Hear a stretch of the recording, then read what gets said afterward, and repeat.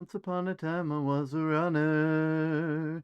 I was the fastest in the town. They don't say nobody would outrun her, 'cause she's the fastest girl around. Once upon a time I was a dancer. It took no effort.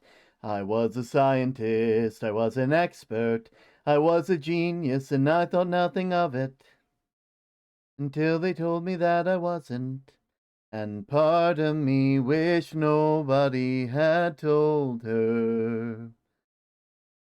But I guess it's just a part of getting older when you learn you're supposed to color perfectly inside of the lines, and you're supposed to win at least a couple hundred at times, before you even have the right to think or say or show you're any good at all. They tell you that there's only one right way, one paved path, or you'll make a fool of yourself and everyone will laugh. They'll make you feel like everybody's waiting there to watch you as you fall. They sigh, they tell me I'm a dreamer, they say someone's gotta wake her. But I'll just smile, I'll say, once upon a time I was a baker.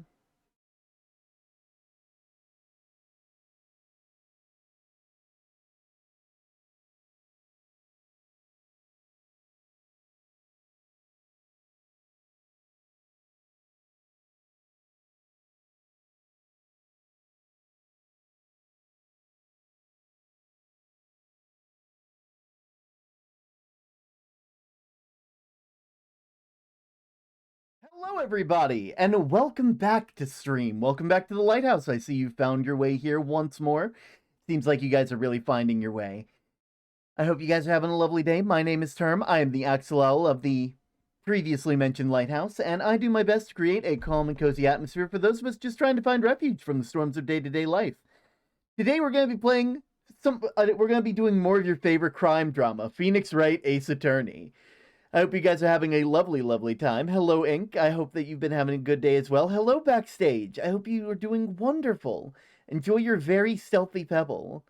Hey, Term, I need the vibes today. Well, vibes I will provide. We're going to be having a good time, all things considered.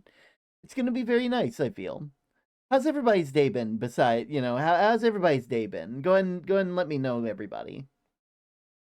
Yeah, everything broke a while back, so a lot of people's pebble counts got completely reset. I've been doing pretty good personally. I've been working on a zine. I was on L's stream earlier, which was pretty nice. Just the usual stuff. Been working on the zine. I might actually be making a different zine because I realized that like am not supposed to make them, custom for each individual person, which is understandable, but also it's like, come on, I want to do good. I want to give people stuff that they enjoy. It's been a day. Ooh, glasses broke. Oof. That is the worst. That is the worst. But no worries. We're going to be here. We're going to be enjoying our stuff. Thankfully, you won't have to see to play. We're going to be, I'm going to be doing all the fun voices and voice acting. We're going to be Detective Gumshoe, and we're going to be Phoenix Wright, and we're also going to be Miles Edgeworth. Though I'm pretty sure some of those voices are a bit off because I need to see the character to be able to know what I'm doing. I feel like talking about how I'm currently doing is going to break my fragile brain. You don't have to talk about it, it's all good.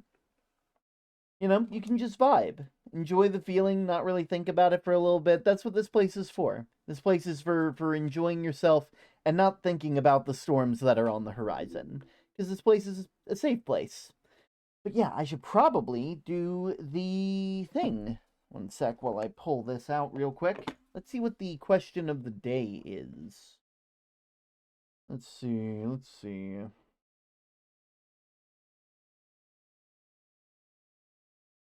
There it is. What is the best night of my life? The best night of my life was probably the night that I got to go and meet Sky, because it basically was, it was the first time I had ever gone to see like a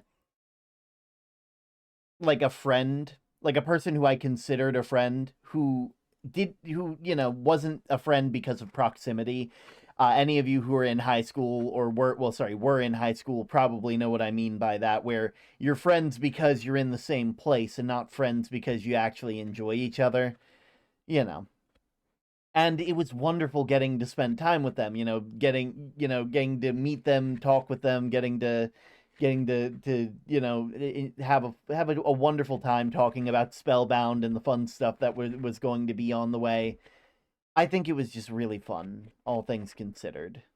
It was good. It was good. You know, I think there might also another one of those would probably be one of the like 24-hour streams. Also, the music is a bit loud. Let me fix that. There we go. But essentially, one of the one of the my first 24-hour streams had so much like support behind it, and it made me so happy because I had only just started streaming. Actually, no. It wasn't a 24-hour stream. It was back when I was playing Breath of the Wild on stream. You know, I had only like just recently passed like roughly 100 people. And I remember Cypher was donating like a lot of subs, which was very nice of them, and they didn't have to, and it really was breaking my brain. And I remember that night, like I had this feeling of emotion well up inside me where I just had to let Cypher know that I am happy that, there are there's people out there who, see what I'm trying to do here. That like someone like it's hard out here, it's hard being a person and living as a person in this world, and knowing that there are people out there who see people trying to make safe places like this, and knowing that there's all of this support for that kind of place. I know they had talked about how like they'd gone through like a lot of my previous content. And I couldn't believe that. I could not believe that they went through all of my videos, like looking over stuff and seeing it. And they, just, I don't know. There's like a lot of days that but all of them revolve around doing this stuff with you guys. Like I said, I would love to do this full time for you all. Honestly, if I could make a stable income off of this, like, it doesn't even have to be like a major amount of like streaming, like just a couple bucks from each like individual like viewer or follower is fucking amazing. Like that would change my life basically. Like knowing that there is stable income in doing this. And I know one day like that won't have to be a thing. One day I'll be a big enough streamer or content creator that like maybe I'll be getting like sponsorships and stuff like that to offset, living costs and stuff. But knowing that there are people out there who want to support me makes me so there's like an emotion that I don't know how to put it to, you know? It's like knowing that there are people who want this place to succeed as much as I do. And that has happened over and over with like Sky, with like a lot of Lotls, with Lotta, they've been like meeting all of these different people who all more or less have this same drive and goal. I guess it's just the mutual wish for success, where we want everybody to be happy and healthy and okay. I don't know. Anyway, I should probably pop open a cold one. Not sure if you guys could hear that. Definitely probably like cut off some of it, but that probably wasn't a very good or succinct answer, but it is an answer nonetheless. As you guys can all see, we are currently still doing our SUBTember bit week, even though I think the bits have stopped doing the 10% bump on top of it. So, as you can see, 300 bits for a wheel spin, 1,000 for a sticky note, 2,000 for PNG on stream, and 4,000 for sketching your OC, which I will send you a picture of whenever I get the chance, obviously. We're doing a bunch of different stuff. We're currently working towards Into the Pit, which has been really nice. And then after that is the merch giveaway. Remember, any of these we don't hit by the end of Sunday is a thing that will be lost. And you guys will only get to move one of these forward. Though, to be fair, with next week being one of the last weeks, there's a good chance that it's actually going to be... What's the word? There's a good chance that one of these is going to move on to the next one anyway. So, you know, I might look at all the past ones and we'll just make a best of, you know. We'll do like 1, 2, 3, 4, 5. We'll do like the top 6 from the last week from the last couple weeks that didn't get voted on, and whichever ones get the most votes will be what goes on to the last one. Just sort of as like a redemption week, I guess. Can we save the merch giveaway if we don't hit it? You know, we might be able to. We might be able to. It's like I know. However, I end up I'm more or less going to do it like Sky has done it, where I'm going to give away like merch using the Fourth Wall website. Because fun fact, on Fourth Wall, you can actually gift like stuff to the. You can like if I'm live and you're on the website, you can buy a piece of merch and gift it to a random person in the community. Like as long as they go to that. But it all depends on what you guys vote on, because I will be, leaving the voting up to you guys. I want to make sure that you all have the options. So whichever ones of these get voted the most will be what gets added on to the next one. Because the next week is like roughly the last week, I think. Yeah, because next week is the last full week, and then I don't know, 28 through 30, I don't know, maybe we'll do like a big celebration sort of thing between those days. I don't know. We'll see. We'll see. But yeah, I've been sitting here for a bit too long. I should probably go ahead and head on over. There we go. Okay, I think I'm good. Oh man, the wheel is still up and it's all kinds of funky. Give me a sec. The wheel always likes to break itself whenever time comes for it to be used. Properties. This one. Boop. And I think I'm also going to start off today by doing a couple spins, because, we got 2 more to go. So I think I'm going to do 2 spins to start us off with. I'm a lurk for a while. No problem, backstage. You enjoy your lurk. All right. First spin of the day. I'm also just going to go ahead and set this to 10 because I'm doing 2. Now, what was that one? Axolotl drawing. Okay, I'm drawing another axolotl. I didn't get to post the ones that I wanted to post last night. I just realized I have 2 unopened soda. We better not get a chug, because I'm in a dangerous position. Because usually, like I finish like a soda before stream, and now I have an unopened and a regular soda on stream. And if we chug, I'm gonna have to, and that's dangerous. All right, I think I'm gonna make. I know Ray recently had like a they recently had like a re-debut.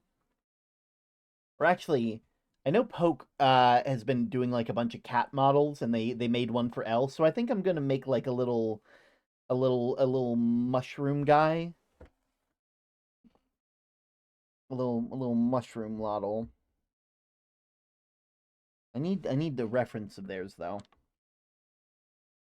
Hmm. Where is it?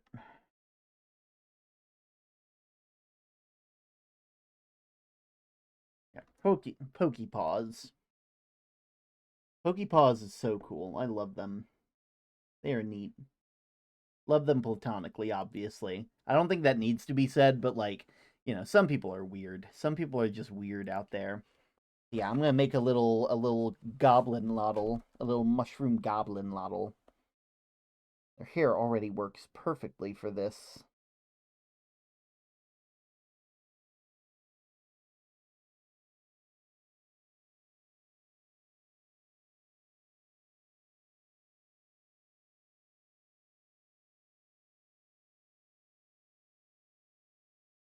There we go.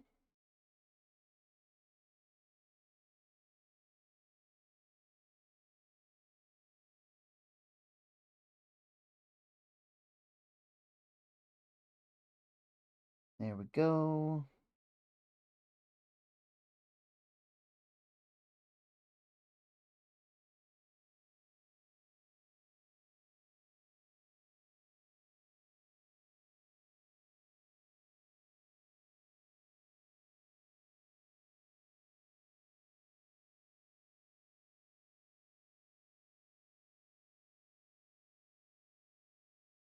There we go.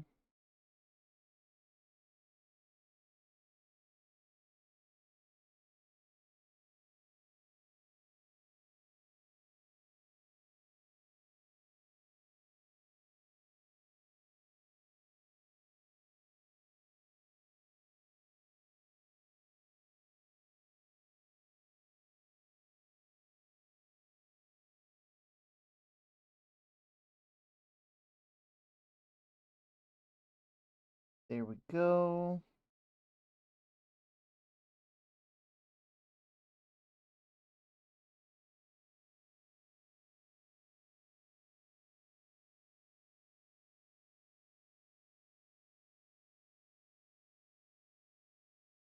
There we go.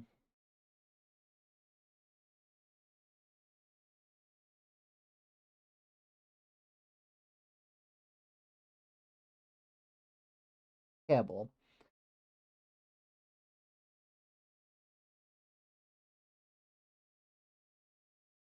And I'll be sure to share this one with them specifically. Just being like, hey, you know, you have been making art for a bunch of people. Here is some art for you. There we go. There we go. So, term, we end up killing the movie star producer dude.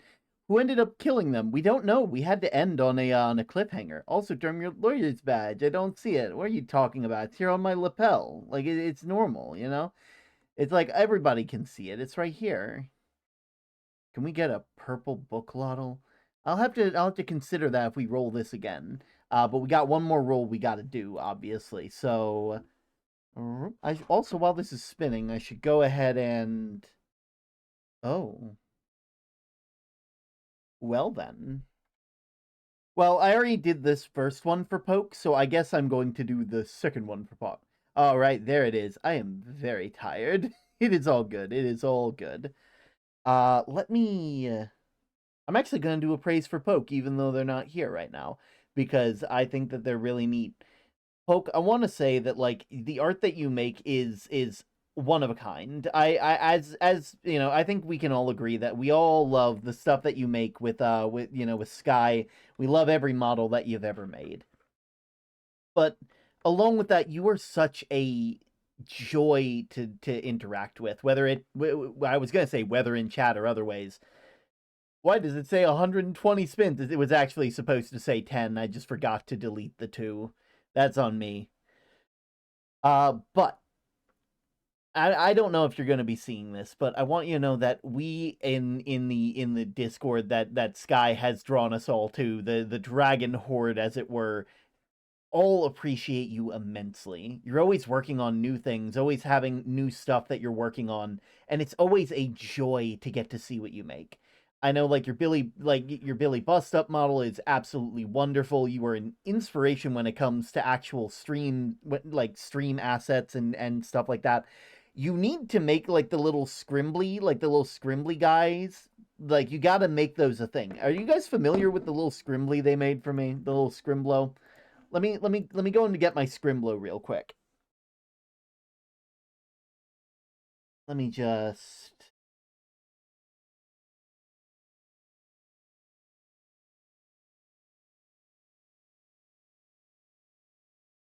there we go.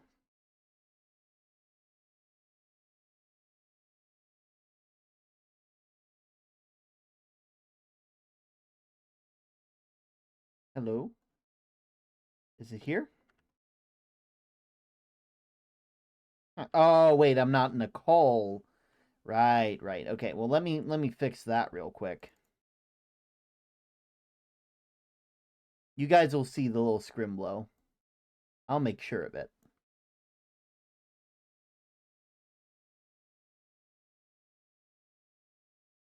Okay, I might need to actually delete Discord. Not like delete, but like stop it from its processes in the background because it is doing that thing that where it hates everything and it says I'm not going to open for anyone.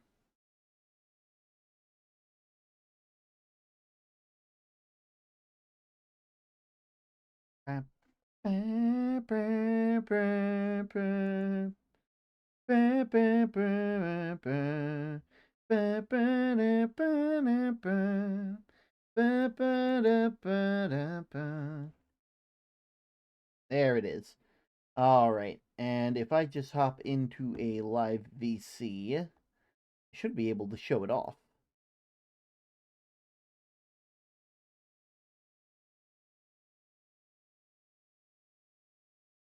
There we go. Come on. Come on, I know you got it.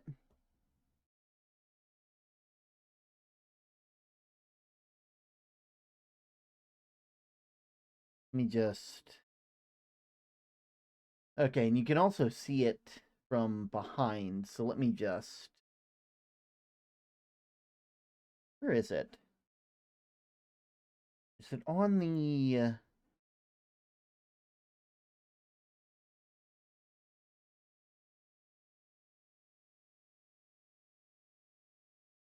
There we go.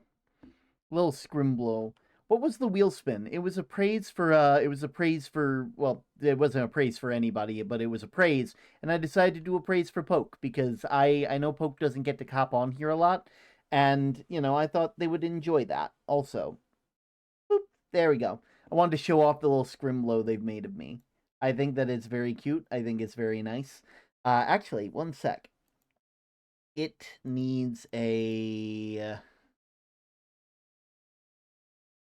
copy. Come on, you need one too. There we go. Yeah, but I think it's a really neat spin, all things considered. Let me.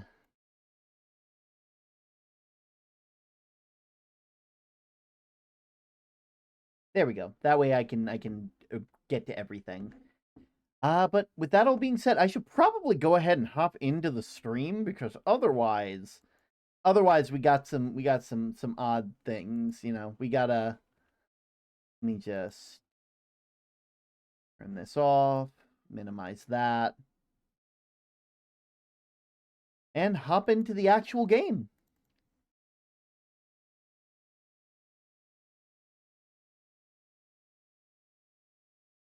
Lurk, working on stuff for classes and a relationship chart. Nice, nice. Congratulations. It sounds like it's going to be a fun time.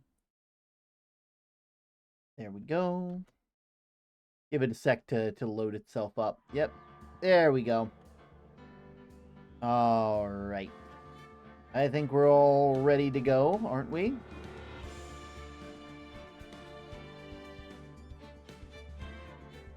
We'll go ahead and press continue. Turnabout Samurai, Investigation Day 3. Probably also pull you guys up so I can actually see what you're saying. Because otherwise, what would I do? What would I do without everything? October 19th, 3:27 p.m. Wright & Co. Law Offices. That was a close one, huh, Mia? Really? Too bad. Sorry I missed it. Pitchfork does have a badge. Pitchfork has a badge, but they also have a pencil because they're a stenographer. They're the cool stenographer person making sure that I'm not gonna commit perjury. You know. Huh? Maya! So, what happened? Well, I think I've got a pretty good idea of who did it. Now all I need is motive and proof. Is that a badge on L Hat? That is also a badge on L Hat. L wanted a badge for their little guy, which I think was one of their PNGs that they paid for. So their little guy has a badge too. The people that we have badges for are myself, Fire. We have one for L for Pitchfork, and one for the other me down there. You know. Oh, right. There we go. Now all I need is motive and proof. Wow, good going, Nick. Under the initial trial system, tomorrow's the last day we have. Initial trial? What's that? That's the new court system they introduced 2 or 3 years ago. They had so many cases in the system, they decided to speed the whole process up. So under that system, trials have to end in 3 days? Yep, pretty much. Well, we've no time to waste. Let's go ahead and head on out to the main gate.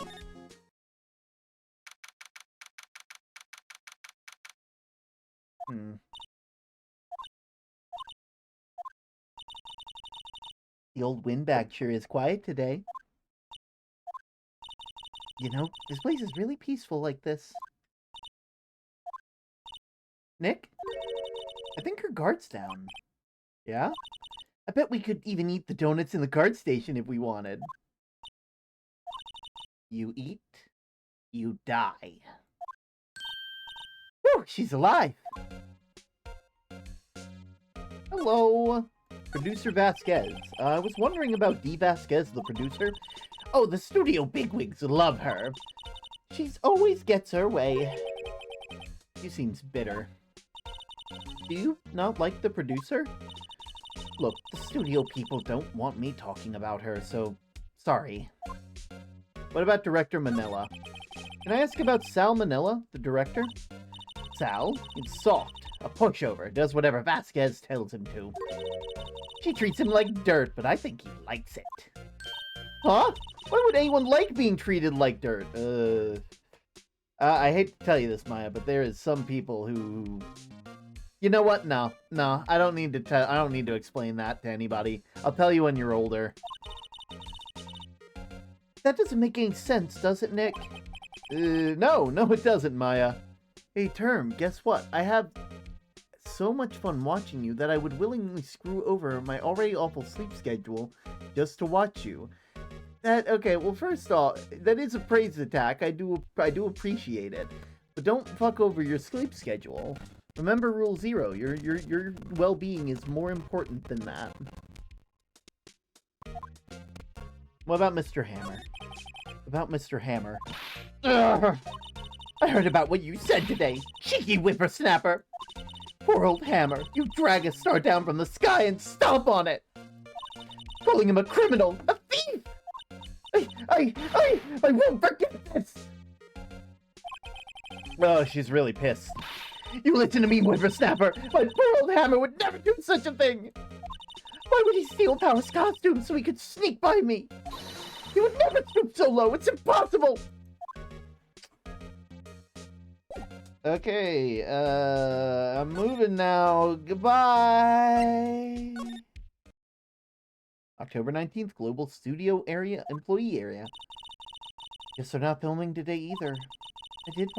I did want to see them filming just once. This trial will be over and done tomorrow. You can come see them film later.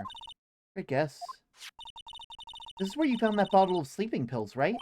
Uh-huh. Wonder if there's any other clues lying around. No! No touching!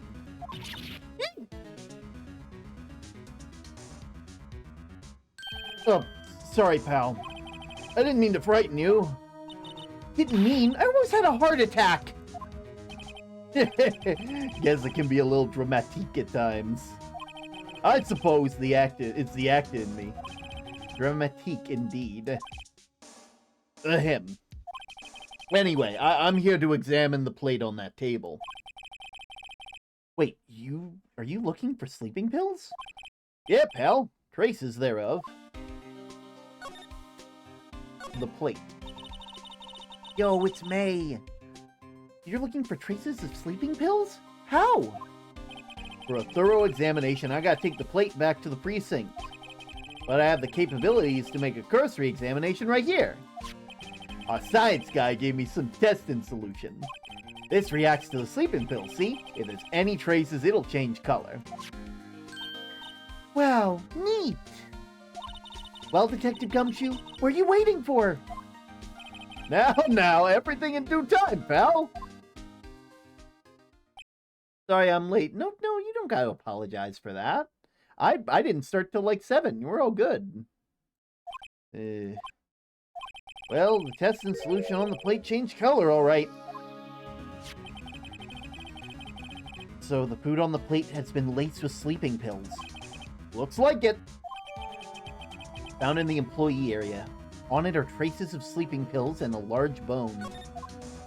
What about the investigation? How goes your investigation? Tell you the truth, it's a real mess, pal. Some people think we should pursue the case we already have against Powers.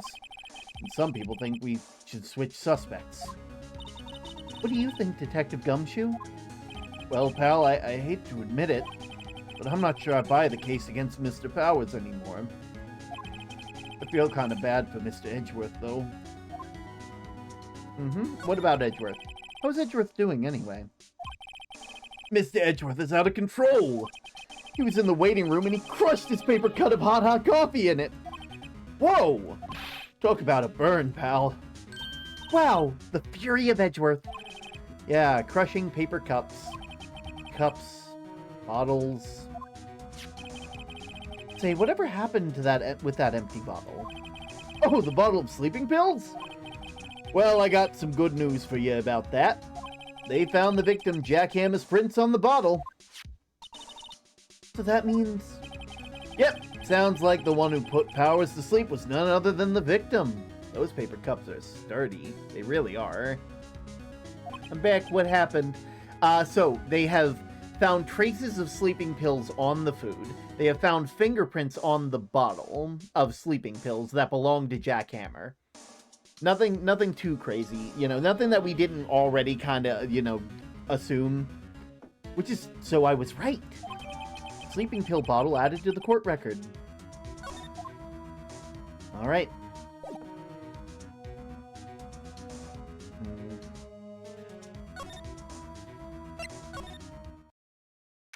October 19th, Global Studio Dressing Room. Empty dressing rooms like this are always lonely, aren't they? I'm sure Mr. Powers will be back soon. He'll be fine. Yeah! There's nothing to examine here, so we'll just move on out. Move to the main gate. Move out to outside Studio 1.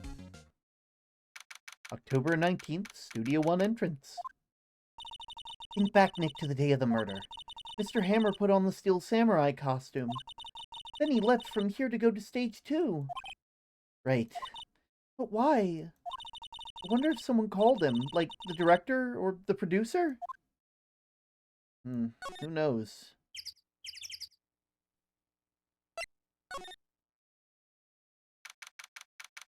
October 19th, Studio 2 entrance. Hey, Nick! It's Miss Vasquez! Hello? Hello?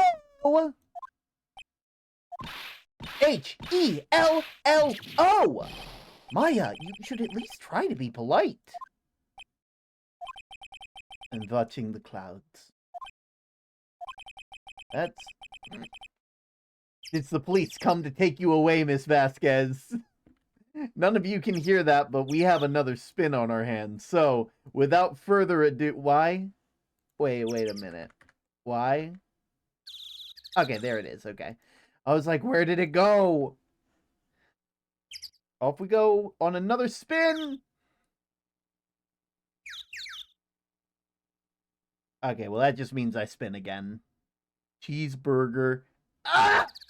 Why did I spin again? Why did I spin again? I knew what was going to happen. I knew what was going to happen to me. Ah! Ah! Ah!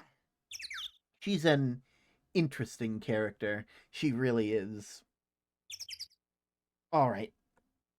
Alright. I'm good. Yeah. Okay, we're down to 9. We're down to 9 spins. We'll be fine. Soon I won't even have to do this anymore. Whew. Lime juice again. Yeah. She's stoned. I'm calling it. We don't know what's in that pipe. This is where Salmonella and D. Vasquez ate. There's nothing left on the plates. They ate T-bone steaks too. I don't know. Something about this feels odd. No. Generator already covered in soot. Okay, well. First off, no. First off, we're gonna talk with you about Mr. Hammer. Lime juice is delicious. I don't believe you. Excuse me. Mr. Hammer came here the day of the murder and... Shh! Huh? So where's the bones? That's what I'm saying! Perhaps you didn't hear me. I'm watching the clouds. I'm not interested in talking to you. Do something, Nick. She's really ticking me off. Oh, dear. Will Powers? Mr. Powers wasn't the killer. You don't have to cancel Steel Samurai. I think I'm tired of the Steel Samurai. You did it. Nick, she did it! She's the killer! The Fey Blood speaks to me! I know it! I know it! Oh, dear. I was wondering if you could tell me about Mr. Manila. If you must talk about that man, perhaps you could talk about it in the trailer. By yourselves. Fine, cool. Whatever, fine. We're gonna examine this thing. There's some flowers here. So pretty. Yeah, that fence looks dangerous, alright. Ah well. Guess we're going into the trailer. October 19th, Studio 2 trailer. Wasn't the assistant cleaning up yesterday? Funny. Still seems pretty messy in here. I guess she was still on a high from getting that rare card she needed. There's nothing out here.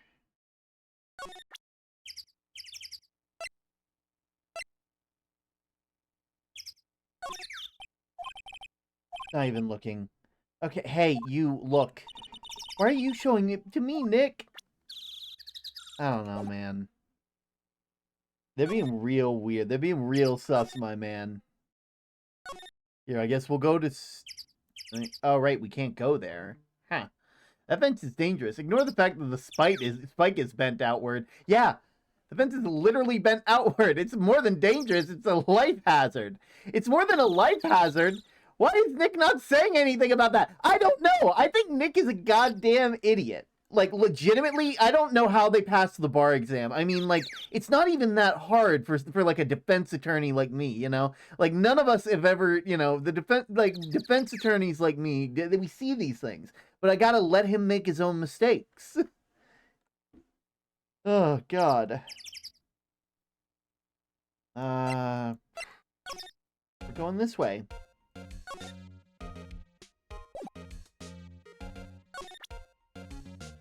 Hey, have you seen, these? Miss Oldbag, what do you think of this? Think. I'm not in the mood for thinking, thank you very much. Honestly, that's a mood right there. You enjoy your day, Miss Oldbag. Guess we're going back to the employee area.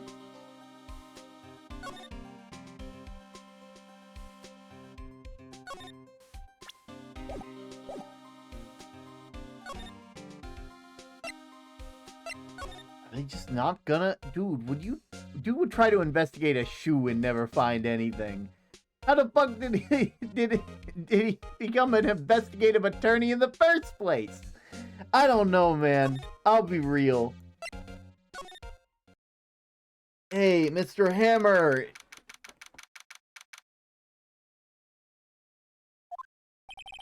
Mr. Wright, you did very well again today. Thank you. Oh, thanks. Can you not look like you're about to burst into tears? Wow, Nick, you must have been really wowed him in there. Could you wipe that grin off your face? Hey, WP, only one day left! Let's make it count. Yes, though there's not really anything I could do to help. I'm not really sure what I can do either. Please, this is no laughing matter. Producer Vasquez, could you tell me more about them? Oh, the producer. She's well respected in the industry. They say she's a genius. A genius? She's been at Global Studios for 5 years now. Right or wrong, nobody dares tell her different these days. Why is that? Ever since she came on board, we've had nothing but hits. Global Studios was on its knees, but she picked it up and made it shine. Oh, no, oh, and what? Nothing. Forget about it. I only heard rumors anyhow. What about Director Manila? Can you tell anything about Mr. Manila? Oh, he used to be a minor straight-to-video director. But something in his work caught Vasquez's eye. She brought Steel Samurai's ideas to him. Now everyone knows the name Salmonella. I hear he's pretty much at her beck and call, though. Whenever she says, jump, yes, how high, and all that. I can imagine him being at her beck and call, though I can't imagine him jumping. And Mr. Hammer? I was wondering about Mr. Hammer. He was a big star back in the day, right? But then he just dropped off the face of the earth. Oh, yeah, you're right. In fact, he was my role model when we started in the business. But he just stopped off taking on big roles. That's when he began appearing in little productions at Global. How could he do that? I was really looking forward to a sequel to Samurai Summer. Oh yeah, Samurai Fall. He just gave up being a star 5 years ago. Actually, now that I think about it, that was right when Miss Vasquez came to Global. 5 years ago.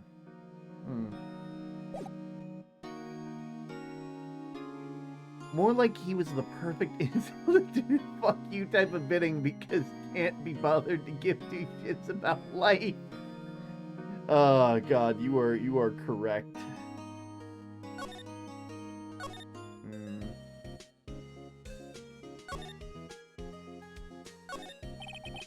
Horrendous amount of legal books here. Scarier still is the thought that I have to read all these now.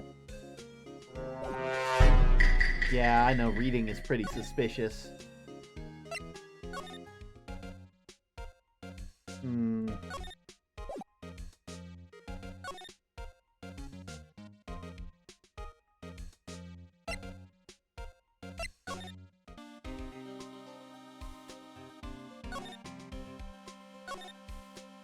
Nothing from you.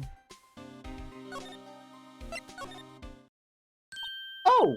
Interesting. He stopped being a star when Vasquez came in.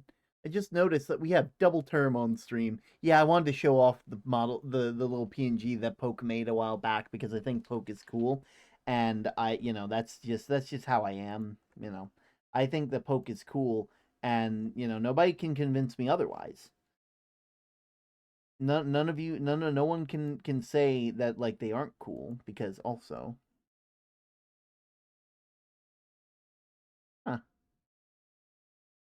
Sorry, I had to check something real quick. There was a very interesting thing being shown. Oh. Anyway. Sorry. Brain's braining. There it is. Okay. Oh, hello. What are you doing here? Oh, I was just cleaning up the dressing room. I guess WP won't be using it anymore, so why would I even try to? Poke's work is amazing. Yeah, absolutely.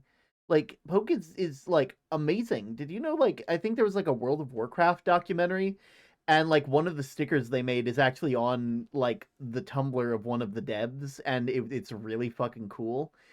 I know they've been working on something for Billy Bust Up, which is really nice, like a little Billy model, which is pretty neat, like a live 2D Billy model for them, which has been just absolutely sick. I guess WP won't be using it. But what? Why? But WP's innocent. Yes, and I'm really grateful for all you've done. But this week is the last episode of the Steel Samurai. What? No! Yeah, what about Mr. I was wondering if you could ask you about Mr. Hammer? Yes? On the day of the murder, he went to Studio 2. Huh? I thought he went to Studio 1. He stole the Steel Samurai costume too. What? Why would Mr. Hammer do something like that? Oh. I guess the rumors must be true then. The rumor?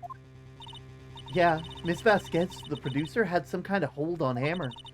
He had some dirt on him. He'd do anything she said, apparently. Some dirt? What dirt? Dirt, you know? Bad stuff. I don't know what you mean.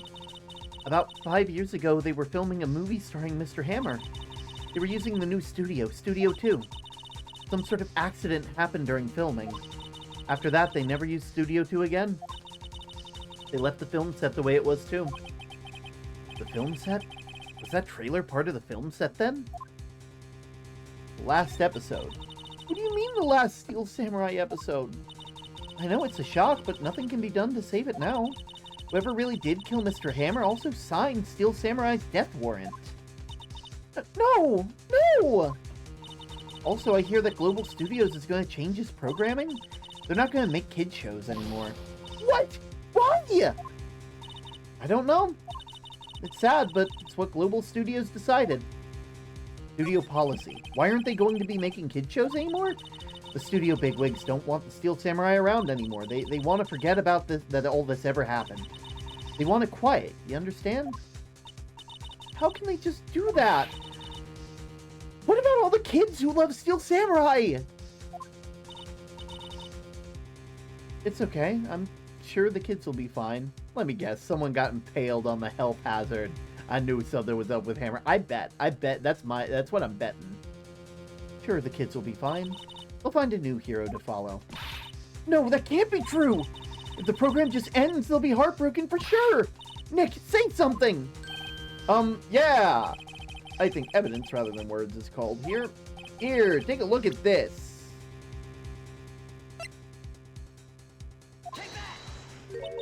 And this is... Fan collected all of these photographs. The kids love Steel Samurai. The show shouldn't be canceled just because some adults can save face.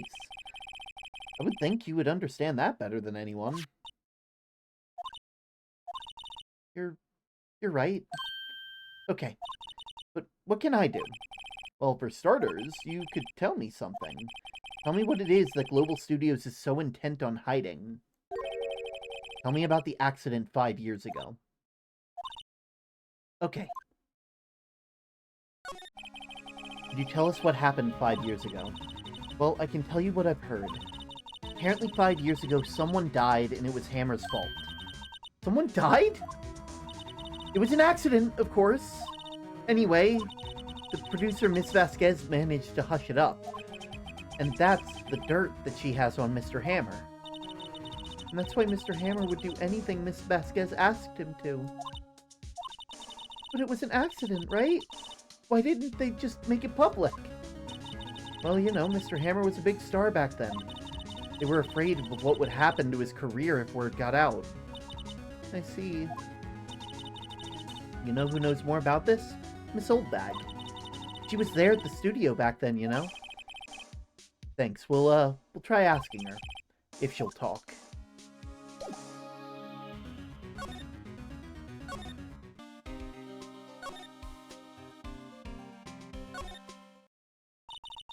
What, you're still slinking around? If you like the place so much, why don't you take over for me? The old windbag doesn't look so good. Everybody's doing their darndest to forget Hammer. Who do they think made Global Studios what it is today? I'm gonna make a sandwich. I'll be RB, yeah. Hammer! It's all due to Hammer! He's starting to froth at the mouth, Nick. Maybe we should keep a safe distance? Hey, what happened? I wanted to ask you about 5 years ago. Who told? Who did you hear that from? Huh? Nichols? Nichols? Nichols. Penny Nichols? Penny Nichols. Oh, that's good. That assistant we talked to. Oh, right. We heard about the accident, and it was during filming with Jack Hammer. He killed a man, didn't he? Whippersnappers!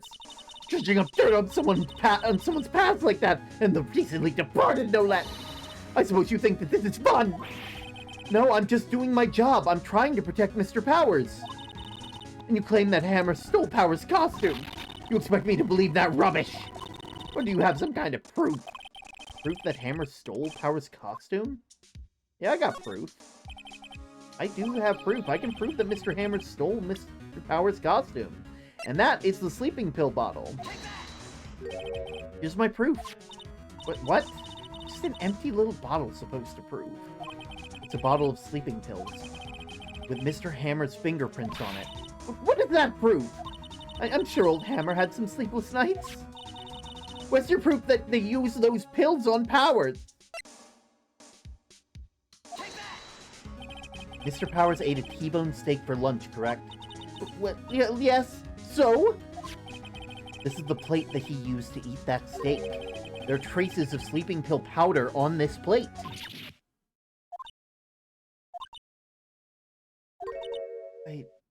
I see. Poor Hammer. You did wrong, Hammer. Rest your soul. Miss Oldbag? Okay, you win. I'll talk. I'm tired, see? Tired of holding it all in. Miss Oldbag. You're right. 5 years ago, there was an accident. A fatal accident. What's worse, a paparazzi took a photo of it. The photo, well, it caused quite a stir. And guess who made it all better? Vasquez. She has ties to the mafia. She silenced the paparazzi. That was the beginning. After that, she became a force to be reckoned with here in the studio. I see. But you have to understand, poor old Hammer never meant any harm to anyone. Miss Oldbag. Hold on a minute. Poor Miss Oldbag. Here. Take this. The photograph? Oh. Wait a second. This picture... Is that the trailer in Studio 2? I knew it! Hammer was supposed to fight with the bad guy on top of those stairs. He pushed the other actor and the man fell onto the flower box fence. But how did you get this? It was a long time ago. I don't feel much like talking about it. I understand. 5-year-old photo added to the court record. Thank you, Miss Oldbag. What?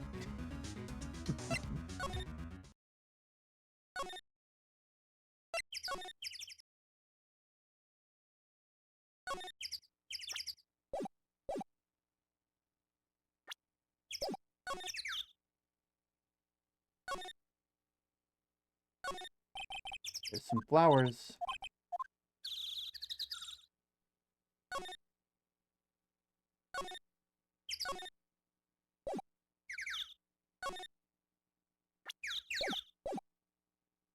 Hey, listen, not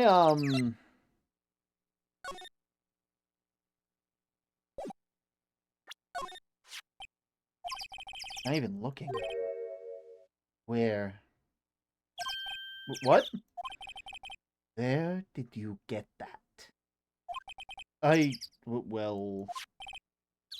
Old bag? Old? She means the security lady, Miss Oldbag, Nick. Right. Anyway, Miss Vasquez.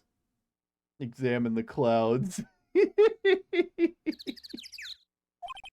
You hid this incident from the press, didn't you?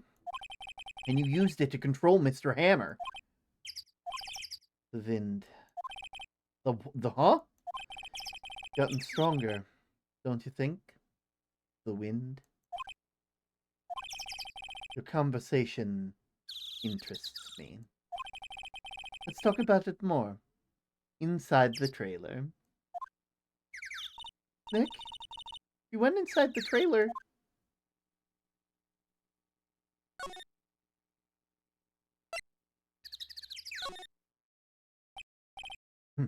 You came. Well then, what was that you were talking about? Why is she so eager to talk all of a sudden? Miss Vasquez, You were using that accident. You were blackmailing Mr. Hammer so you could control him, weren't you? That's why he was doing this kid's show for petty change. So I am a blackmailer now. Well, that's what it was, wasn't it? I mean, sure, it was an accident, but you used it to drag Mr. Hammer down from his rightful place as a star. Oh, I haven't pulled anyone down from anywhere. Mr. Hammer's career went sour of its own accord. But you were the cause! You pressured him! To think it was just an accident. Excuse me. What is this all about? You keep saying accident, accident. How are you so sure? What do you mean? Must I spell everything out for you? Think. What would happen if it wasn't an accident? Did Hammer kill her husband or something? I'm not sure. No. No way. You mean Mr. Hammer did it on purpose? That is what I mean. Where's your proof? Can you prove it? Just think. Would he have let me run his life for 5 years over a mere accident? And I ran him hard. Believe me. But the security lady said it was an accident. Oh, well, she was a big fan of Hammer's, you see. She jumped on the reporter who brought that photo into the studio. She wrenched it out of his hands, she did. Gave him a few bruises, too. So that's why she had the photo. She's an old fool. Of course, all the reporter would need is the negatives. He could have made a copy. But he didn't. The only copy of that photo is the one you hold. Give it to me. Now. What? This is valuable evidence! Boys! Who are they? Professionals. They're good at erasing various things. What do you think? Would you like to be erased? What? The trial ends tomorrow. How unfortunate. It's a shame you'll have to miss it. Tell me why. Why do you want this photograph so badly? This is Mr. Hammer's dirt, no? Why would D. Vasquez care about it at all? I'm sure you'll have plenty of time to think about that where you're going. So long, friends. Okay, I was half joking before, but now I'm almost certain it's her. Oh, shit! Boys, erase away. No! Hold it right there! I heard everything, pal. D. Vasquez, you're coming down to the precinct with me now. Not bad. Very well. It appears the contest will be decided tomorrow, then. Fucking love Gumshoe! I'll be looking forward to it. This is why I love Gumshoe, because he's a good guy at heart. He's not just some random guy. He's not just a guy under the thumb of the prosecution. He's here for justice, baby! Hey, you okay, pal? Sorry I was a little late with my entrance. I don't get many chances to practice that sort of thing. Detective Gumshoe, thank you! I was really scared. Don't mention it, pal. Just doing my job. Detective Gumshoe? Sorry, it's just...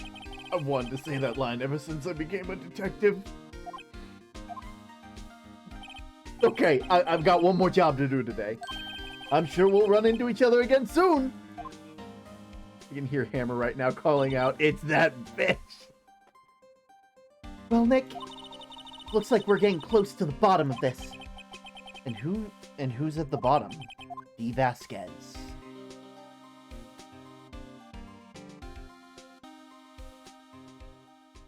Oh. I'm not gonna lie, I probably could have done this last night. Huh. Veggie crackers, veggie crackers! I still have some do-si-dos. I'm actually opening up a new sleeve of them right now because now I'm a tiny, teeny bit hungry.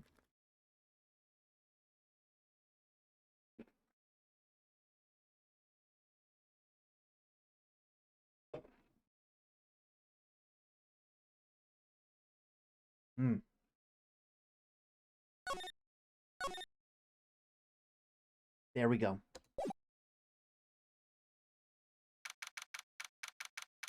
Honestly, I'm just glad we got to hang out. Yeah. October 20th, 10 a.m. District Court, courtroom number 4. Oh shit, it's almost time for a for a spin. Before we get into that, I guess we do a spin. All right. Let's see what we get. Ooh, no. Oh, thank goodness. Oh, thank goodness. So, chat. My lovely little visitors to the lighthouse. Thank you so much for everything that you've done for this month. I don't think I could... Get her! They got Gina! I want to thank you guys so much for this month. I know that, like, I've talked about it before, and I know that, like, trying to word it just right. I was really nervous at the beginning of this month because of everything that had been going on. I had lost my job, that I had been going to college for. I had done all of this, I put in all this work and it hadn't worked out right. And I was very concerned about a lot of different things. I wanted to thank you guys for all the help that you have, like, given me over the past couple weeks. We've raised roughly $1,000, and that is amazing. I don't think the fact that all I had to do was ask you guys to help me get through this month while I get everything back into place with my life. I don't think I could ever repay you for that. I know that, like, there's still a lot I need to get done. I'm still waiting to get a call back from a coworker. Well, I guess not technically a coworker, from my old boss. And so I'm still my future is still kind of uncertain. But I know as long as you guys have my back that I'm gonna be okay. That everything will work out fine. Maybe at some point we can set up something that'll help support me a bit more stably, and who knows? Maybe I'll be able to make this into maybe this is just the first step towards me doing this full time for you guys. Anyway, I should go ahead, reset the timer, and put the wheel down. And also move this down to an 8. Because we got 8 more to go. Oh, shit. That was close. There it is. District Court number 4.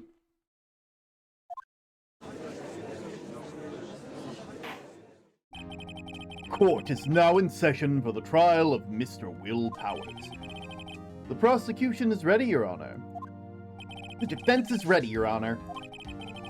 Today will be the final day of the trial. I hope both the prosecution and the defense will be able to present decisive evidence. Very well, Mr. Edgeworth, your opening statement. In yesterday's session, the defense presented us with a new theory for the case. He claims that the scene of the crime was in fact Studio 2. Today, I will call on people who were present in Studio 2's trailer that day. From their testimonies, the truth will become clear. Very well. Edgeworth seems a bit on edge today. I mean, it is in his name. You may call your first witness, Mr. Edgeworth. The prosecution calls Miss D. Vasquez to the stand. Miss D. Vasquez is a producer who was present at the studio in Studio 2's trailer that day.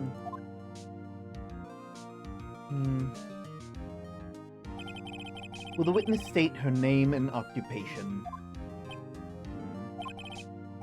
D. Vasquez. I'm a producer for Global Studios. Not a problem, T. We want to see a good person have a good life is all. You can't just parry my praise back at me! No! God damn it! I agree with... No! You guys...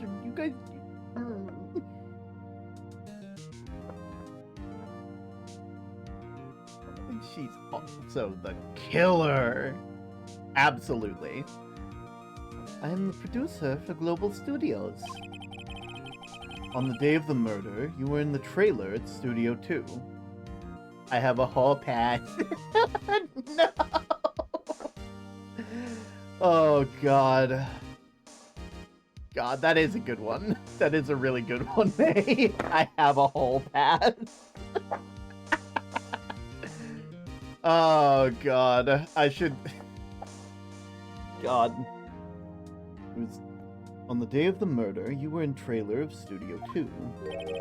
As everyone here knows, yes. I dislike needless banter. If you must pontificate, do it when I'm not here.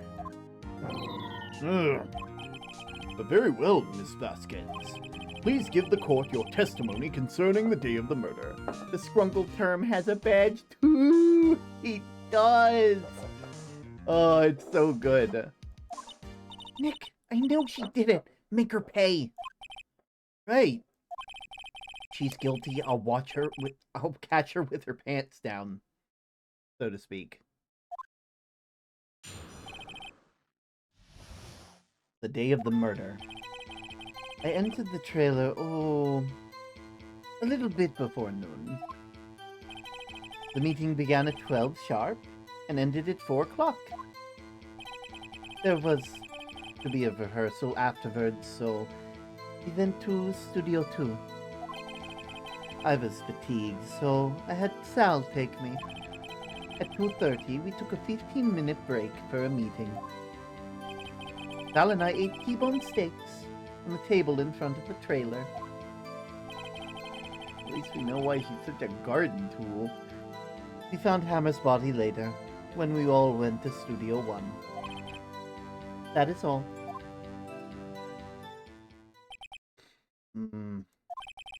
I have a question about one part of your testimony. You were fatigued, so you had Sal take you. The van. There was a van at Studio 2. Wait!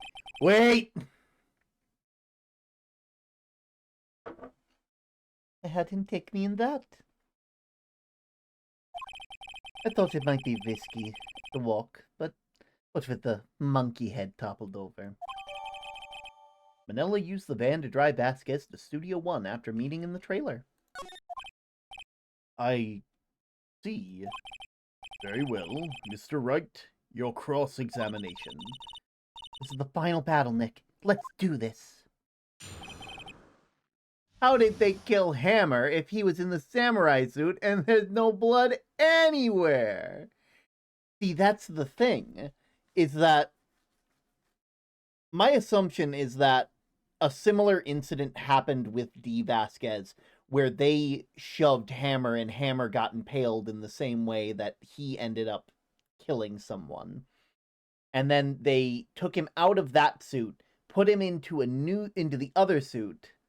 Why is there a stab wound in his evil man suit? Well, his evil man suit is I don't think we have that as evidence, unfortunately. It's called cleaning the crime. I entered the trailer, a little before noon. The meeting began at 12 sharp, ended at 4. There was a rehearsal afterwards, so we went to Studio 1. I was fatigued, so we had Sal take me. At 2:30, we took a 15-minute break in the meeting. Sal and I ate T-bone steaks at the table in front of the trailer.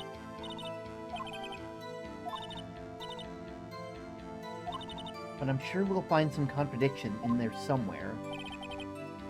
A little before noon, the meeting began at 12 sharp and ended at 4.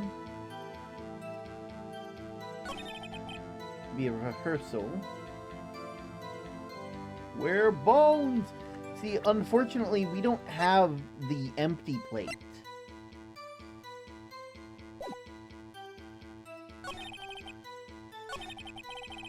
Where were the bones?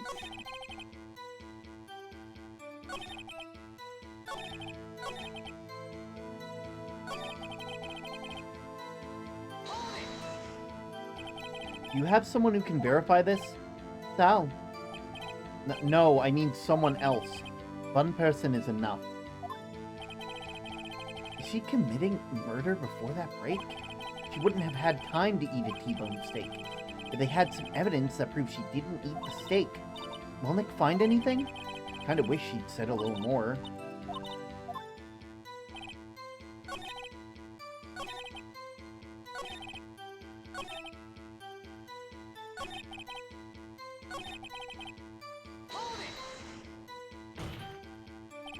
And just what were you doing during that time?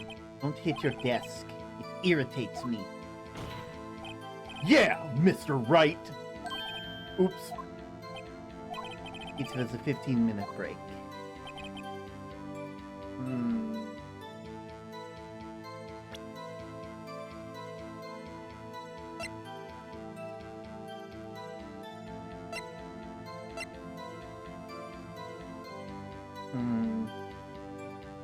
Maybe.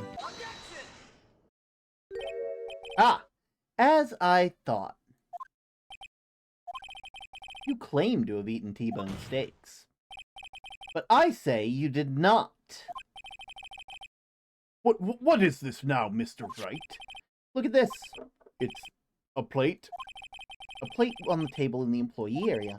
If you can see, there's a large bone that was left behind. Mr. Wright, need I remind you that it was a T-bone steak? Exactly my point. Remember, if you will, Miss Vasquez and Mr. Manella ate at the table outside of the trailer. And yet, there were no bones left on the plate. The plates were bare. Miss Vasquez, tell me, how can a person eat a T-bone steak and not leave the bone? I think you know how. You ate the bone too! You didn't eat the steak. You didn't eat any steak during that break. You took your steak and threw it somewhere, like that incinerator. I see. Then what was Miss Vasquez doing during her break? Isn't it obvious, Your Honor? Meeting the Steel Samurai. Meeting with the Steel Samurai! These people need better poker faces. They really do. Order! Are you saying? Yes, Your Honor. As Miss Vasquez left the trailer to eat her steak, she ran into the Steel Samurai, and then you did it. Hey guys, guess what? We got another spin to do.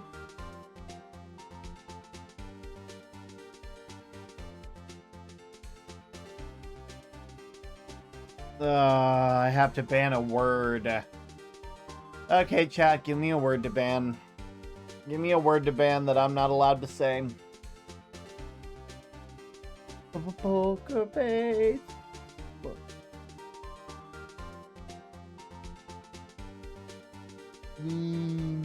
Steak. Am I not allowed to say steak? God, but if I can't say steak, how can I say that we'll raise them? You. You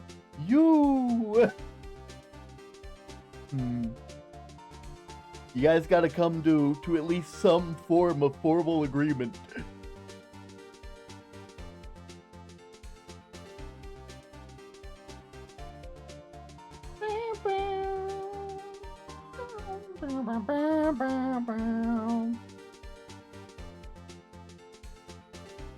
You.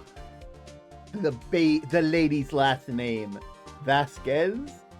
Yeah, but you can be changed to thou. You. Oh.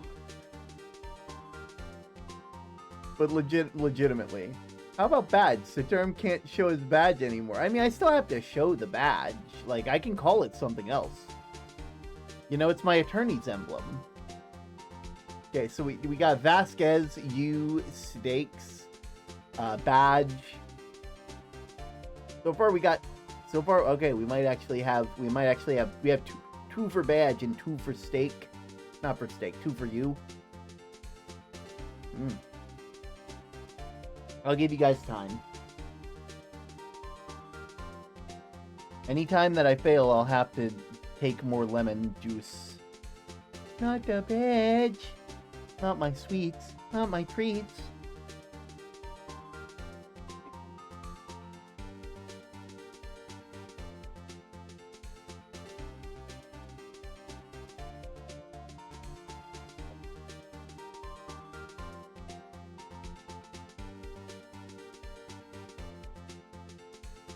It makes sense if we do you.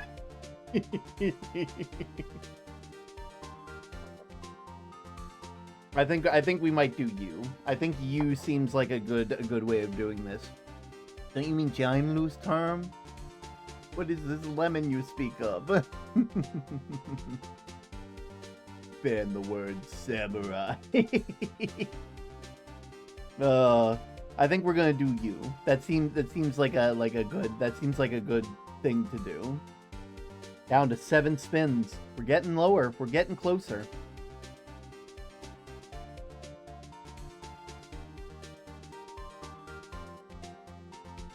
And then they did it. They killed him with their own hands. This is gonna be fun. Also, I should probably...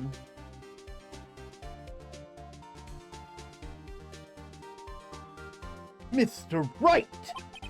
Isn't that a little presumptuous? What kind of stunt are they pulling right now? Wait. What kind of stunt is Mr. Wright pulling now, Mr. Wright?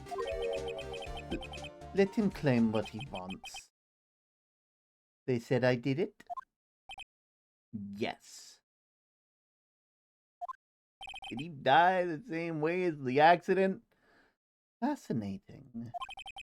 And here I was worrying that today would be as boring as all the rest. Very well. Let us have a battle of wits. Lawyer and I. Not thou. Any day, Vasquez. Good luck, Nick. Let's see.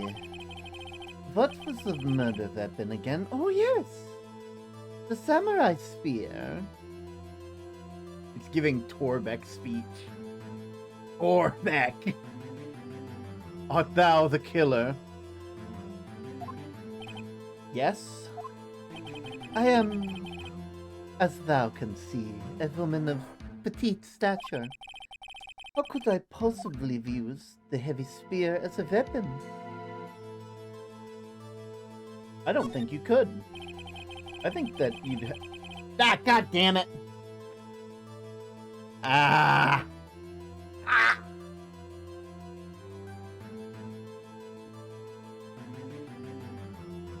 I think thou would have a great deal of difficulty using that as a weapon. Pretty much anyone would. Nay, for I have laid a hand upon thy victim. I have not laid a hand upon thy victim. Ha! Thou see? Yes. However, that has no bearing on the case. Meaning? The samurai spear was not the murder weapon. What? What is the meaning of this? The spear was found lying next to the victim's body! I have proof, Your Honor. Can you prove that the samurai spear was not the weapon?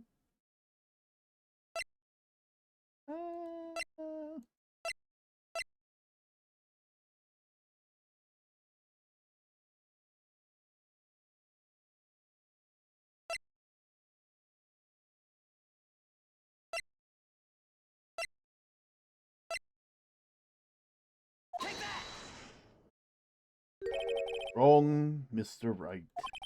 But I haven't said anything yet. I know you well enough by now. God damn it! Fine. God.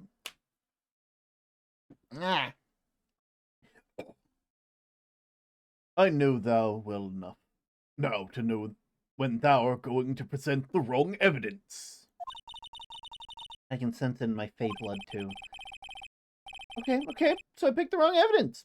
How about all the sensing? Right. Here's the real evidence, Your Honor.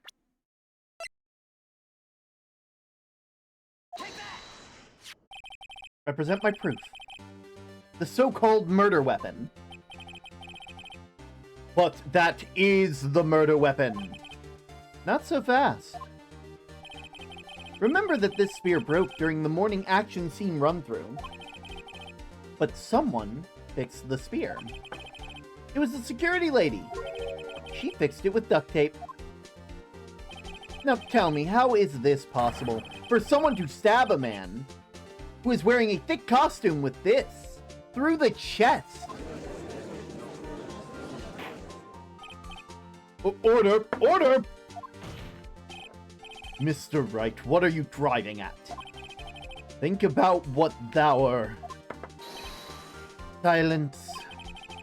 I'm the one testifying here, and I will be heard. Ugh. Art thou quite sane? Art thou even aware of what thou art saying? If the samurai spear was not the murder weapon, then pray tell what was? How was Hammer killed? Well, Mr. Wright, can thou tell us what weapon was used to kill Mr. Hammer? I can tell you. Would I make a claim like that if I couldn't tell thou what the murder weapon was? That was close. I'm afraid your confidence can sometimes be unfounded, Mr. Wright. Very well, let's see this murder weapon then.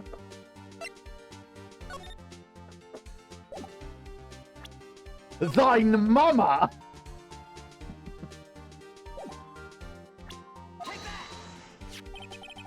Look at this photo. What is this? Why, that's Jack Hammer standing on top of the stairs! I love how Edgeworth looks whenever he's mad or annoyed. Absolutely. Too close. Oh no.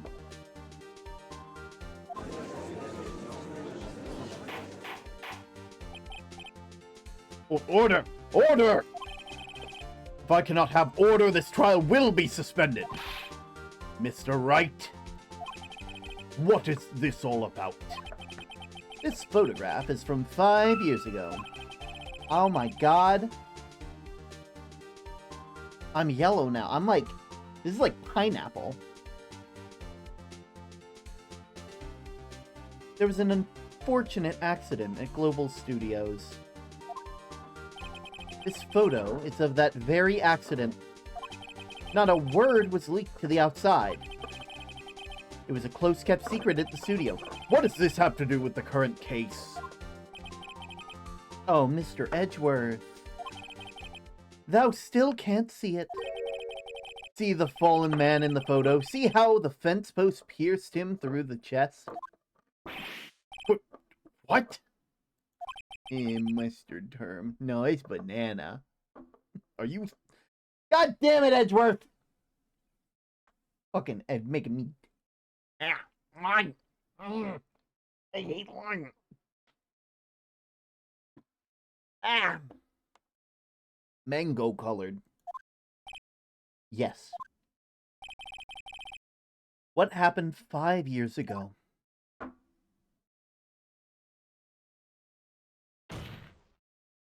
Has happened again. Aha! Harlot! Thou canst not summon thine brutes in such a place as the court of law, now can they? Edgeworth for the win. Shocked Edgeworth isn't my favorite. Oh no.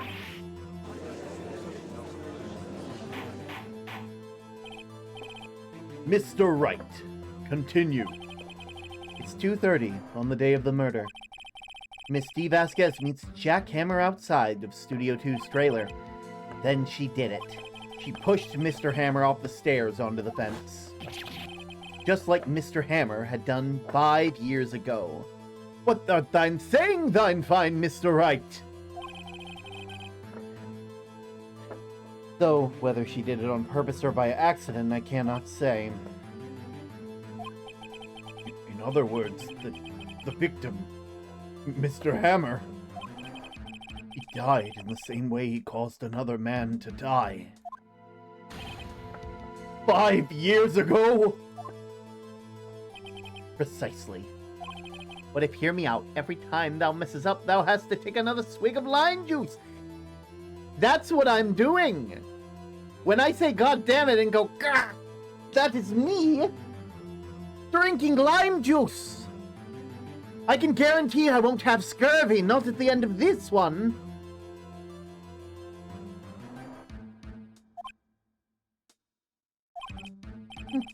Very creative, Mr. Wright. I could use a man like you for my script writing staff. Thou did not. Oh, god damn it. I said it earlier. God, with Miss Vasquez, you goddamn asshole. I want my 8 words.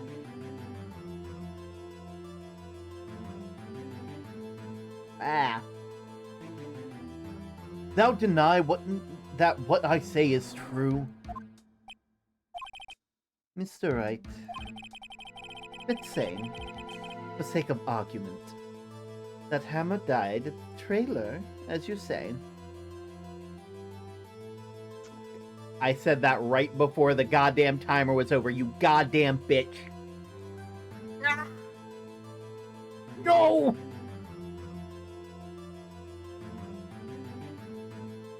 Okay, wheel time.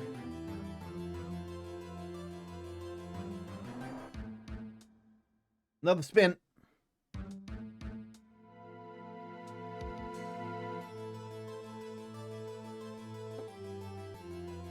Okay, I need a 1 sec while I get myself a tongue twister. Because I've done all the ones that I know now.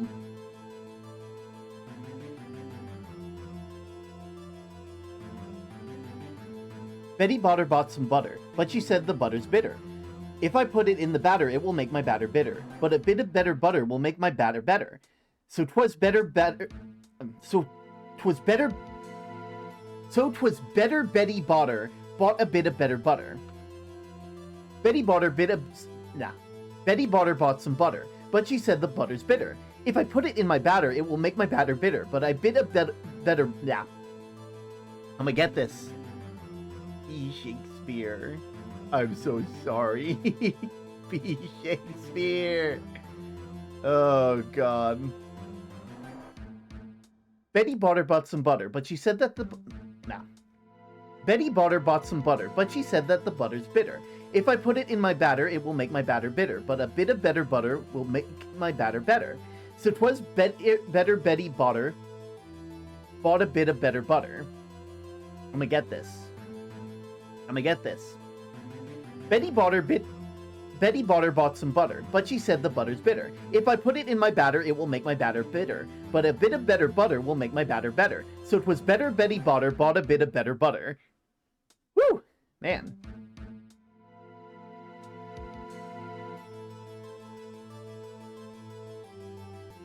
Okay. God, that was difficult. You like me? All right. Anyway, Miss Vasquez, we're down to 6 more spins.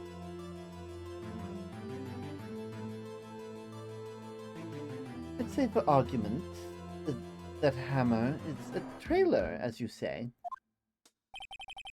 The body was found at Studio One, was it not?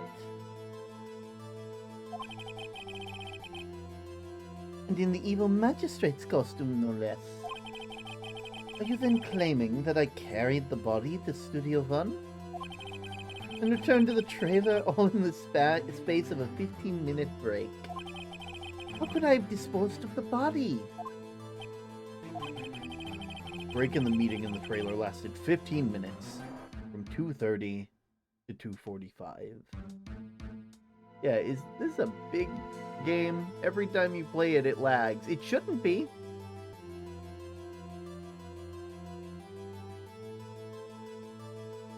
It's like it shouldn't be.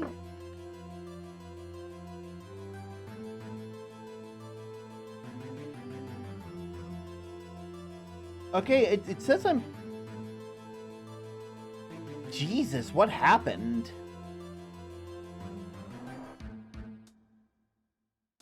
Are we good now? Are we good now? Because it says I'm good now. I mean, don't get me wrong, I dropped a lot of fucking frames, but, like, I'm good now.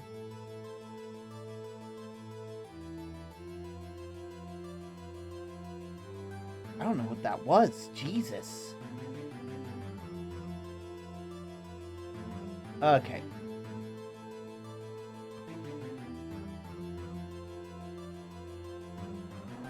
The break in the meeting lasted 15 minutes, from 2:30 to 2:45. Could Jack Hammer have been pushed off the stairs to his death, then carried to Studio One and placed inside the costume? There wasn't enough time. Indeed. Well, Mr. Wright, how could they have dealt with the body? He had another way. Finally, my art task is done. Time to do the rest of my work. Also, we're good now. What if she had another way to carry the body, other than her own hands? For instance... Takes maybe 10 to drive a course across the lot and back. Actually, for this matter, there was no need for her to do the deed in 15 minutes. And there was a way for you to carry that body. Interesting. Let me hear it. Mr. Wright, please show us how she carried the body.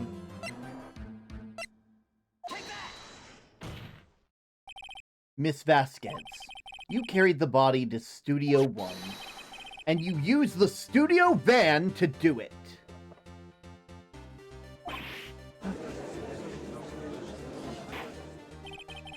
Recall your testimony.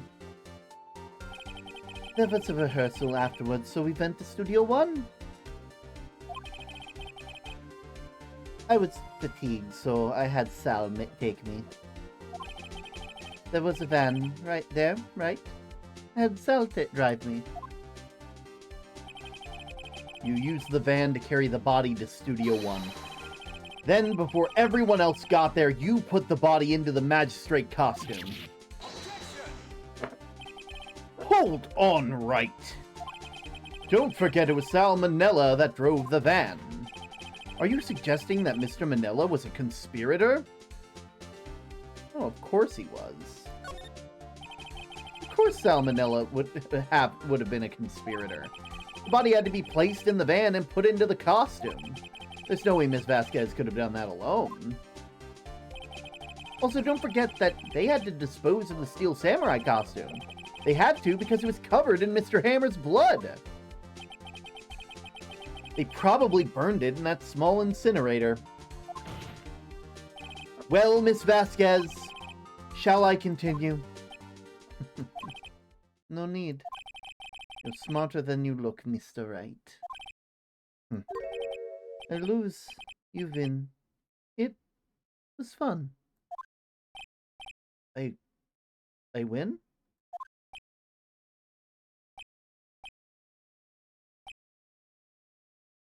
Huh. So what happens next? Don't me? How do you do that with your mouth, Phoenix? Don't you have anything to say? What would you like me to say? Huh? I lost? Something like that? I just said that. Wait, so you mean... D. Vasquez, so it was you! You killed Jack Hammer!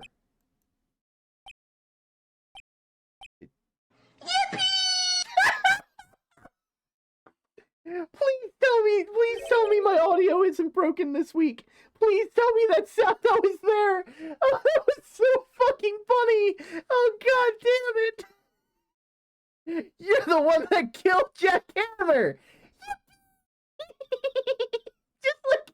Just right when it was the zoom out of the whole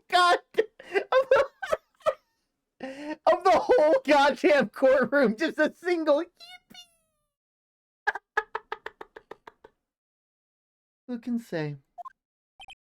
Huh? Are you sure I did, Mr. Wright? We just engaged in a battle of wits. As a result of that battle, you proved the possibility that I murdered Hammer. Right. But that is only a possibility. Proof is another thing altogether. You lack decisive proof, Mr. Wright. What? Order! Mr. Edgeworth, your thoughts? Of course, it's as the witness states. Certainly it does seem very likely she did it, but there's no proof. Edgeworth isn't sure. Well, I came here as a witness today. If you have no more questions, I'll be leaving. What do I do now?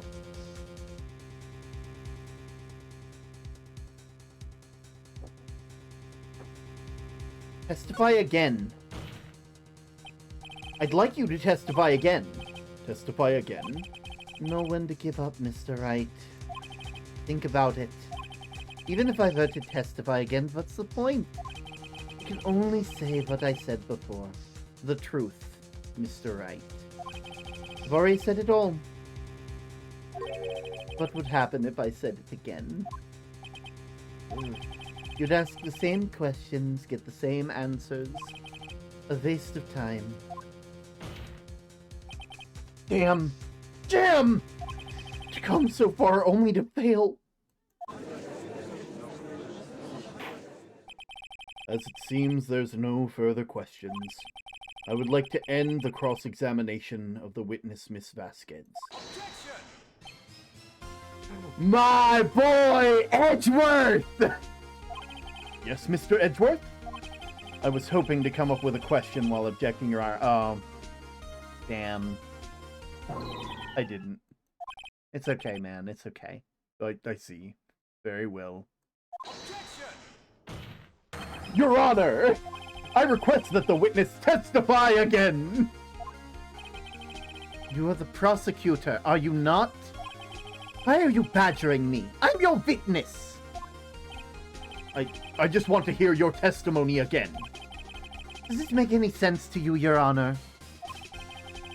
I don't see that we have anything to gain from repeating the last couple of minutes.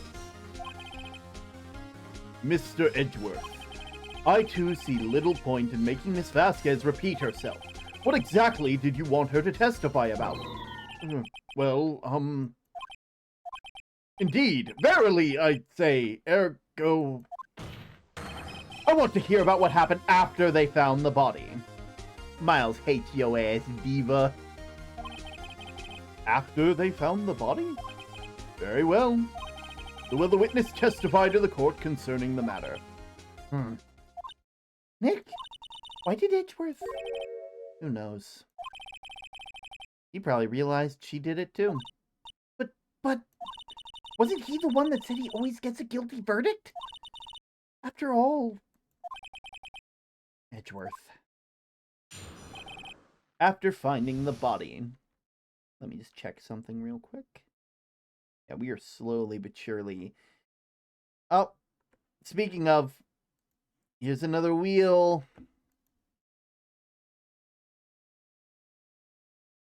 Wheel time. Oh, Thank goodness. I welcome you, soy sauce. After all of that lime. After all of that lime, finally something else. Oh, God. That's so good. That's so much better than lime. So much better than straight lime, I'll say. So much better than straight up lime. Whew.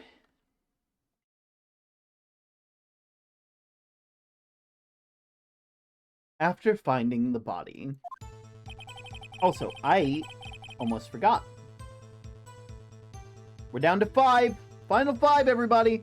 After all these years, Term has the hot sauce? Nah, soy sauce.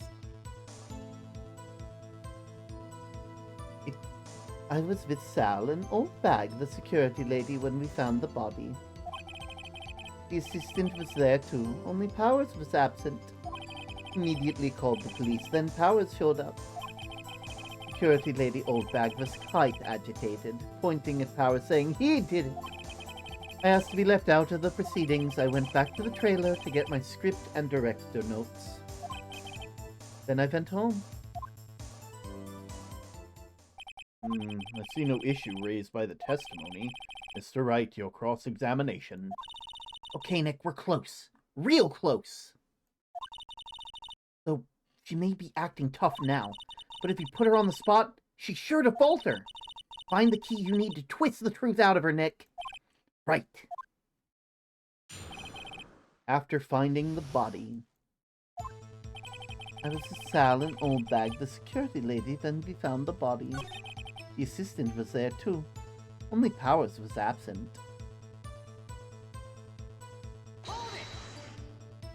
Mr. Powers was taking a nap, correct? Wasn't that a rehearsal? Why wouldn't she have her notes? Because that was after. True. So he says, did no one go to call him? Remember? Remember what?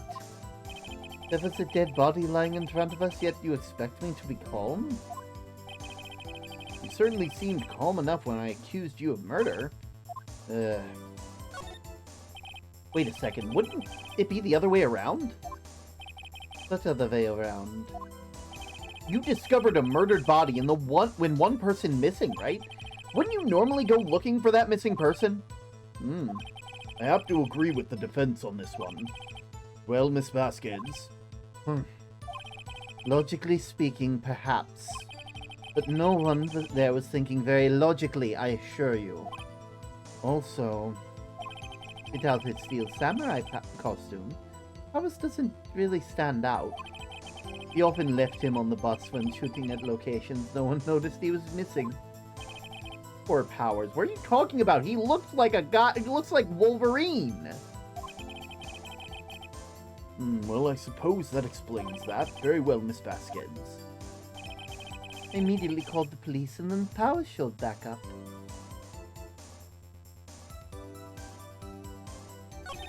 The security lady pointed quite agitatedly at Powers, saying he did it. And I asked to be left out of the proceedings. The script and your direction notes? Yes, they're quite valuable. You wouldn't want them to be stolen. No, I guess not. But, wait a second. I thought you came to Studio One for a rehearsal.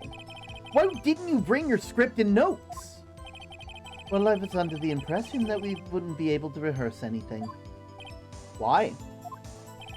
There was a murder after all. Who could think of rehearsing after that? Oh yeah, I guess. Very well, Miss Vasquez, please. Your Honor, I have an objection to the witness's last statement. Huh? Think. Miss Vasquez said she didn't bring the script because they wouldn't be a rehearsal? Don't you know what that means? She would have had to know that there was a murder before going to Studio One. You didn't even know there was a murder till you got there. Fuck yeah, Edgeworth. Order! Order! Mr. Edgeworth! What you've just said, it is a reasonable observation. However, I find it hard to understand why the prosecution would make such a move. Or are you thinking of a career change to defense? I appreciate the concern, Your Honor. I will stand by my statement, however, regardless of how the court sees my role here. Now, Miss Vasquez, do you have an explanation? I love this drama! I can't believe Edgeworth is helping me! So the prosecution is in cahoots with the defense. What kind of court is this? No matter. I think you misunderstood me. I had perfectly good reason for believing there would be no rehearsal. Very well, the witness will change her testimony to reflect the reason. I know that Hammer was injured, and I couldn't do any action scenes, so I left them behind.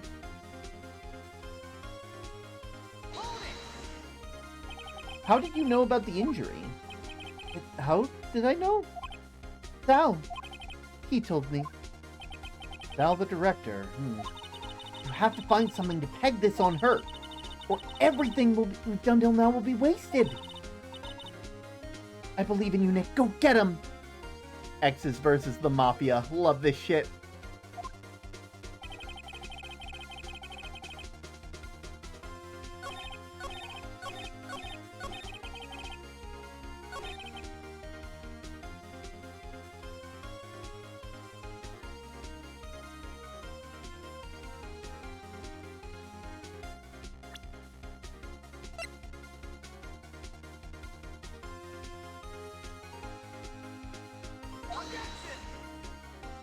Oh, damn it. It's not that one.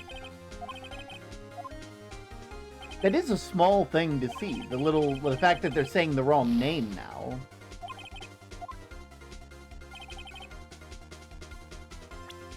I knew that Hammer was injured.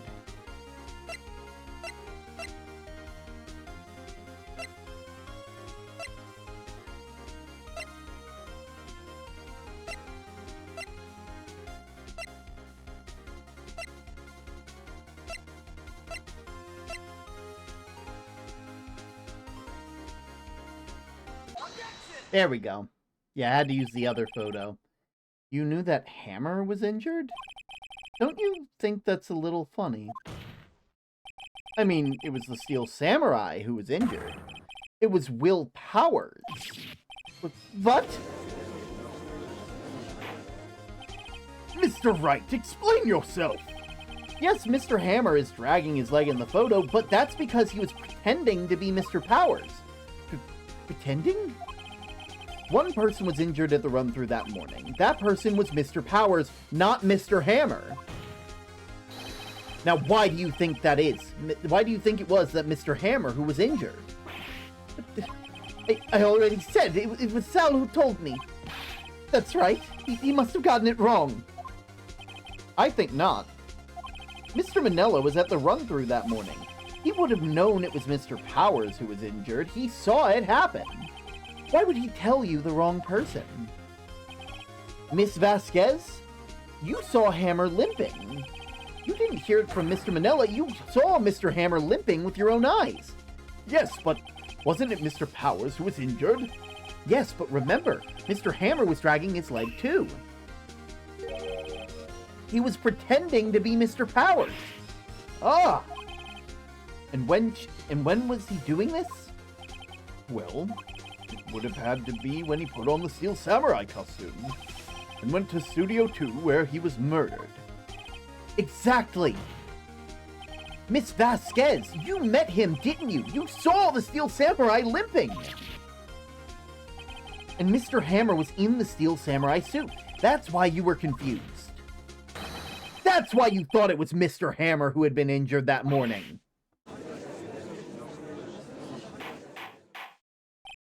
Order! Order! I will have order! Witness, can you refute this claim?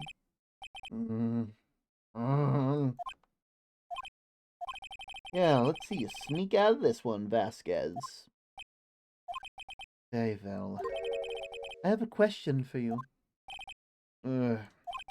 Why are these real killers always so persistent? Why in the world would I want Mr. Hammer dead? Yes, he'd fallen on hard times, but he was a star. I had nothing to gain from his death. Nothing! Yes, they would need a motive. Why would they have killed the victim? If there was a reason, it's unclear to the court. Does the defense have anything to say on the matter? In other words, can you prove that she had motive? Well, before we prove that we had motive, I actually should do another spin. We're down to 4.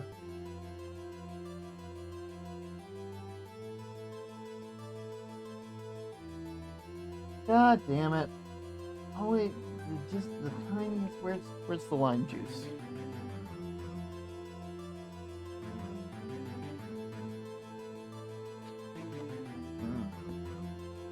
Ah. Yeah.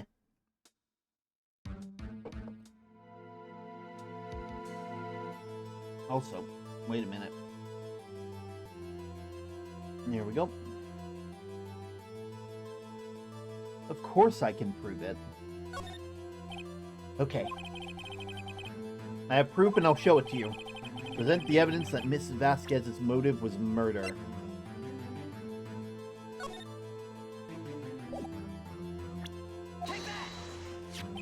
This is my proof. This is the photo from before. This photo reveals the motive in the murder. I'm right, aren't I, Miss Vasquez? 5 years ago, Mr. Hammer was at the height of his fame. With D. Vasquez's help, a terrible accident was swept under the carpet. Could she have wanted to hurt Powers, but got Hammer instead? Ladies and gentlemen, the case currently up for trial. It began on that day 5 years ago. Ironically enough, the accident precipitated Mr. Hammer's fall. His fall from stardom. His guilt weighed him down, no doubt.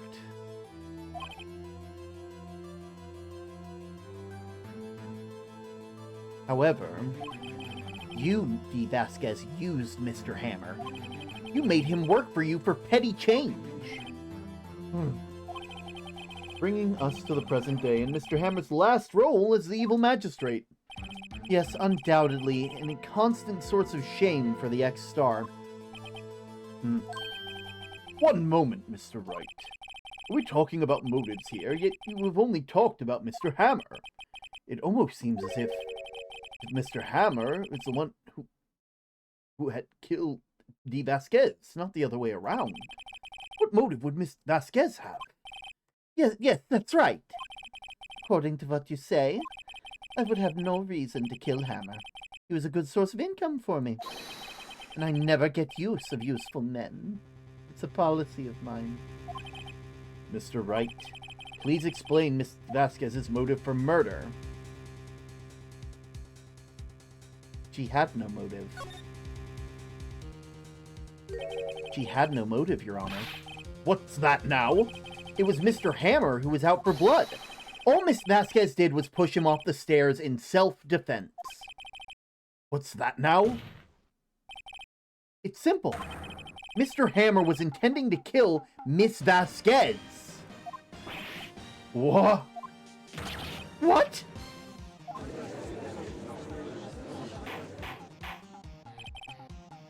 Your Honor, Jack Hammer drugged Mr. Powers with sleeping pills.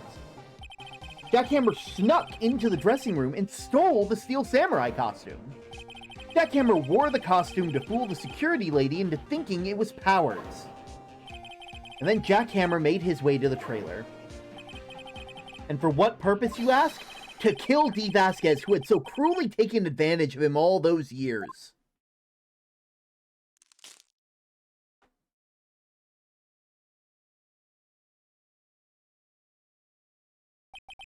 So you did do it, didn't you?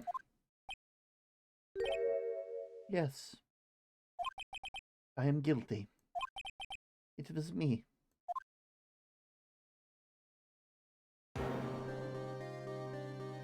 Someone call an ambulance! There's blood everywhere! We're too late! Miss Vasquez! What happened here? Manuel fell from the trailer stairs! Manuel!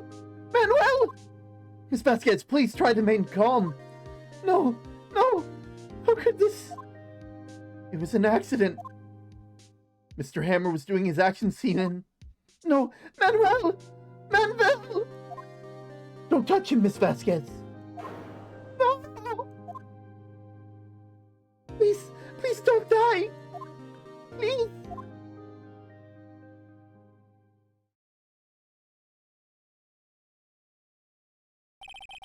Congratulations, Mr. Wright.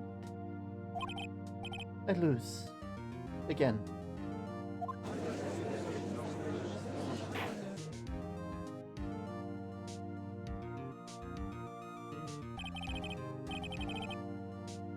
Mr. Edgeworth, where's D. Vasquez? In the waiting lobby, Your Honor, as calm and collected as ever. I see. Mr. Wright. Yes, Your Honor? It appears you've brought about yet another miracle. Thank you, Your Honor. I think not, Your Honor. Will Powers was innocent. That he should be found so is only natural, not a miracle. Yes, you're right. Very well. This court finds the defendant, Mr. Will Powers, not guilty. Yay! Mr. Will Powers! Yay! That is all. This court is adjourned. October 20th, 1:12 p.m. District Court, Defendant Lobby Number 3. I don't know what to say. Thank you so much. I'm just glad you're okay. Yes, but it's sad. I know that Mr. Hammer stole my costume. Bad enough that he wanted to kill Miss Vasquez. But to think that he tried to frame me for murder. It makes me sad. Tell me why, Mr. Wright. Huh? Tell me. Why did Mr. Hammer want to blame me? Well, this is what I think. Mr. Hammer wanted to put the blame on you because...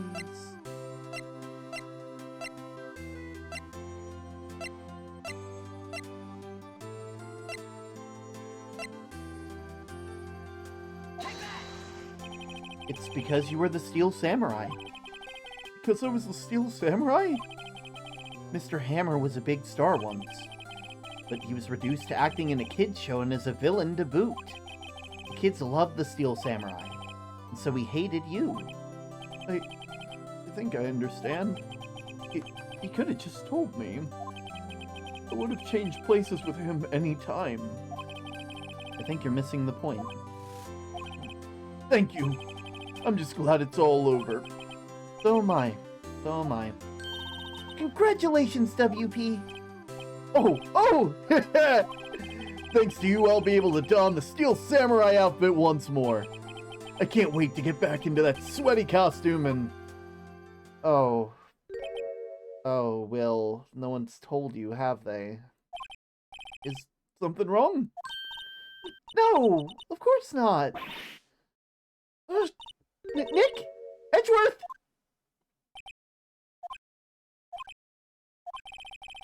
Say something, right? I'm not good at small talk. Huh? What? That was too bad, Edgeworth! You don't waste any time gloating, do you? No, I really want to thank you. Vasquez would have gotten away if you hadn't stepped in. Pleased to meet you. I'm Powers. Edgeworth. I'm a big fan of your work, Mr. Powers. Liar. Oh, you think Phoenix, right? I must say, I hadn't expected to meet you again after all these years. Meet again? However, in retrospect, it would have been better had we not met. Those two get shipped all the time, don't they? Oh, you don't even know the half of it. Thanks to you, I'm saddled with unnecessary feelings. Necessary feelings? Yes. Unease, uncertainty. Aren't those kind of necessary? They only serve to get in my way. You listen to me, Phoenix Wright. Don't ever show your face in front of me again. That's what I came here to tell you. Mr. Wright? Was that guy your friend? What? Friends? As if. They're rivals. Rivals! Right, Nick? For now we are, I guess. Not his choice, bro. Huh? Why do I get the feeling I'm missing something? Come on, Nick, tell me! What's the deal with you and Edgeworth? And so the curtain closes on another trial. It caused quite a stir by revealing that incident from 5 years ago. It was the talk of the town. Thankfully, Global Studios rethought its programming change, and they went back to making kids shows again. Nick! This is it! The new show starts today! You're gonna go to watch it with me, right? I'll admit, I was kind of surprised. I did not think they'd seriously go through with it. You have to buy the trading cards, okay? We have to trade with Cody and that assistant. Fine, I'll do it. Isn't it great that WP gets to play the lead again? I wonder if they'll show his real face this time. I don't know. I don't think the world is ready for the real Will Powers.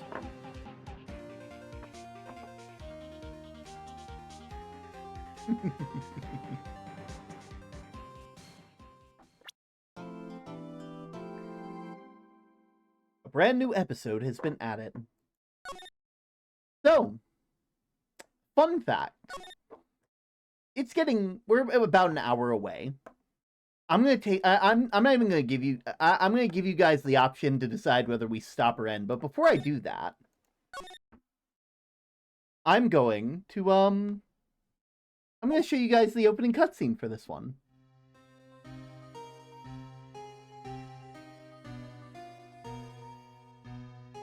Been what? 15 years? About that, yes. 15 years is a long time to wait. Can't imagine how much I've suffered. You've suffered? But now, the perfect opportunity has presented itself. At last, I shall have my revenge. What? Merry Christmas.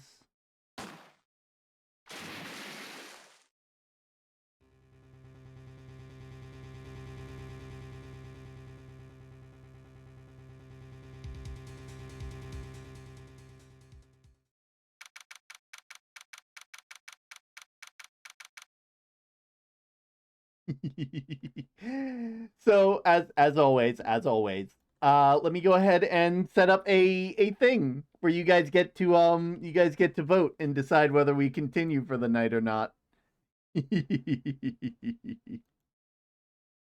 Oh, yeah, build the animal. What was that? Hmm? Oh, thank you for the follow, Sneezable. We're actually about to take a short break. I'm gonna go ahead and get something set up. I'm gonna get you guys will get to decide whether we end now or continue. I think I already know what the answer is, but you know, I think it's worth at least giving you guys the option, right? Continue. Yes. No. Start poll. There we go. And oh well. Okay. And I'll see you guys in a little bit, okay?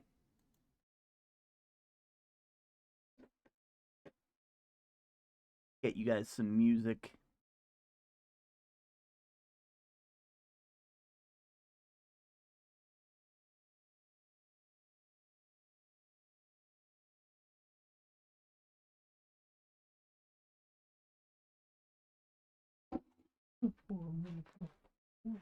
Go.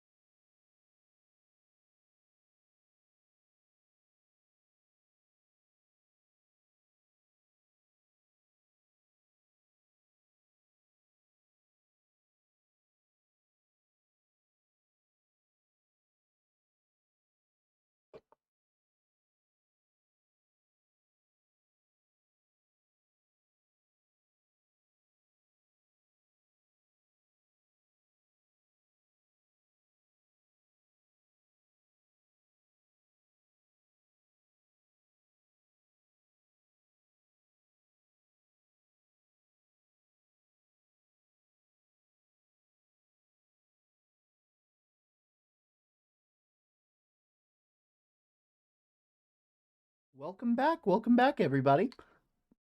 Let me go and check out how the thing went. Let's see how it went. I have an idea. Let's view the results. Yeah, I assume. Jesus Christ, 8,400 channel points. 100 different votes. All of which were for yes. So, I'm assuming you guys are hooked. Sounds about right. I got myself some like chicken nuggets. You know. Thought I'd get myself something to eat while we were here.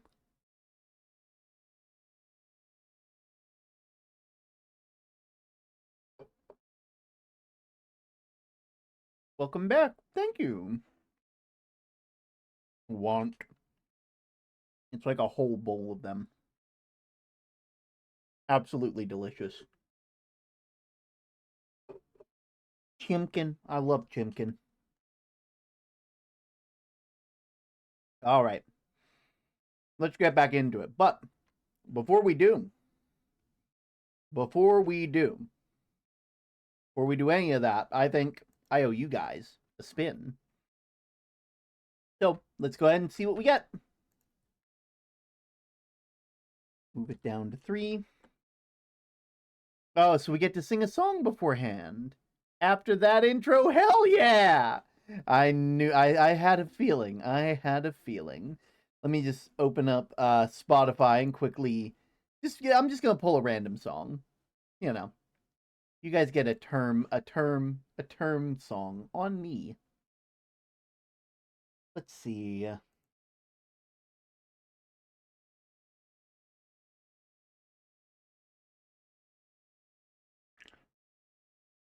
Here we go.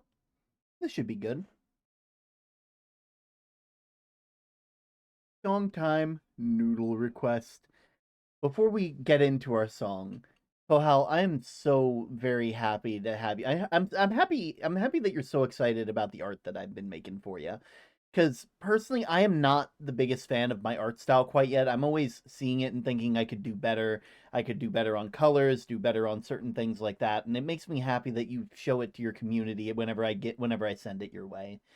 It just warms my heart, and I honestly can't. I'd like it. It just says a lot. It says a lot about how supportive you are as a person, because I don't see my colored art as anything good yet, but hopefully I will one day, especially with the kind of support that you give. Maybe I'll look into doing markers instead of crayons. I think it's just the crayon effect that's kind of giving me pause at the moment. Anyway, to make sure I have some actual volume. 1 October just came around just to shake the sky and move the ground just as strongly insists the wind should up and change. And it knocked down walls and bridges too, and it reached more people than we knew, and left with nothing really left the same. You called it the reckoning, and your voice came through unquestioning. You sent the universe trembling. Don't you know? Don't you know? 'Cause you felt it coming long before I walked you through your own front door, and I spent just one night on your floor. For a few nights in a row. Change ain't so sudden, it just hides as it's coming. Is this change or fruition of some hope and ambition? Is this all repercussions? Is this grown out of something? What we cursed that we prayed for, that we knew we could wait for? You named it the reckoning in your perfect notebook lettering. 1 October leveling all we knew. You felt it coming long before I kissed you on that dancing floor, and you held me loose, and I made sure to hold tight on you.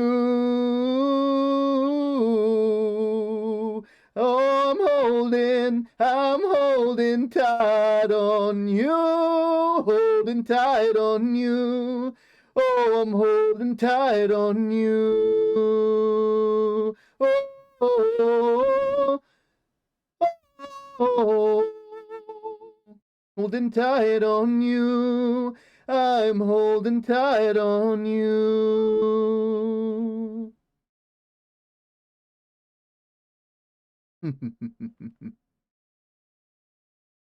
Oh, that was good. That was really nice. All right, all right. That's enough of the spin. We're down to 3, our last 3 spins.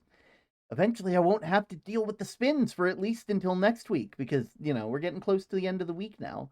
There's not much else for you guys to use against me. Everything's gonna come up Millhouse. All right. But December 25th, 10:08 a.m., Wright & Co. Law Offices. Hey, Nick. Do you know if there are any good waterfalls around here? Waterfalls? Dare I ask why?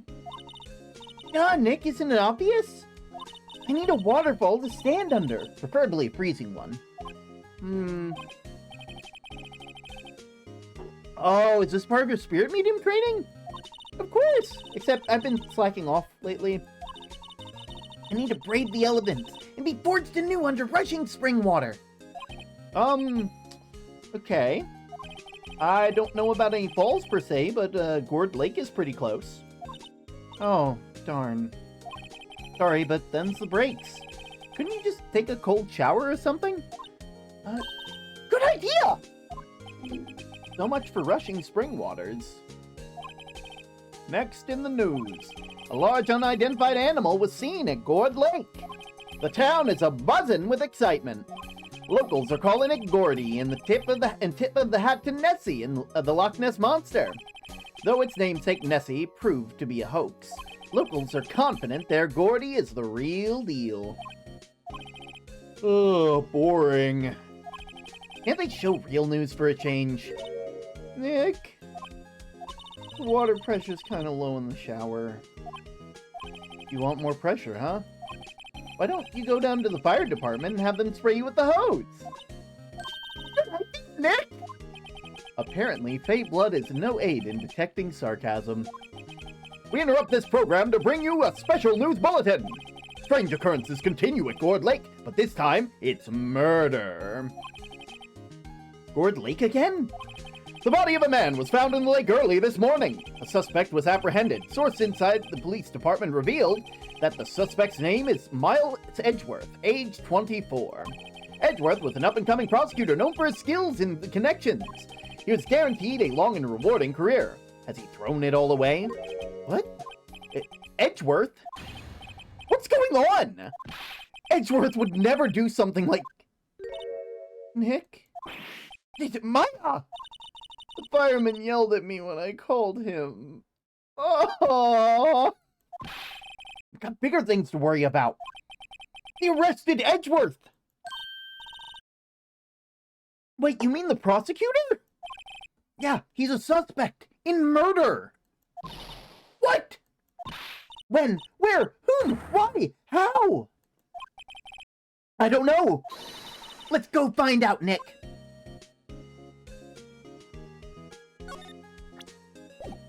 All right, let's get moving. Off to the detention center.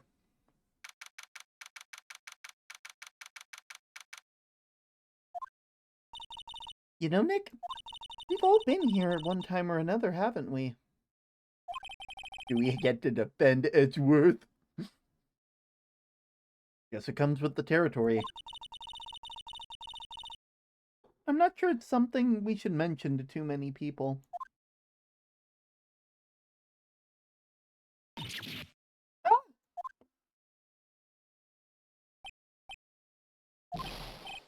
Hey, Edgeworth, come back! Man was just about to walk out the door.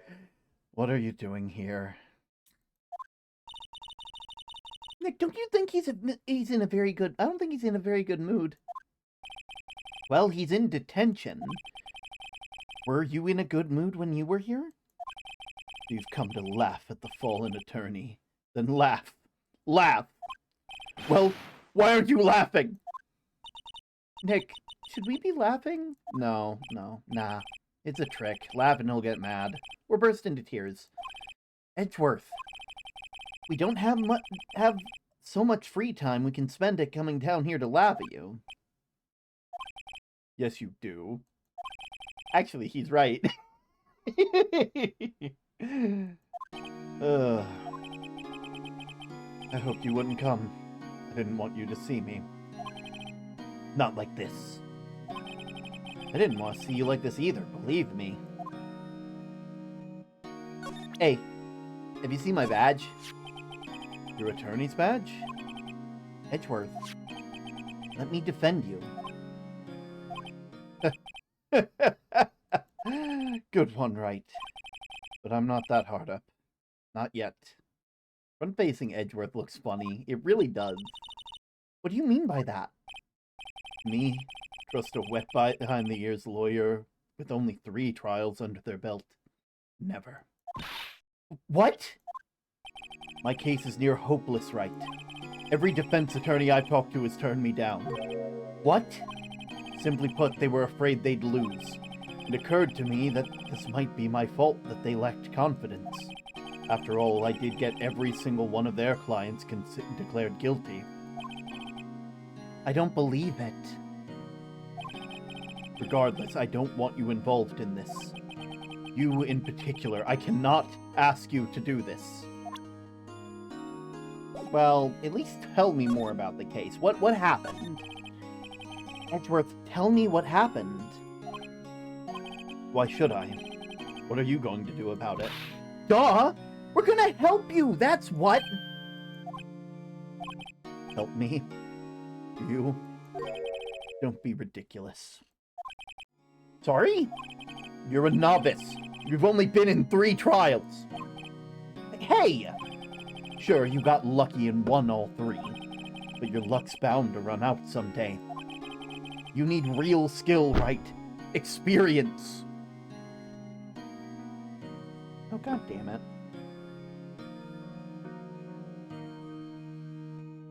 There we go.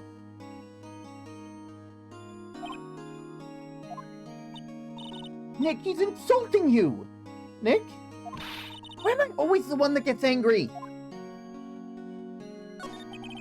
The murder took place at Gourd Lake, correct? Yes. Late last night. The lake is a long way away from your offices in the courthouse. Why were you down there?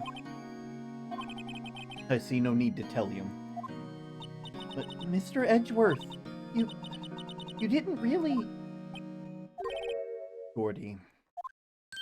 Huh? I went to see Gordy.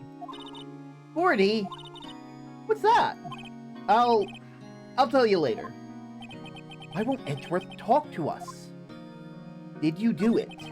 Edgeworth, this is really hard for me to ask, but you didn't do it, right? Think what you will. I have only one request. Huh? Stay out of this case. Why? But Nick is trying to help you. I know that. But I don't want your help. Okay? Why not? Look, just go away. Leave me alone. Nick. Mr. Edgeworth did it, didn't he? Maya, let's go investigate elsewhere. But Nick...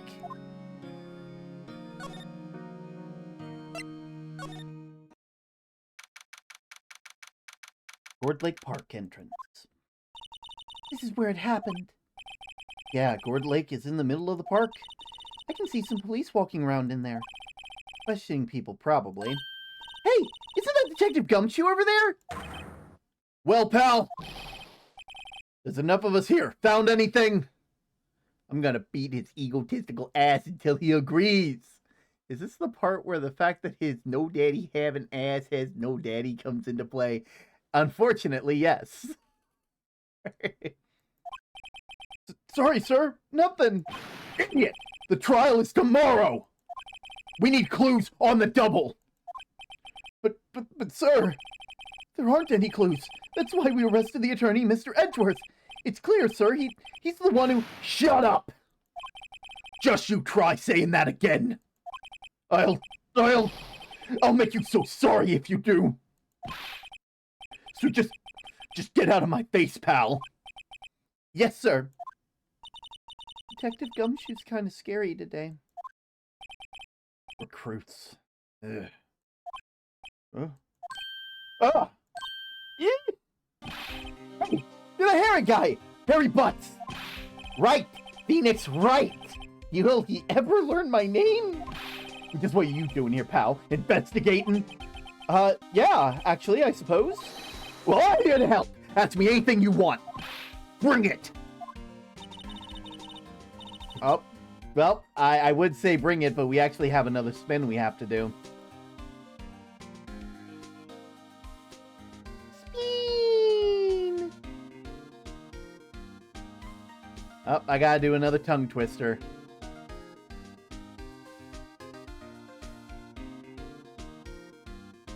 How can a clam cram in... How can a clam cram in a clean cream can? How can a clam cram in a clean cream can? How can a clam cram in a clean cream can? I saw a Susie sitting in a shoe shine shop. I saw a Susie sitting in a shoe shine shop. I saw a Susie sitting in the shoe shine shop. I saw a Susie sitting in the shoe shine shop. Susie works in a shoe shine shop. Where she shines, she sits, and where she sits, she shines. Fuzzy Wuzzy was a bear. Fuzzy Wuzzy had no hair. Fuzzy Wuzzy wasn't Fuzzy Wuzzy. Just means you're gay, chef. Oh, God. I keep getting the same pebbles. The first rainbow one, and now the cook. Fun fact, Relics, that cook pebble is based off of my character in the West Marches. Oh, but yeah. There we go. Seems different than usual. I wonder what's up. Mr. Edgeworth hasn't actually asked us to defend him yet. Huh? Oh, you don't say. Hey, it's okay. What happened? What happened? Detective Gumshoe, do you know what happened here? Huh? You don't know, pal? No. Wow, okay, Mr. Head in the Fluffy Pink Cloud's lawyer. Head in the... what? Never mind, I'll tell ya. It happened last night around 15 minutes after midnight. There was a boat out on Gourd Lake. And in that boat were two men. One of those men shot the other with a pistol. And the shooter was Mr. Edgeworth? The cop who arrived on the scene and arrested him. How did they get here so fast? Well, there was a witness. When the reporter came in, we raced to the lake. A witness? Edgeworth. You don't think Mr. Edgeworth is a murderer, do you? Absolutely not! It's impossible! I don't care if there's a witness either. I don't believe a lick of it. Right. Who cares what the witness says? I care. You really believe in him, don't you, Detective? Of course I do. But the police are pretty sure he's the killer. Nobody even is really taking this investigation that seriously. Oh no! After all the help Mr. Edgeworth has been to us, hard to imagine that no one's standing up to take his side. Well, at least you are, Detective. At least you are.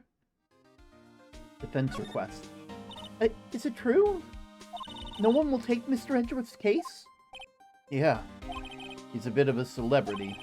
If you're defending him and lost, your reputation would be sure to suffer. What's more, the case against him is, well, pretty solid. I suppose it would be if you have a witness. Hey, pal! Don't tell me you're gonna turn your back on him, too! Remember the Steel Samurai case? Mr. Edgeworth helped you get your client declared innocent. I know. I went to Edgeworth. I tried. He really doesn't want us to represent him. Especially not us, he said. What? That doesn't make any sense, pal! You should have heard him talking about you after that trial. He kept saying, right, all over and over again. Nick? I'm not sure that's a good sign. Neither am I. Why wouldn't he want your help? I don't get it. What about the witness? Who was the witness? Sorry, pal, that's confidential. Anyway, the witness saw everything, apparently. I'm sure they'll turn up at the trial tomorrow. Is there only one witness? Yep, it was pretty cold on the lake last night. And it was Christmas Eve, after all. Still, we're being thorough. You never know what you're gonna turn up on another witness. That's why we're here today, checking things out. So far, we're coming up empty. Oh, it's Christmas today. I'd forgotten. What are you getting me for Christmas, Nick? Talk to Santa. Detective Gumshoe, sir. What? Find something? No, sir, not yet. But there was a call from the precinct. They want to hold an investigative briefing? A briefing? Right, I'm off. Oh, sorry, pal. I guess you heard. I gotta go. Any last thing you want to ask me before I head back? The autopsy report? Well, yeah. Do you have any information on the victim? I'm sorry. They haven't worked up an autopsy report yet. Still waiting for it myself. Actually, say, if you get the time, drop by the precinct. We can talk more there, pal. You're not coming back, detective? Probably not, pal. What should we do if we have something to talk to you about? Ah, right. Here, I'll show you how to get to the precinct. Come on down and see me anytime. Directions to the police station received by Detective Gumshoe. Oh, hey, Detective Gumshoe! What? We'd like to take a look around the park. Can we walk around? Yeah, no problem, pal. You got my permission. I love Detective Gumshoe so much. You know, Nick, I think there's something to be said for talking to people when they're busy. Yeah, they don't have time to think about not giving you information. Right. Now let's get investigating. I actually want to head... no. Public beach first. December 25th, Gourd Lake Public Beach. Wowzers! This is Gourd Lake! Yep.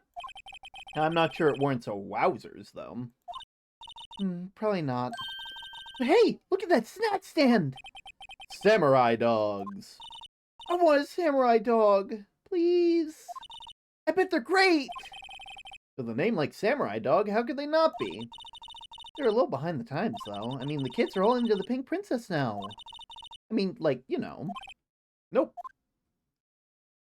Let's see. Huh. Someone left some poppers here. And it goes pop. Yeah, I know those ones. You see them a lot around New Year's.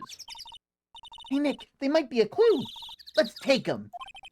Come on, admit it. You just want to pop them, right? Was that obvious? Yeah, let's take them. Why not? Suppose it couldn't hurt. Huh? Where'd they go? Into my pocket.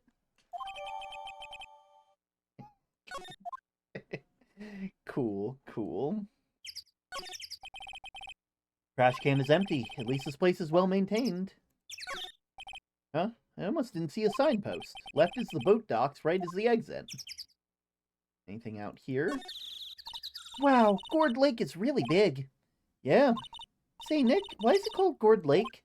Oh, well, a long time ago they used to grow gourds here. Whoa, no way! I was sure it was because the lake looked like a gourd when viewed from above. You know, like an hourglass shape. Well, I mean, it is shaped like a gourd, actually, but that's just a coincidence. Oh, okay. Let's see. A hot dog stand. It's closed. Its Christmas fringe is a little half-baked. The banner reads Samurai Dog. Someone needs to redecorate. Well, unfortunately... Oh. A lineup of plastic benches. I guess the idea is that you buy a hot dog and eat it here. I doubt anyone would sit here and eat on a day like this, though. That may be Maya, if she had a samurai dog. Oh, I mean, that sounds about right to me. Let's see. Go to the Gourd Lake Woods. December 25th, Gourd Lake. I like it here, Nick. They shouldn't be camping here. Look, someone's camping! No, see, no camping. They're not allowed to camp. You got Guts camping at the scene of the murder. Hey, Nick! They were camping here last night. They might know something about the murder. That is true. Good call, Maya. Let's go talk to him.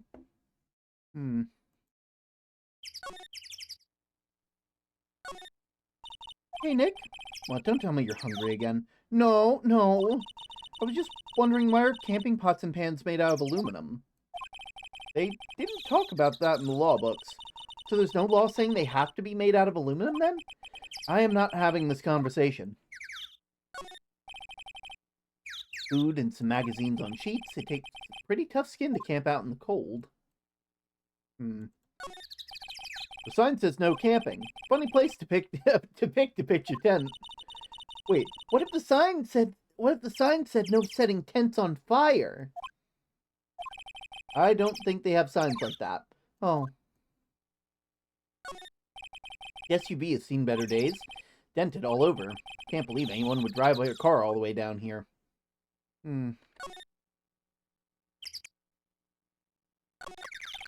This camera has a mic and some sort of attachment. It must take pictures when triggered by a noise. Wow, cool! Let's try it!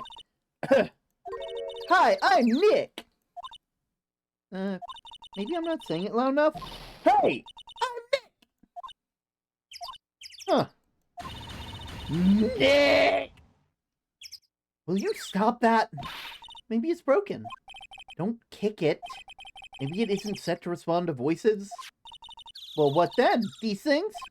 The party poppers?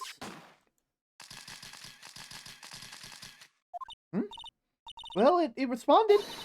Yeah! Hey, you! Get your hands off of that! What in the Sam Hill? Look what you've done now! You've gone through a whole roll of film! What? Huh? Sorry, it's nice, but it don't pay my bills. Y'all know how much a roll of that film costs. I'll pay you back. What were y'all doing setting off a party popper in a place like this? They got at camp, gutsing up the scene of the murder. What? Don't try to play stupid with me just because y'all think I'm some country bumpkin. Yeah, I know what y'all Yanks think. I say, these southern folk talk about the exaggerated drawl, why they must be so dumb. Well, let me tell you, just because I might be dumb, don't mean that we all are. Nick, help! And who are you anyway, her chaperone? No, rather, we're sort of friends? Just figured out what y'all are gonna say, didn't say it, for Jesus' sake. God, I'd rather sit through one of Papa's drawls than listen to you stutter all day. Oh boy. I guess we should pay her for the film. Watch it! Yes, ma'am! On second thought, I will pay later. Are we in America? Are we in America? Who knows? Who's to say? Honestly, it's kind of up in the air with Phoenix Wright. Sometimes they're in America, sometimes they're not. It really just kind of depends. I know at one point they went to London for like 2 days and then ended up in a fantasy setting. What the actual fuck? I love her. I'm really sorry. Hey, first off, have you seen my badge? This is my badge. Yeah? Our badge is supposed to be all shiny and impressive. You a cop or something? I'm a lawyer. What? Y'all ain't gonna try and pull one of those lawsuits on me for that film now. Cause I'll have y'all know I am a fighter and I wrestle meaner looking things than you. No, that is not it at all. We're here investigating the murder that took place here on the lake. A murder? Sounds cool! Why didn't y'all say that in the first place? Go ahead, ask me anything y'all like. Finally, some cooperation. You two, y'all can come out of the hiding now. I won't bite. Hard. Come to think of it, where did Maya get to? Sorry. I was feeling a little overwhelmed, the culture gap and all. Never you mind, honey. I can talk Yank for if if it pleases you. Thanks. I think I'll be okay. Sometimes they're in Turkey. Great then. I'm Lotta. Lotta Hart, but you can just call me Lotta. I'm here photographing meteor showers for a research project. Mighty pleased to meet you. Nice to meet you too. Alright, so what happened? Oh yeah, when was the murder anyway?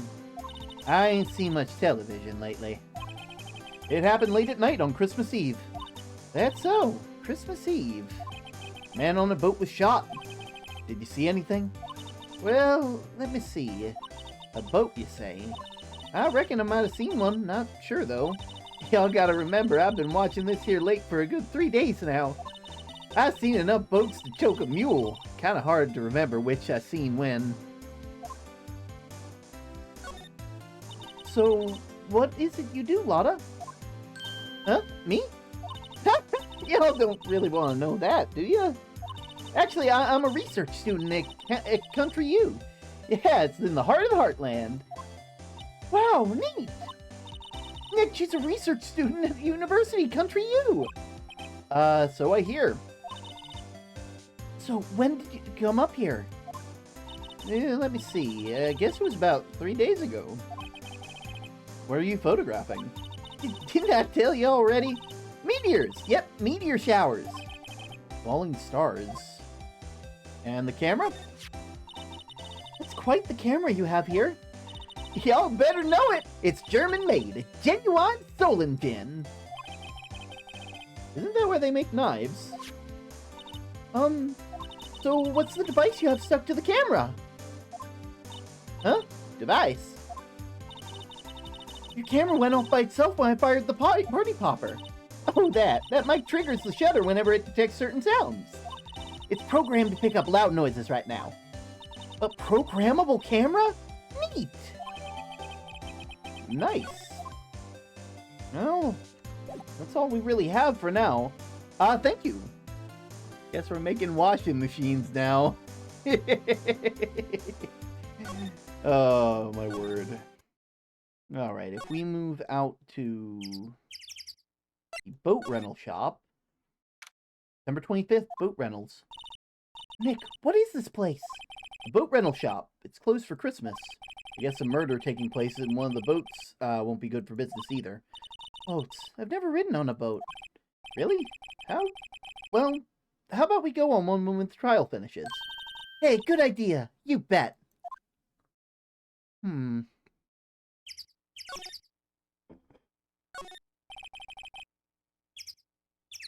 small boat rental shop. It doesn't look like anyone's around. They're probably closed because it's Christmas. There's some boats floating at the dock, but one of these boats was for the murder, I wonder. Nick? Huh? I changed my mind. I don't really want to go on for that boat ride. Yeah, understandable. Well, there's not really much else to do, so we move on our way. Head on out to the entrance. And move on out to the Criminal Affairs Department. December 25th, the Police Department of Criminal Affairs. Huh. Looks like Detective Gumshoe isn't here. Wonder what's wrong. Something wrong, miss? Huh? Turning yourself in. Okay, what'd you do? Shoplifting, larceny, public indecency? No! None of those things!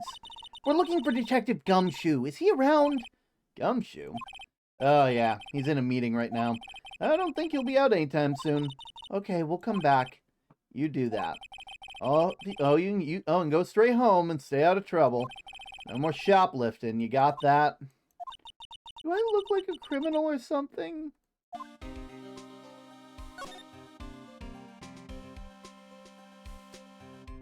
A poster of a female police officer. Wait, no, that's the latest Babes in Uniform calendar, my bad. Phoenix, how did you know that?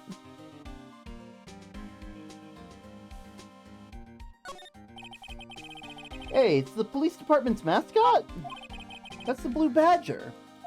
It was my idea. I made it. It's my mascot. I see. How nice. I'll get him assigned mascot of the Criminal Affairs Department if it's the last thing I do. Good luck. These are the detectives' desks. There's computers and files on each one. Funny. I'd expect them to be a lot tidier. Guess detectives don't spend a lot of time in their desks.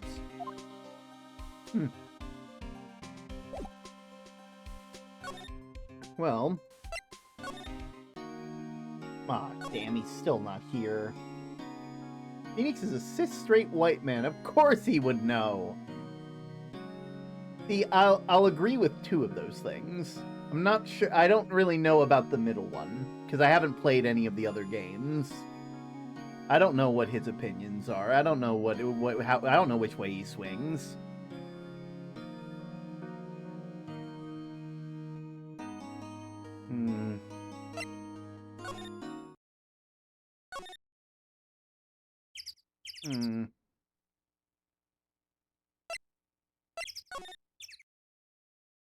Anything else here?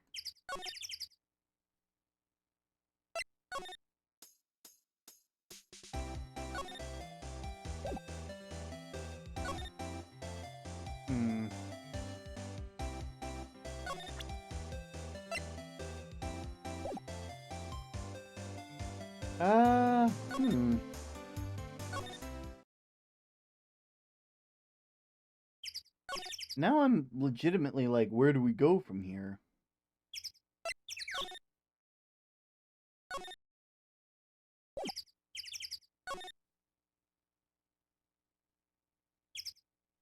Is there anything I haven't...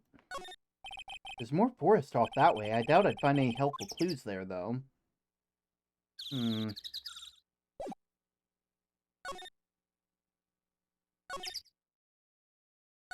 Anything else here?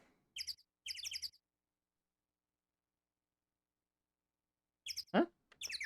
Oh, thank you for the follow, Black Crow. It's wonderful to have you here.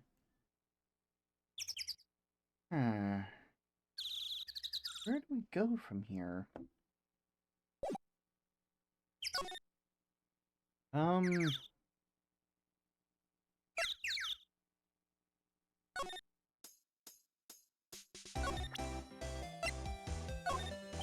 Lotta? Yeah? So, your camera, it triggers at loud explosion noises? Yep. Actually, the victim in the case we're researching was shot with a pistol. A pistol? Right. So, wouldn't a gunshot make a similar noise to our party popper? I guess it would. Your camera didn't get a picture of the murder, did it? Hey, y'all are pretty bright. Huh? I see what you're saying. Tell you what, I'll have a look-see at my film. It would have been a photo taken late at night. I checked him once, don't remember if there was anything on him, though. But what if I got some? Could be a witness to a genuine murder. Yeehaw! I'll go check the film. Y'all come back now, you hear? So that's what I had to do. Got it. We went inside her SUV.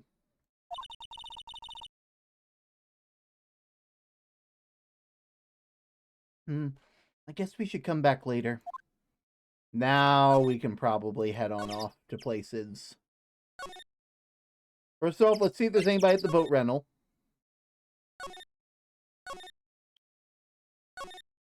I'll be real, in the future games, I hope they streamline the moving system.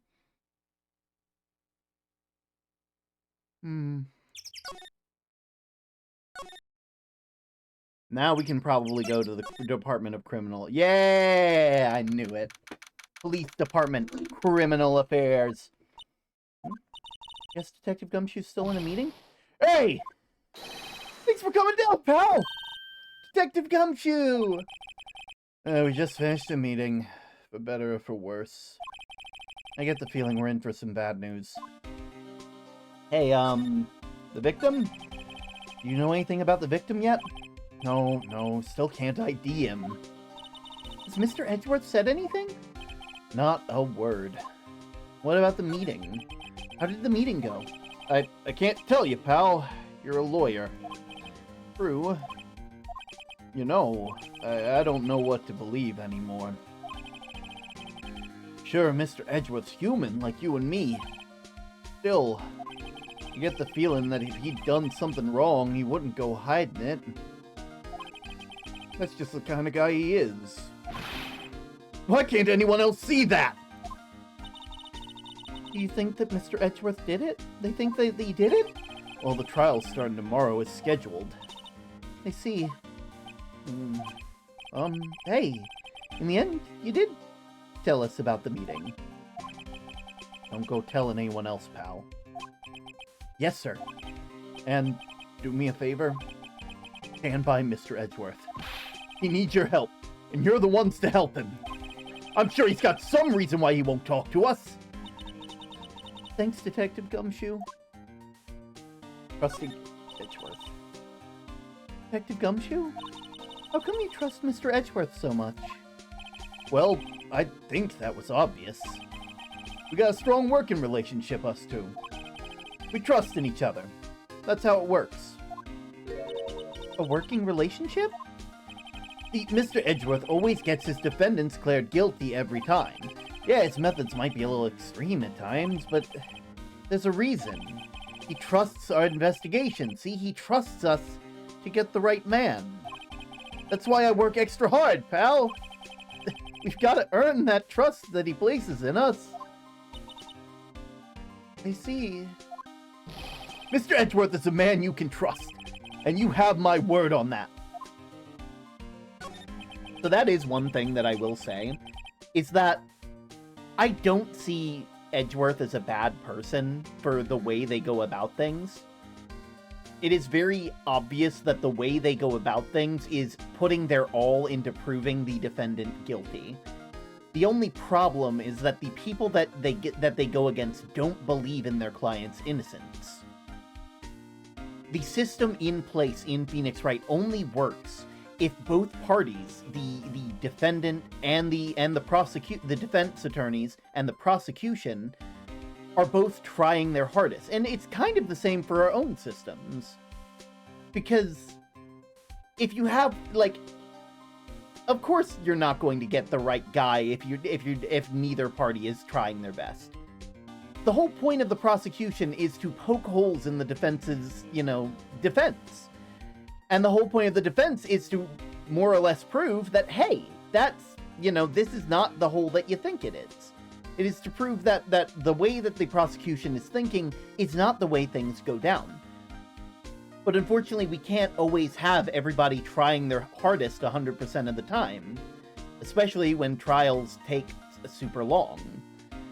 And that's why we have, like, a sort of innocent until proven guilty sort of thing. Like, you have to prove beyond a shadow of a doubt.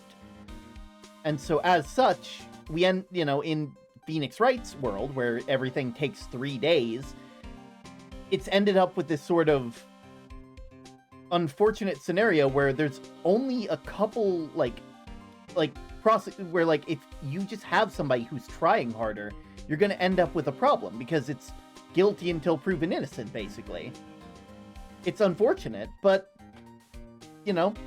the system only works the system hasn't been working for a while.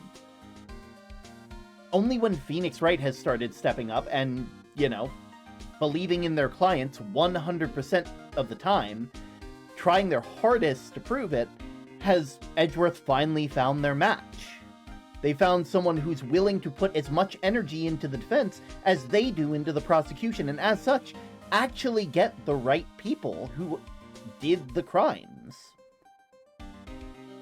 Was wondering, did you ever get that autopsy report? Oh, that. Yeah, I made a copy for you.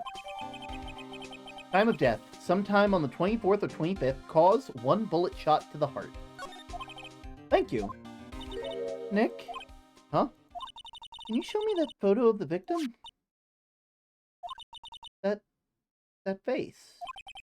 Someone you know? I don't know. I have a feeling I met him somewhere a long time ago. Well, you have been wonderful, Gumshoe. I'm gonna go and take this stuff off to the, the detention center. See if Miles will talk. Okay, no, they're still not talking. Alright, well...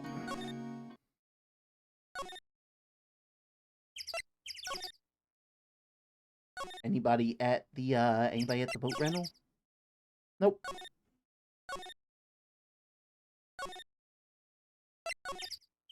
Hey, there we go. Hey, y'all. Lotl! Wait a sec. We got bingo. Bingo? Bingo! My automatic camera took 2 pictures last night. Hey! This is them. Take a look. Wait. See? He's shooting him with the pistol. Looks like that, yes, but you can't really tell who's shooting. Yeah, well, there was enough fog out there last night to strangle a bullfrog. But, seeing these photos reminds me of something. What? I saw the murder happen. I'm a witness. What? Are you serious? Of course. How do you forget? Never mind. Y'all reckon I should tell the cops? Yeah, I'd reckon so.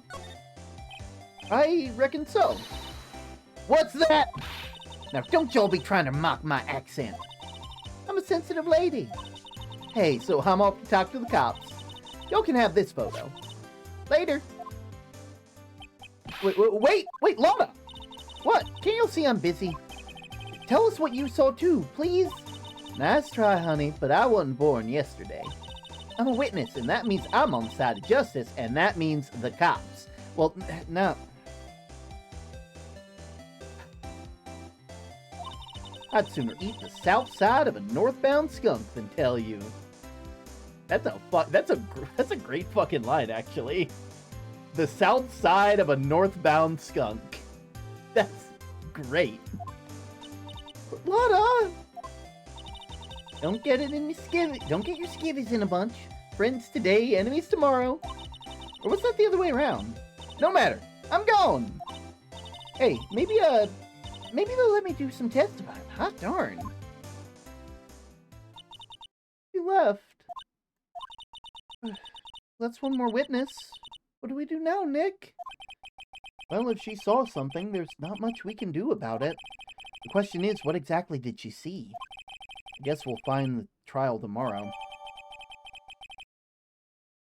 Yeah, I don't like that, because we said that we had 2 photos, and that's only 1.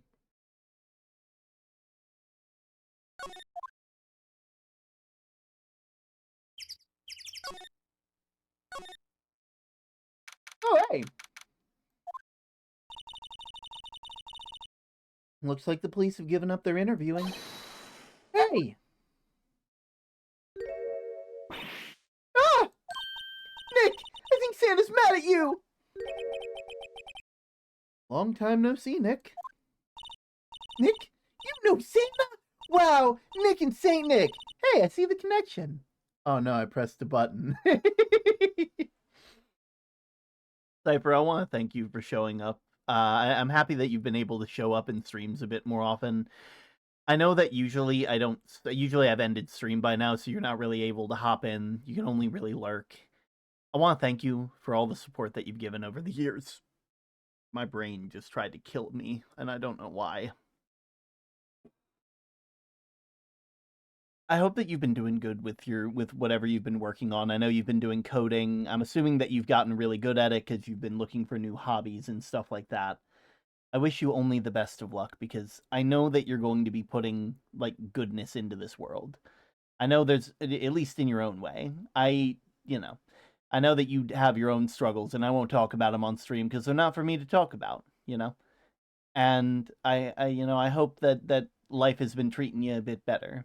I can't guarantee if it has, but Least I can do is give you a place to rest in between those moments. Thank you once again. Also, it's been a while. Oh, I never reset the timer. Okay, well, we have a spin then. Boop. 1 spin to go after this.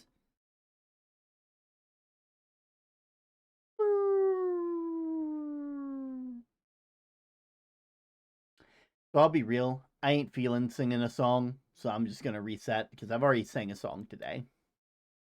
Hey, I gotta go. See ya. No trouble, Dim. Enjoy your day. That's better. Axolotl drawing. Let's see. Maybe...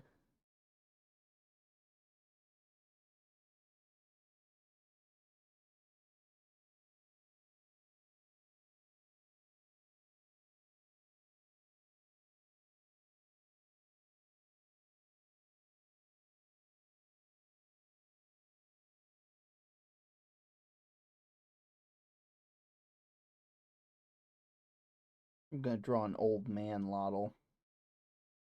Lotl heart. That's a good one.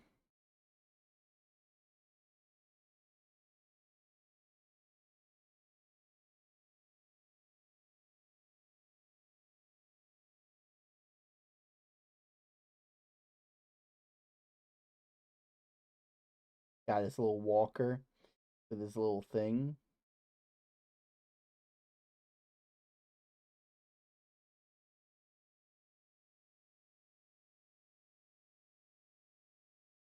There we go.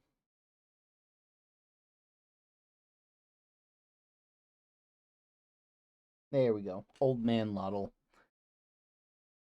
Still love the fact straight up installed the lighthouse on my desktop. I can't believe that you did that either. Like, I'll be real, I didn't think that you could download the entirety of the lighthouse, but it's good to know that you can. Oh. Alright, there we go. One last spin and then we're free. You know what? I'm gonna do it right now. Actually, I'm gonna go ahead and do one last spin. Just to get it out of the way. Just so we don't gotta deal with it anymore. Well, I knew this was gonna happen. I knew at the moment I got out of bed this morning. Classic Steve, I'm not surprised. 2, 3, 4, 5. There we go. Much better. You can install the lighthouse, apparently so. The entirety of the lighthouse at your beck and call. Whew. There we go. There we go. Fourth wall let me download the merch site as an app. Only on like Google Chrome as like an extension apparently. Let's see. Where were we? Right. Don't be ridiculous. Dude, it's me! Larry? It's Larry! What are you doing here? Isn't it obvious? I'm working my day job. I sell samurai dogs. You want one? Gotta get money for dates, you know? My girl Kiance deserves the best. Kiance? Not another model, I hope. Oh, Kiance's a fine woman, man. It was her idea that I wear the costume. She was all, you go, girlfriend, you know? She bought me this costume. That's great, Larry. Wow, a Santa costume. She must be really nice. Whoa, cute. Nick, who's she? She's not your... Not my what? No, she's not. She's 17, dude. Jesus Christ. I'm his partner, Maya Faye. I'm the little sister. Sister? Wow, Nick. Must be tough. Working 9 to 5, having to take care of a little sister. No, I'm not Nick's little sister. I'm my older sister's little sister. Huh? Sounds great. Don't worry, Maya. He's not listening. Hey, Larry. Have you seen my badge? Huh? Oh, that's your attorney's badge, isn't it? Dude, you really helped me out back in the trial. Sorry, I can't really pay you. Did you blow it all on Fiancé? But you can have all the dogs you want. Really? Larry, if you let her at your dogs, you won't have any left for any other customer. Hey, no problem. That's what makes her happy, you know? How many times do I have to remind you that it's me who got you off the hook? Okay. Time to actually talk. What happened? Hey, Larry. There was a murder here last night, and since you work here, have you heard anything? Nick, you're wasting your time. Last night was Christmas Eve. He was with Fiancé, obviously. He wouldn't have been standing out in the cold. Oof. Huh? I think what you said caught him off guard, Maya. No, it's just... Fiancé's not in town right now. She's in Hawaii, on a photo shoot. A model, I knew it. Well, anyway, there was a murder here on the lake. The trial's tomorrow. Huh? Neat! The defendant is Edgeworth, Miles Edgeworth. Nick? Why would Larry know Edgeworth? Whoa, Nick! You don't mean that, Miles Edgeworth. Old Edgy? Yeah, he's a murder suspect. Whoa! Murder? Huh? You know Edgeworth, Larry? Yeah, of course! Edgy was in the same class as us in grade school. What? Tell me about the dogs. Huh? Oh, you mean the samurai dogs. But why are they samurai dogs? I mean, they kind of look gourd-shaped. Oh, well, originally they were gourd dogs, you know, like guard dogs. Ouch. The samurai thing was Fiancé's idea. Oh, man, she is my woman, you know. She's all, change the name and you go, girlfriend. She made me that banner. Man, the kids can't get enough of samurai dogs. Something about this just seems wrong. Oh, and guess what? We're getting a ton of customers here at the lake with the big news. The big news? Yeah, Gordy! Gordy? Edgeworth? So Mr. Edgeworth was your classmate, Larry? Yeah, Nick, him and I used to hang out all the time. Wow, I never knew. Don't get me wrong, he's always been kind of a stick in the mud. Studying all the time, trying to be like father. Like his father? Yeah, Edgy's pop was a famous defense lawyer back in the day. Wow. Wait, you said defense lawyer. Yeah. Wait, but Edgeworth is a prosecuting attorney. What? He's got a proboscis on his knee? No, he's a prosecuting attorney. That's like the total opposite of a defense lawyer. Huh. Go figure. He always used to talk about defending the weak who were unable to defend themselves. And he used to go on and on about a man's duty to society and all that. What a bore. Wonder what changed his mind, though. You know Nick? Nick? Gordy. What's Gordy? Huh? Oh, you mean you don't know? Well, he's here in this very lake. A giant, mysterious monster. Gordy. A monster? Yeah. Check it out. This is an article from yesterday's paper. Here's a photo. Wow, it's really real.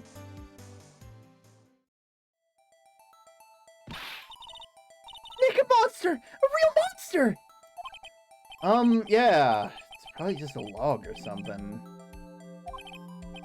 Hey, there's a quote here from a person who took the photo. What is this?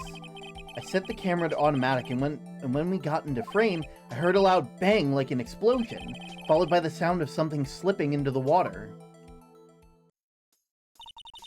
I wish I could have seen it. Why would there be a sound like an explosion? Larry, could I borrow that article from you? Sure, no problem. That'll be $1 million. But $1 million?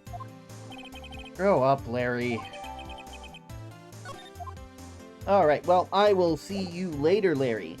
You enjoy yourself. I'm gonna head off to the boat rental, make sure there's no one here. Yep, there's no one here. I should have known.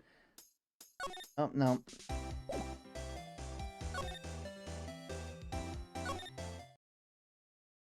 Move on out to the detention center. I guess not. Criminal affairs? Hey.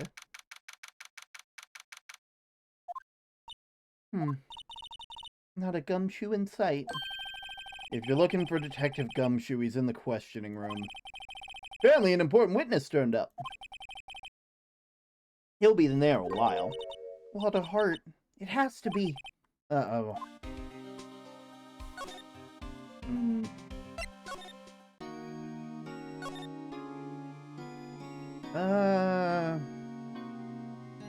Is there anywhere else to go?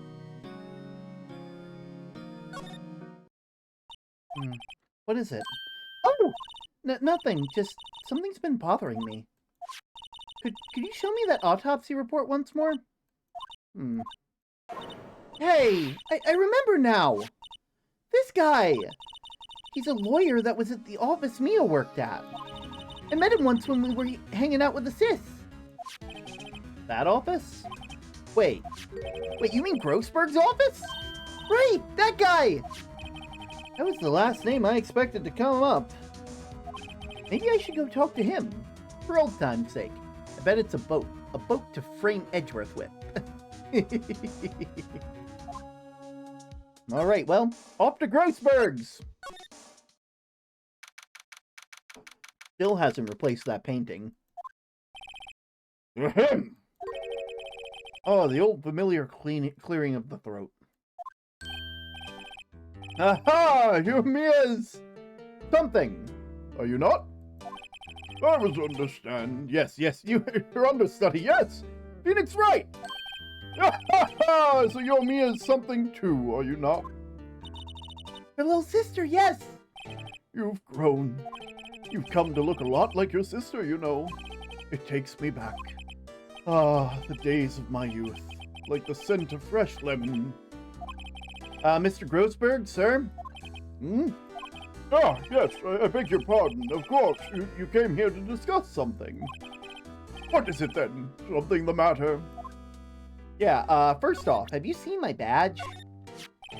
You've really grown up in the past few years, my dear. How proud Mia would be to come see you now. She said she was more worried about me than anything.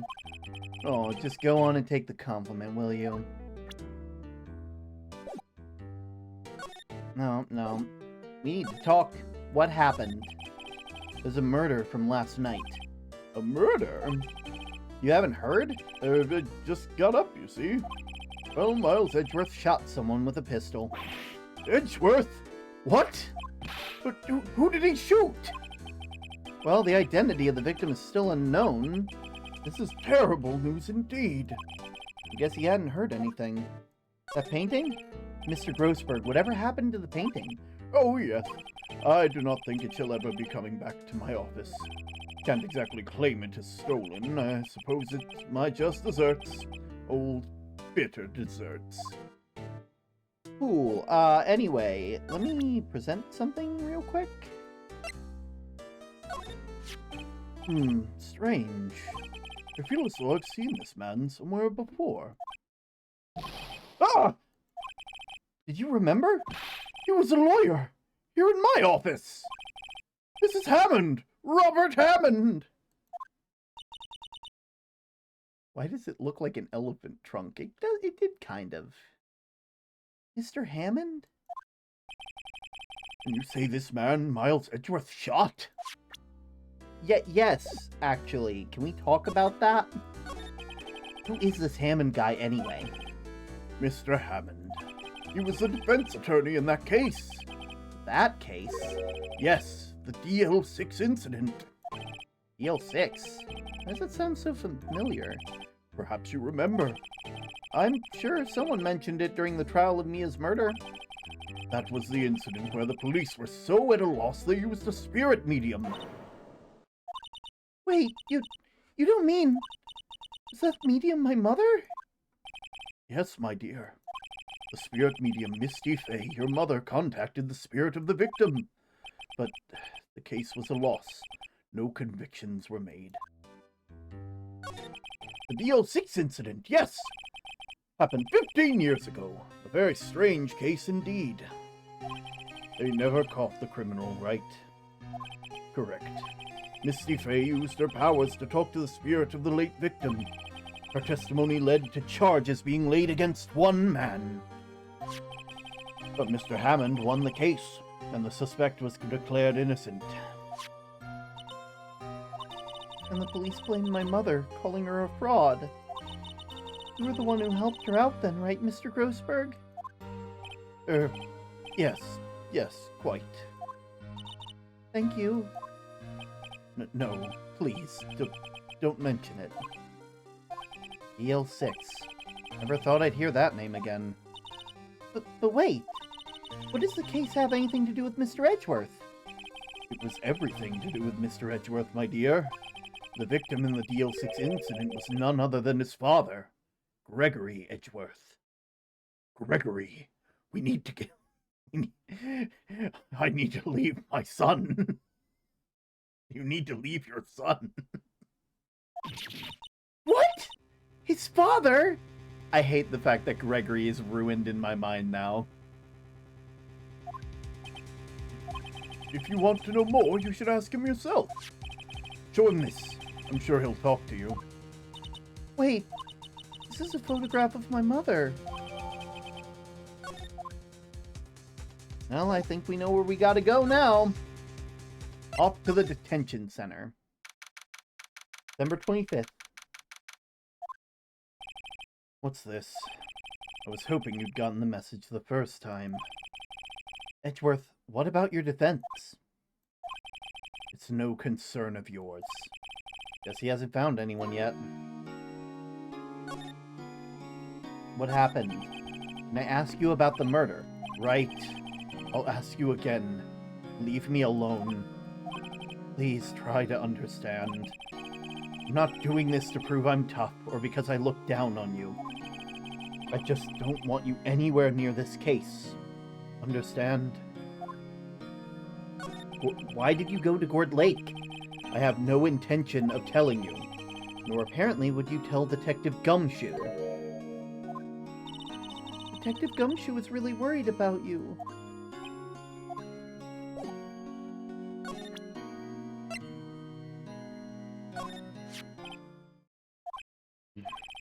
Edgeworth? Only been a matter of hours since you last visited. Yet you've made incredible progress in your investigation. I'll admit it. I'm impressed, Mr. Wright. You were always single-minded in your work, though. Once you start on something, you always see it through, don't you? About the DL6 incident? Right. DL6. I didn't want you to find out about it. That's why I refused your offer to defend me. I'm sorry if it sounded like I thought you weren't up to the job. I just wanted to keep you away from DL6. Though, do you still think it would have been better for me to stay away? I don't know. But I see no point in hiding anything from you now. Very well. Ask whatever you like, and I will answer to the best of my abilities. The DL6 incident. The DL6 incident was when my father died. Right before my eyes. He was shot, killed, and I saw it all. My memories from that time are foggy. I suppose it's a self-defense mechanism. In any case, a suspect was arrested. A man. It's pretty clear he was the only one who could have killed my father. The spirit medium they used to talk to my late father said the same thing. It was an attorney by the name of Robert Hammond that cleared the suspect's name. And Hammond is the first victim in the Gourd Lake murder? Correct. That spirit medium, that was my mom. What? You mean you're... strange. I thought that terrible incident was about to end, and now... this. About to end? The DL6 incident happened 15 years ago. 15 years ago, on December 28th. December 28th? The statute of limitations on the case runs out in 3 days. What? Nick, what does that mean? When a case's statute of limitations runs out, legally the case had never happened. 3 days from now, DL6 will be closed. Forever. The suspect? What happened to the suspect? The one who got off innocent? I don't know. He disappeared from public view. Nobody knows where to. If he's still alive, he'd be about 50 years old now. I guess I can understand why he'd go into hiding. It'd be hard to live a normal life after being a murder suspect in such a big case. And your father? So was your father a lawyer? He was. Gregory Edgeworth. He was quite famous at the time, apparently. So you were sort of trying to follow in his footsteps? I'd rather not talk about it.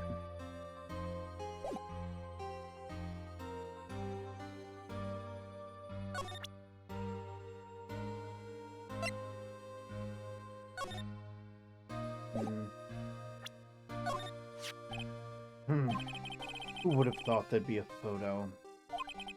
Edgeworth, did you shoot him?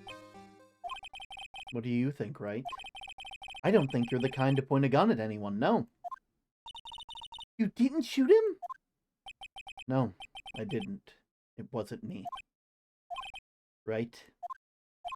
It pains me to ask you this now. I know! You want us to defend you! Yes. Will you? Of course we want... No, we will. We will. Yeah, who could have guessed that this day would come? Not me. This is my chance to finally pay you back. Pay him back? Pay me back? For what? I don't remember ever doing anything for you. Never mind, I guess you don't really need to know. Huh? My letter of request, please, give it to Detective Gumshoe. I guess we should. What's that? Earthquake! Nick! It's a big one! Oh, it's calming down! Whew! That was scary. Huh? Where's Edgeworth? There! He's on the floor in a ball shivering. Guess he doesn't do so well with earthquakes. I've heard of running, but curling up into a ball? Well, I guess we're done. Mr. Edgeworth doesn't seem like he's going to stand up anytime soon. Let's go, Nick. Right. We have to give Edgeworth's letter of request to Detective Gumshoe. See you, Edgeworth! December 25th, Police Department, Criminal Affairs. What's going on here? Well, what's wrong, Detective? This wild lady comes in here just a while ago. Said she came to talk to y'all after hearing about what Mr. Wright had to say. What's this all about, pal? A lot of heart. Why are you going around finding more witnesses? You want to give Mr. Edgeworth a death sentence? No, not at all. Just, I mean, she did see something. There's nothing I can do about that. Can't go around covering up evidence. You trying to say something about the way I do my job? No, sir. In fact, I'm actually here to present you with something. Look at what I got. Hey, you did it, pal! I'm glad I waited till the last minute to file those papers. I'll rip them up and start new ones for you. Thanks, Detective. Well, see you in court tomorrow, then. Good luck, pal. Hey, you guys feel that earthquake a little while back? I was worried. Worried? You're fine. I've lived out here my whole life. I'm pretty sure I'm used to them by now. Oh, I wasn't worried about you two. I was worried about Mr. Edgeworth. Oh, right. He did seem to overreact a little now that you mention it. Well, yeah, well, I'm not surprised. It was a pretty big quake. I'm gonna go check on him. You two go eat. Get your rest for tomorrow's trial. Later! Woo! I wonder what it is with Mr. Edgeworth and earthquakes. I wonder. He was never that scared of them when he was in school. Then again, I only really got to know him in 4th grade. He transferred to another school after that. Wonder what happened to Edgeworth. Woo!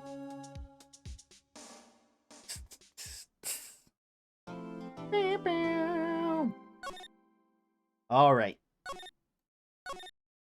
Day 1. December 26th, 9:44 a.m. District Court Defendant Lobby Number 2. Karma? That's right. Manfred von Karma. He's the best prosecutor there is. He hasn't lost a case in his 40-year career. He's the god of prosecution, Wright. A god. Not a single case? He'll do anything to get a guilty verdict. Anything. Sounds like someone else I know, Edgeworth. You don't understand. I mean, he'll really do anything. Manfred von Karma is a man to be feared. That's quite the claim coming from someone who forges evidence. He taught me what it really means to prosecute. What? Just picture a prosecutor as vicious as me, multiplied by a factor of 10. Oh. So was he your teacher then, Mr. Edgeworth? Something like that. Now he's trying to get you found guilty? What a creep! Edgeworth forges evidence? We don't have proof of that, but Phoenix kind of has a chip on their shoulder because, you know, randomly getting an updated autopsy report during your first case against them when no one else told anything, it kind of leaves a bad taste in your mouth for your first taste. And there's there's like rumors that go around that Edgeworth like does forge evidence, but there's no proof of that. So, you know, the most we've seen is him telling clients not to talk about certain things, and that's it. Oh wait, maybe he's planning on losing on purpose to help you out. Not a chance. He hasn't lost in 40 years. 40 years! He's as ruthless as me times 20. That number keeps going up. That's pretty ruthless. Like I said, he's a god among prosecutors. I guess that's something like Mia was to me. Speaking of Mia... Maya? Uh-huh. We could really be using Mia's help right now, don't you think? Oh... I can't. Sorry, I tried. I really tried, but I couldn't reach. You couldn't reach? I think it's because I haven't been training. My powers are weak again. Oh man, bad timing. I'm really sorry. I'll try my best. I hope so. What are you whispering about? Oh, it's nothing. Oh, it's time! Let's head in. December 26th, 10 a.m. District Court, Courtroom Number 3. There they are. Court is now in session for the trial of Mr. Miles Edgeworth. The defense is ready, Your Honor. Von Karma, is the prosecution ready? Fool. You seriously think that I would be standing here and not completely prepared? Right, my apologies. He's even got the judge scared. Very well, your opening statement, please. Decisive evidence. A decisive witness. What else could possibly be required? Nothing, of course. That should be fine. The prosecution may call its first witness, What's with this guy? Is he royalty or something? How am I supposed to fight against this? I call the detective in charge of the case. Detective Dick Gumshoe. Okay, Gumshoe's first. Let's see how this goes. Describe the incident. Now! Yes, sir! Detective Gumshoe looks nervous. But please, take a look at the map. The murder happened late Christmas Eve around midnight. There was one boat in the very middle of the lake. There were 2 men on that boat. Now, there happened to be a woman camping there on the edge of the lake. At 12:10 a.m., we heard 2 pistol shots. Then the boat started to move. It went towards the boat rental shop.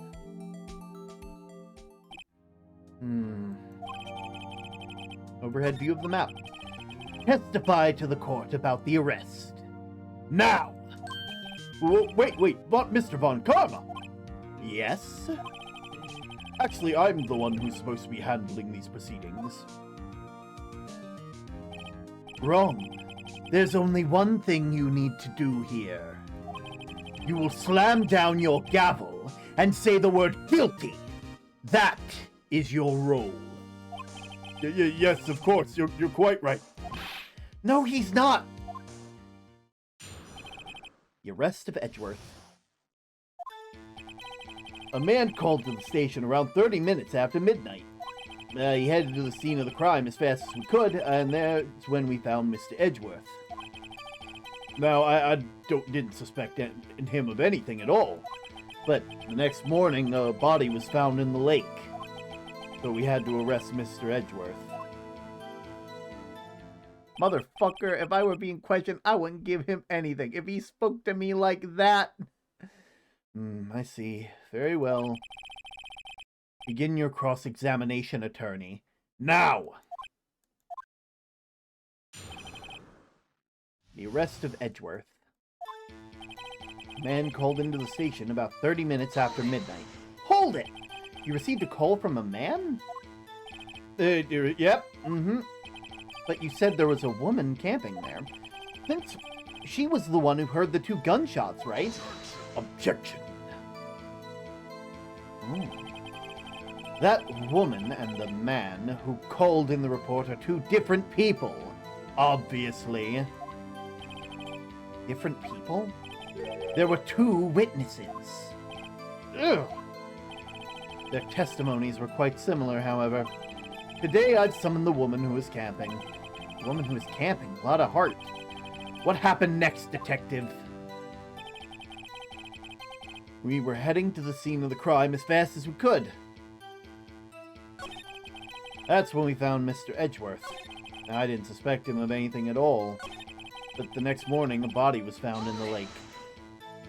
Did you find any clues on the body? A single bullet was recovered from the body. It was shot through the heart, fatally. Judge, here's the bullet. It didn't strike bones, so its shape is well preserved. Very well, the court accepts the bullet into evidence. A .22 caliber pistol. So we had to arrest Mr. Edgeworth.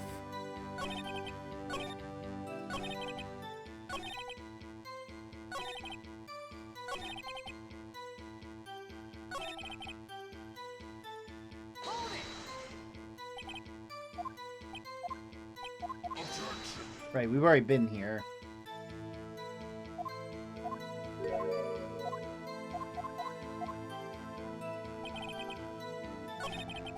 Oh.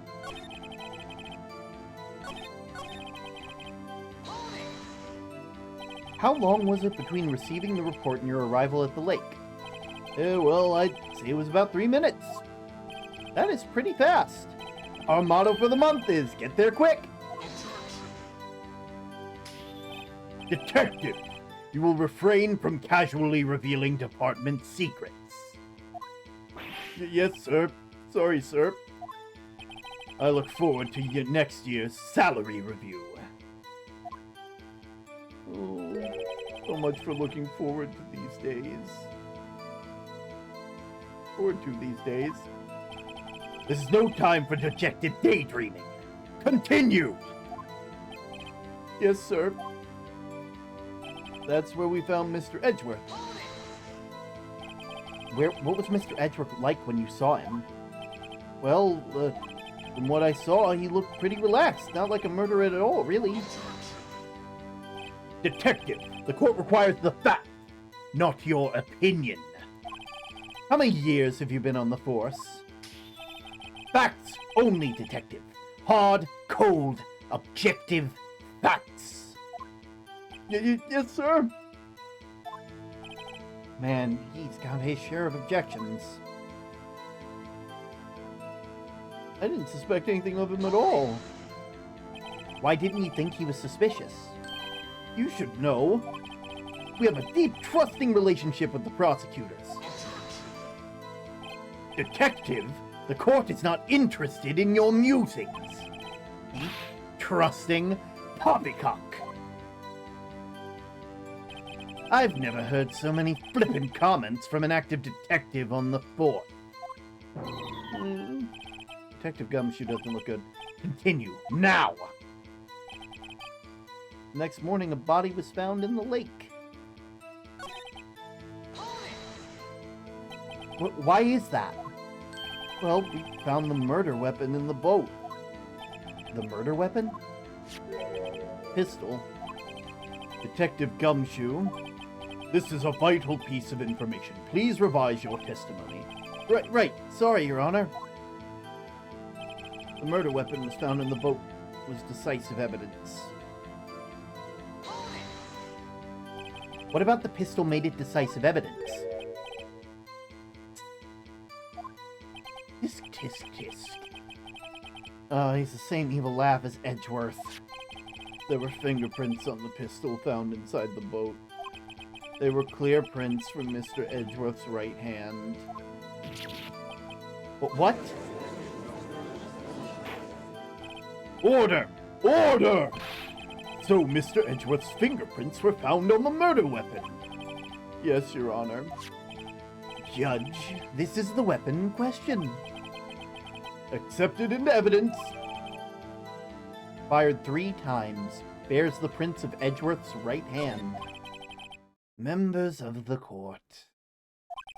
We now have the pistol, used by the murderer, and the bullet found in the body. Detective! Yes, sir? Was this bullet from the body fired from this pistol? Yes. There's ballistic markings on the pistol that match it. Hey, Nick? What does he mean, ballistic markings? Shocking. To imagine someone here knows nothing about something as basic as ballistic markings. Nick, he's glaring at me. Very well. I'll explain. Actually, Judge, you do it. Me?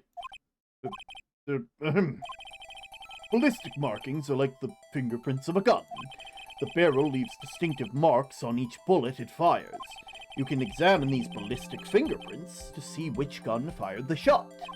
It's quite accurate. Indeed. This leads to one inevitable conclusion. The bullet found in the victim's heart was without a doubt fired from this pistol. The pistol, which, as you may recall, was covered in the defendant's own fingerprints. Order! Order! This is bad. This makes it look like Edgeworth did it. Well, Judge, I'll say it's almost decisive, yes. Honestly, I could declare a verdict at this point. However... You wish to hear the witness speak, no doubt. Very well. As somewhat fatigued, and so I will take a brief break. I'll call my witness after the recess, which will last 10 minutes. Judge? Yes? What are you doing? A 10-minute recess. Now! But wait, Just bang your flimsy gavel and get it on with it, man! Yes? The court will take a 10-minute recess. Who's running this court anyway? I think you know who.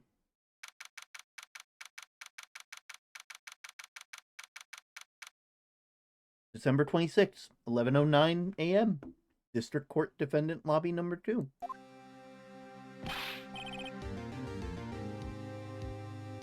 Edgeworth, what's going on here? Your fingerprints were on the murder weapon! And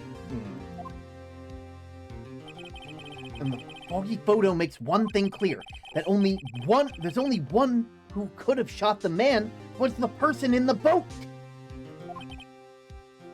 True. Was it you in the boat? Yes, it was me. What? But you must believe me, I didn't shoot him. Then who did? I don't know. You don't know? Weren't you right there? I heard a gunshot from very close by. Then the other man fell from the boat. Can't say why, but thought at the time that he had shot himself. You mean it was suicide? That's the only explanation I can come up with. How am I going to convince anyone of that? Say, Maya? Huh? What? Any progress with Mia? Oh, sorry, it's no good. I know. I'm not good for anything, am I, Nick? If I can't call my sister, I might as well not be here, right? No, I need you here. I need you here. I can see you're always trying to help out. Even if you don't actually help, it's the thought that counts, right? It's okay, Nick. You don't have to make me feel better. I don't know anything about trials or defense. More, I'm a spirit medium who can't even contact spirits. Everyone has their off days. I mean, I've just been getting lucky lately. But you never know when my luck's gonna run out. Really? Whoa. Right. Don't jinx this case any more than it already is. It's bad for my heart. Oh, sorry. Oops. Oof. Court is back in session. Mr. Von Karma, call your witness. Yes. Will Miss Lotta Hart take the stand?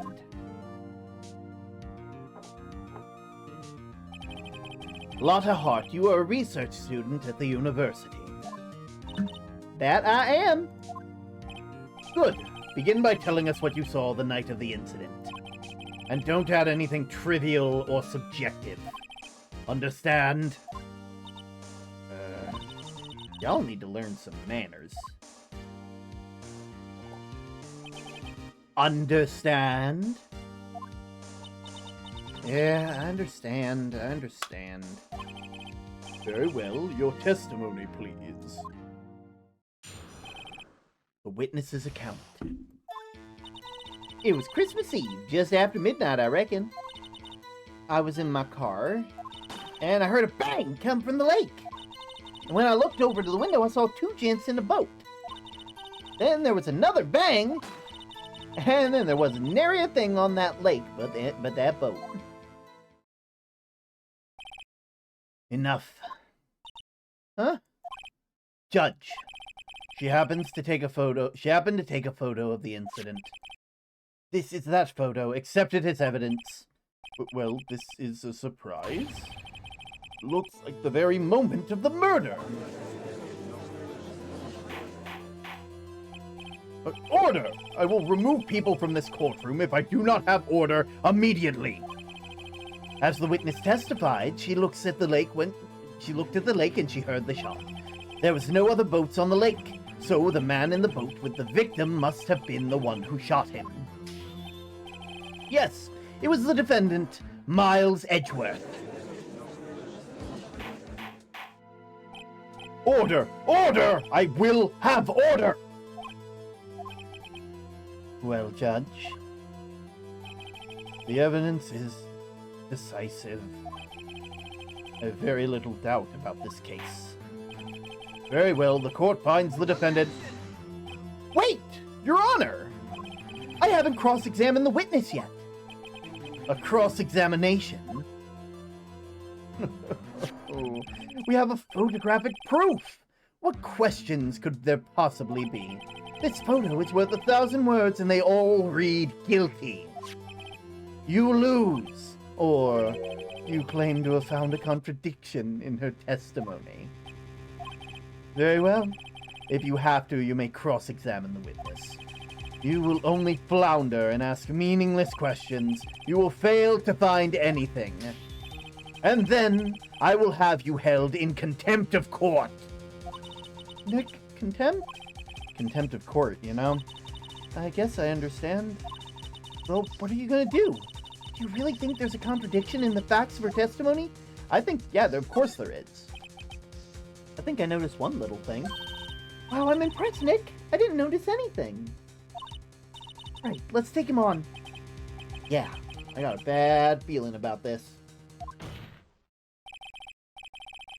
I understand. And I'll cross-examine the witness.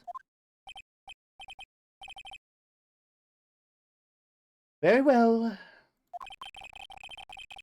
I pray for your sake this isn't a waste of time. The witness's account. It was Christmas Eve. Just after midnight, I reckon. Let me...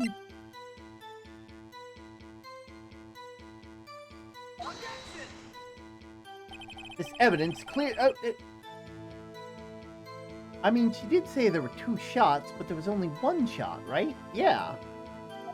But the thing is, the gun has been shot 3 times. Oh, exactly, it's stated. No, they are. They said it was Christmas Eve, just after midnight. That's not Christmas Eve, first of all.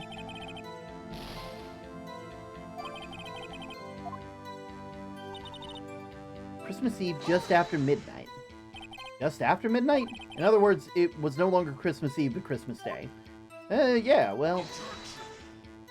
I know you want to find contradictions, but really... hope your next contradiction's a little more relevant.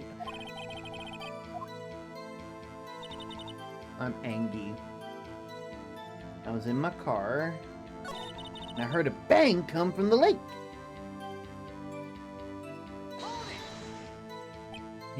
So you weren't looking at the lake? Nope. I looked after I heard the noise. You said that already. I asked you to find contradictions, not leisurely chat with the witness. And I looked out, I saw 2 gents on a boat. Could you clearly see the 2 men? Just look at the picture. Clear enough for you. Uh-oh. Now press further. Wait a second. I wasn't asking you about the photo. I was asking if you saw the 2 men. Yeah, well, of course. The witnesses testified that they saw them. There's also a photo. You'd best look elsewhere for your precious contradictions. He jumps in quick. He's hiding something. Were you watching the very moment the shot rang out? Well, yeah, sure. You're asking meaningless questions. Meaningless! Contradictions, Mr. Wright, not meaningless babble. Von Karma, I think I hate you. He's trying to keep me from talking to the witness. To what end?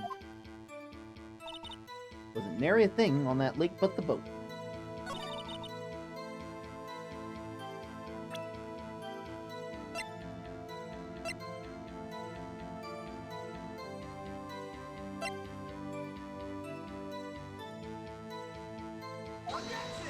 I'm sorry, is that not right?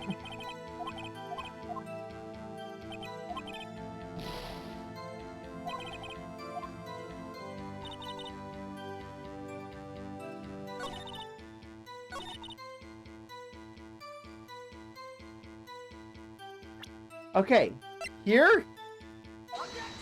What do you mean? What do you mean?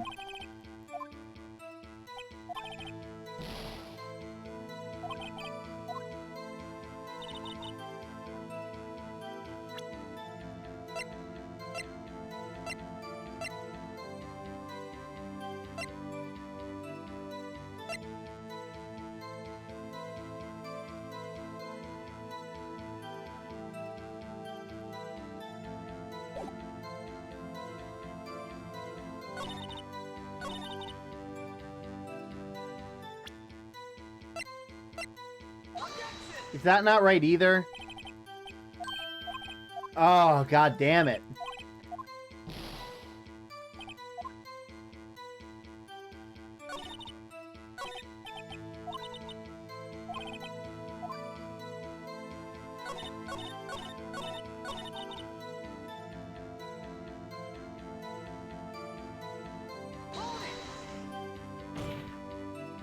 You sure about that?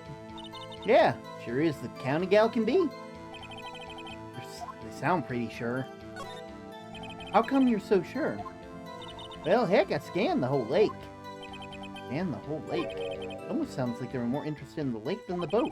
Miss Hart, you... Mr. Wright, the witness has answered your question in full. No need for further questions. Objection sustained. That's what I'm... Sustained! Yes, of course. Oh, great. What am I supposed to do now? There weren't any contradictions.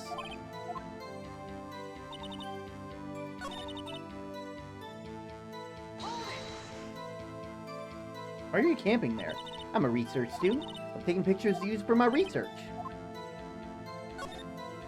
Miss Hart, could you be more specific? What does the witness's motive in camping by the lake have to do with the case? The answer is nothing. I object to this line of questioning. Objection sustained. Wait, no, I'm the one who says that. Well, then say it already. Objection sustained. Thanks for nothing, Your Honor. Enough! I think we've heard all we need to hear, Mr. Wright.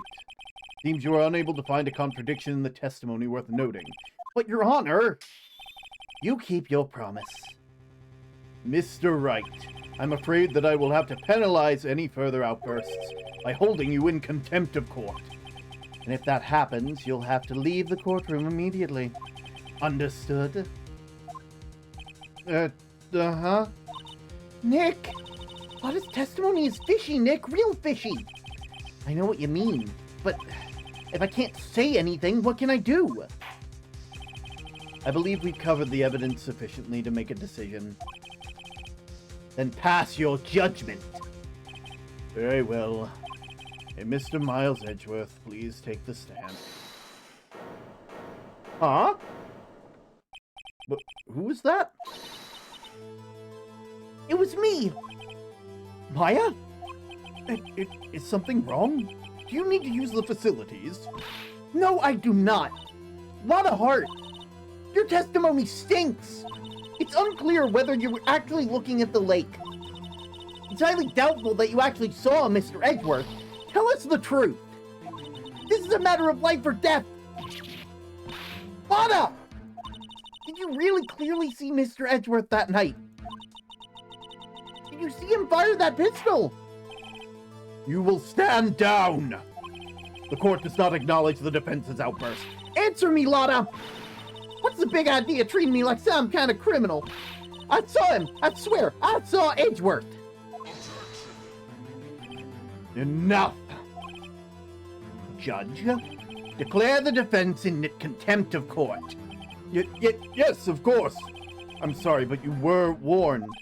Guards, escort Mr. Wright out of the courtroom. He's in contempt of court and must leave. No! No!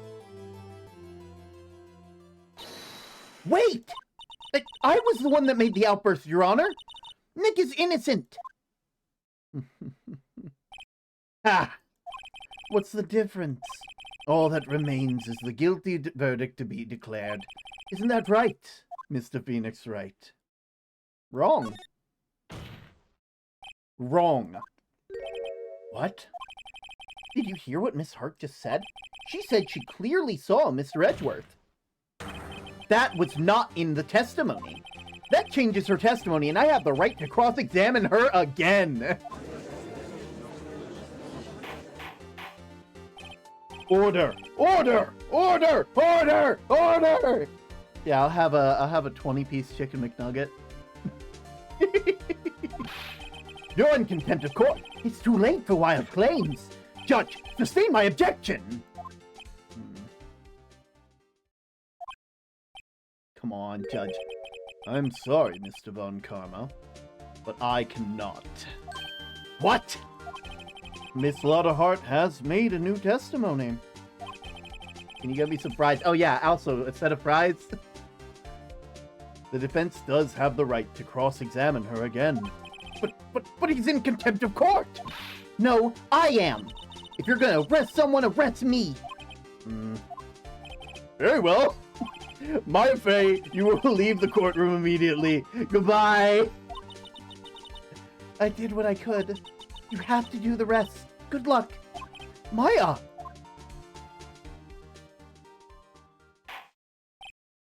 I care not for melodrama. Listen well, Mr. Wright. I do not tolerate badgering of my witness. I'm running out of time. You better find some contradiction in there or else. Mr. Wright, begin your cross-examination. Bye-bye, girly pop. I saw it clear as day. The man on the boat was Edgeworth.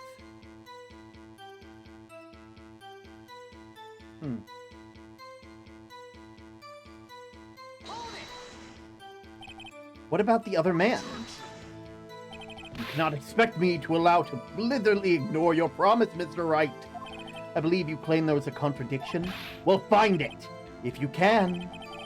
No, wait! No, that's not fair, you fucking asshole! Oh, god damn it. That's some goddamn bullshit right there. I'm sorry, Edgeworth.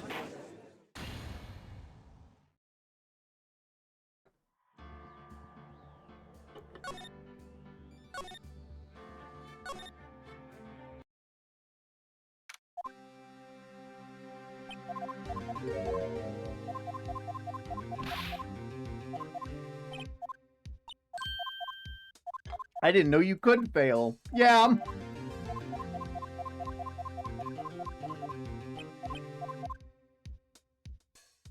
We got to speed run through this trial. Yeah, whatever. I'm Von Karma, I'm the judge, and I'm listening to Von Karma completely. I don't think anybody here is real. Hey man, I'm Gumshoe.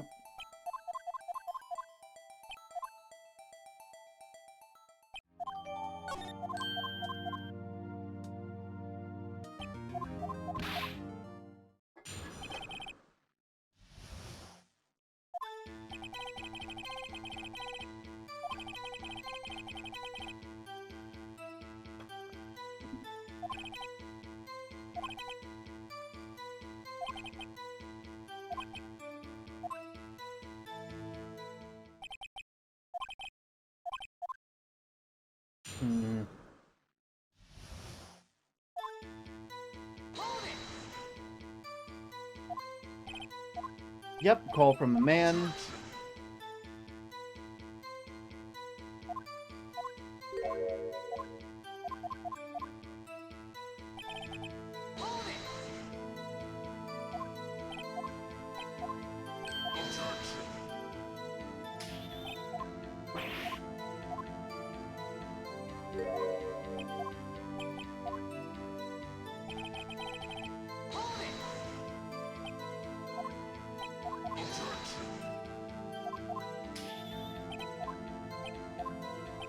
There we go.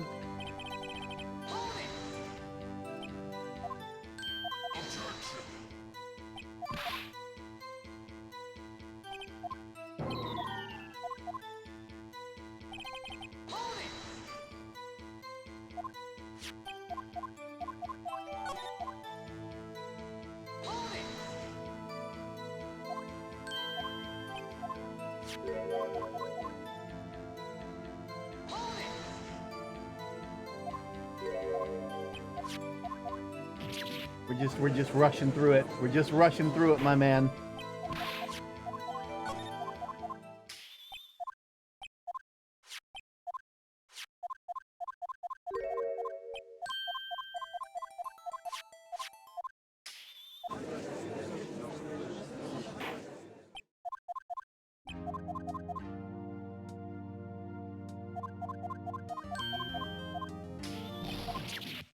That trial went by in a flash. I know, right? It's almost like the first part of the trial was just to give us a shit ton of evidence.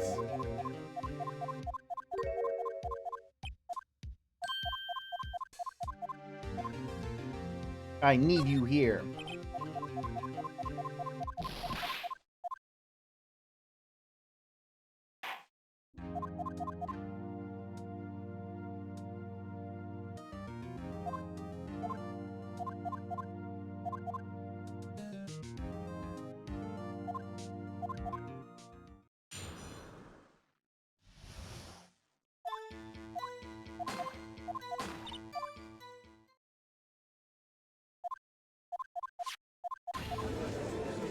Ah! Oh my god! There's photo evidence! I'm not going to let you badger my witness. You're the one who's not letting me badger them. That's what I said. I'm in the pocket of Von Karma. Whose pocket are you in? My pocket. I keep him in there. As a little trinket.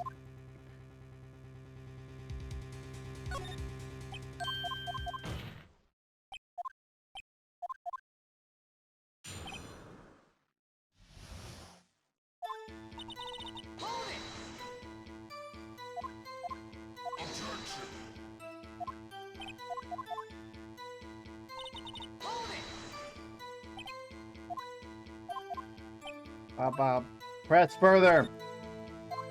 He's on my keychain.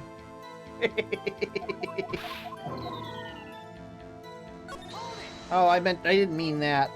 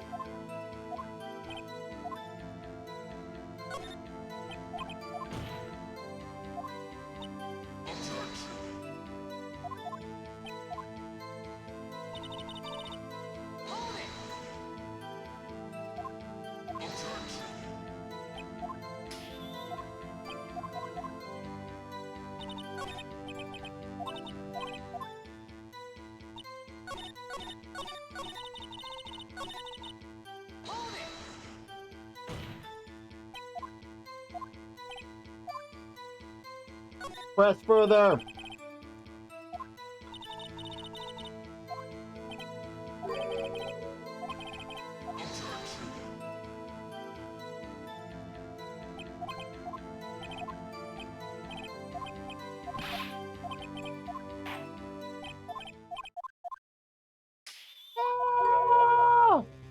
Oh no, we're gonna lose the trial. No, in contempt. I think your testimony stinks, Lotl. Also, I can barely understand you. The contempt of court. I'm in contempt of court. You're in contempt of court.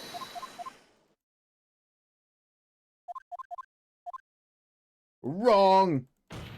You're wrong. I'm what? No, my name's Von Karma. You're wrong.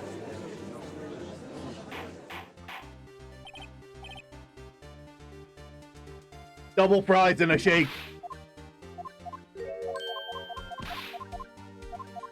Go to jail.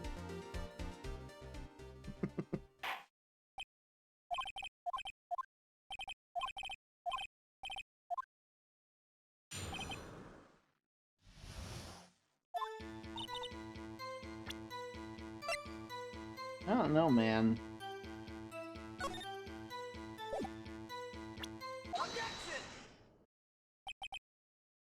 Got you. Got you, Mrs. Hart.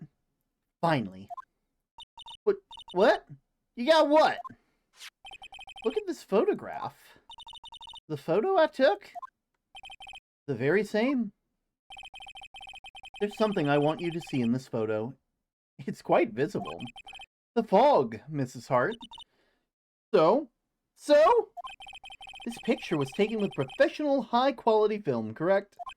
Not yet even it could not capture the faces of the men on the boat. Yet you claim you saw Edgeworth? How? Wait, what?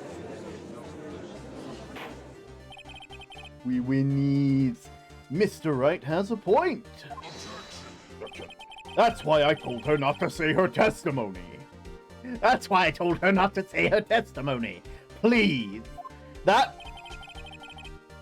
Yet now she has said it, Von Karma. How could you possibly see Edgeworth? Explain yourself. Mrs. Hart, What? could you see the defendant that night? Of course. I said I could. I meant I could. Then please testify as to the circumstances of your sighting. I did it. I finally found a hole in Von Karma's carefully vague testimony. How Edgeworth was seen. You're right. It was a cold night and the fog was thick as grits. So once I was finished setting up my camera, I got back in my car. Still, I brought my binoculars with me. And then I heard the noise from out in the lake. I took a look with my binoculars. See? No problem. Use binoculars. Very well, you may begin your cross-examination. This one's better be good.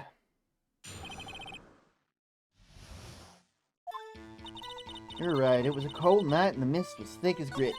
So, once I finished setting up my camera, I got back in the car. Still, I brought my binoculars with me. Then I heard the noise out on the lake. I looked with my binoculars. I don't care how many Von Karmic objections I get.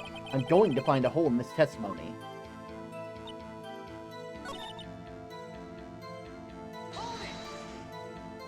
Your camera? Yeah, it's got an automatic. The issue we are concerned here is with Miss Hart seeing Mr. Edgeworth. The camera has nothing to do with this at all. Objection sustained. He's not letting her answer any of my questions. Brought my binoculars with me. Binoculars? Yeah, binoculars. Yesterday you mentioned that you were out looking for shooting stars, correct? Well, yeah. Wouldn't you need a telescope, not binoculars, for that? I've got doubts about your camera, too. Was it really there to take pictures of a meteor shower? The camera is irrelevant to the case. You can't say that for certain. Mr. Wright, is the camera really relevant to the case? If you believe it is, you may continue with this line of questioning. But know this. If you find nothing with this, then there will be consequences.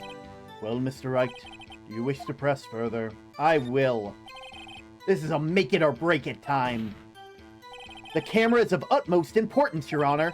It is perhaps the key to the entire case. Therefore, I will continue my line of questioning. Well, maybe I went a little overboard there. Very well. Miss Hart, you will testify to the court about your camera. Yeah, I hear ya. The camera was set up to take pictures of a meteor shower.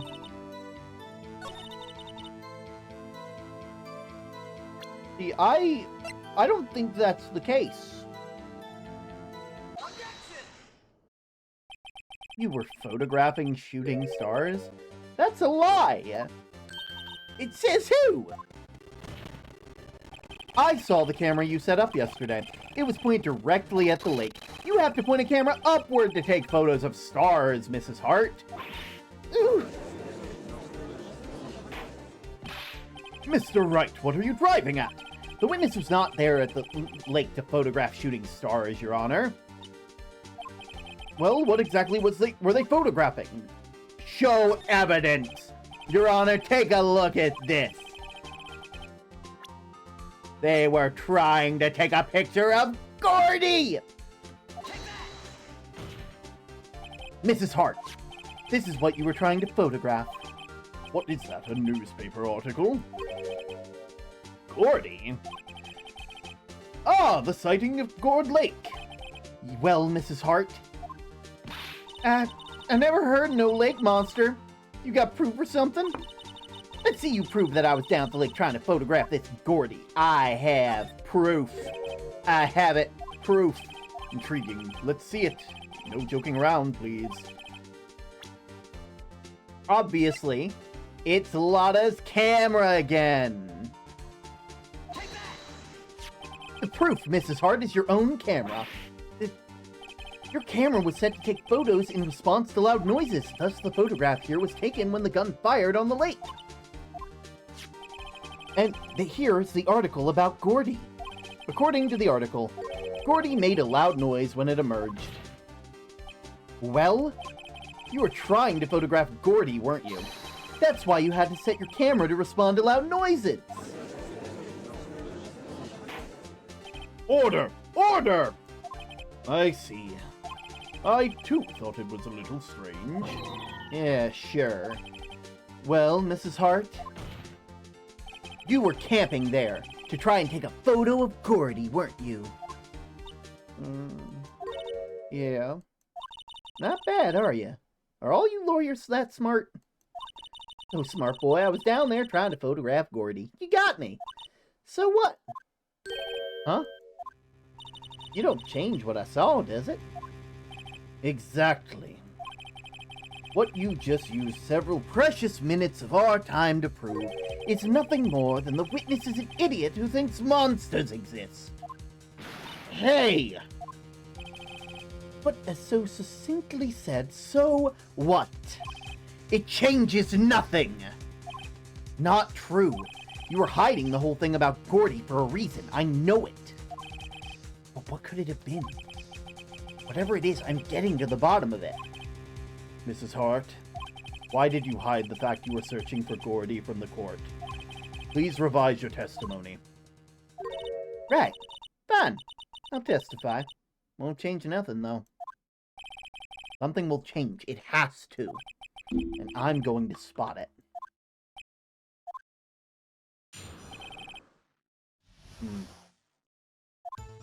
Actually, I'm not a research student at a university. I'm an investigative photographer. Imagine what a scoop I'd be if I got a picture of that monster. That's why I went camping out by the lake. But that's all I was hiding. When I heard the bang, I looked right straight at that lake. There wasn't much else to look at, so I just watched the boat the whole time. Then I saw a flash near one of the man's hands, and I heard another gunshot. I was looking right at the boat the whole time. Crossed my heart and hoped to fry.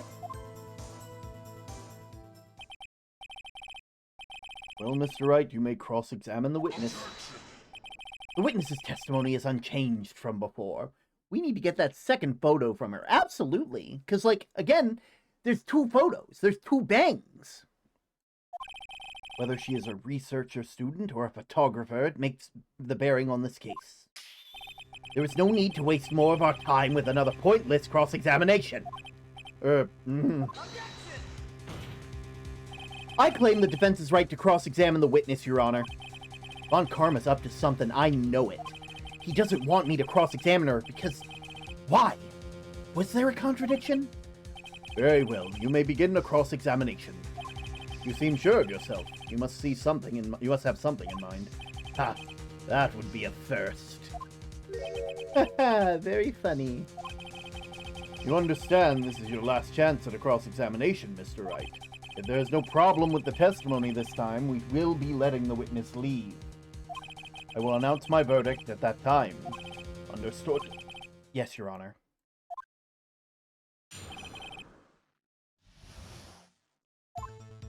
Actually, I'm not a research student at the university. I'm an investigative photographer. Imagine what a scoop it'd be if I got a picture of that monster. That's why I was camping out by the lake. But that was all I was hiding. When I heard the bang, I looked straight out at the lake.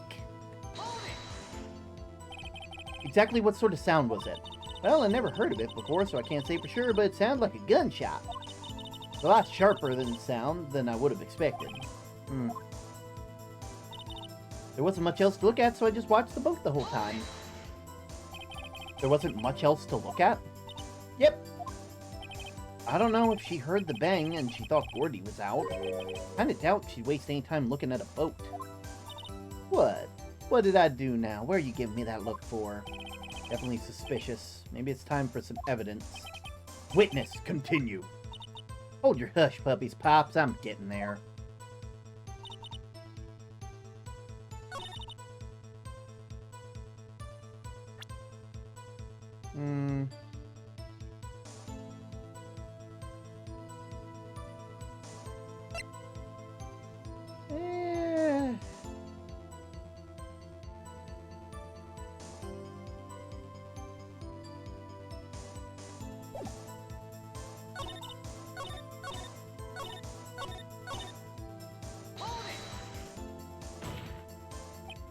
Manner of person are you? I'm highfalutin enough to call you a manner of anything.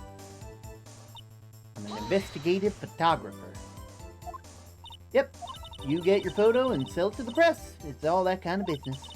And hey, I was taking pictures of my sister's graduation last year. And guess what? What? There was a UFO just hanging up there in the sky. A UFO? You know, an unidentified flying object. A UFO. That's when I had some sort of revelation. I knew I should become an investigative photographer. I see. Kind of a shaky basis to base your career on.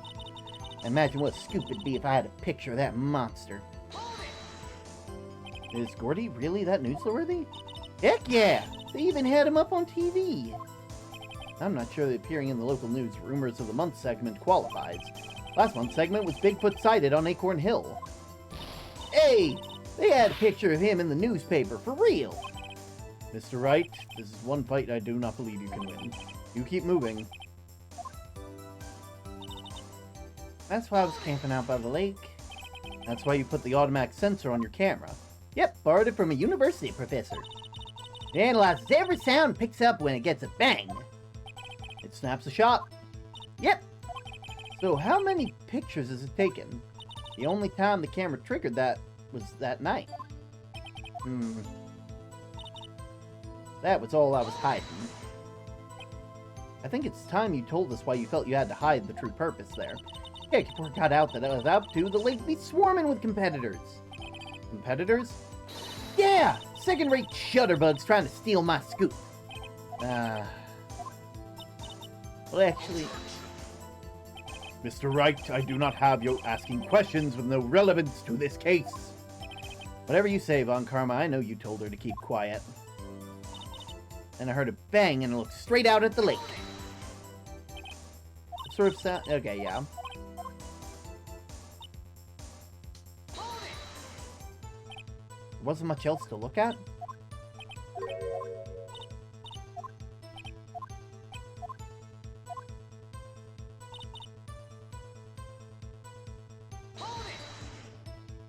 Was there nothing else but the boat on the lake?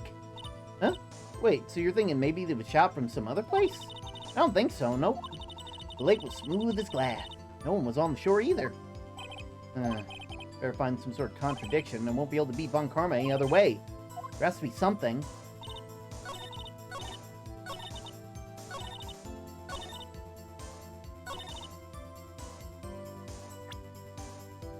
Wasn't much else to look at.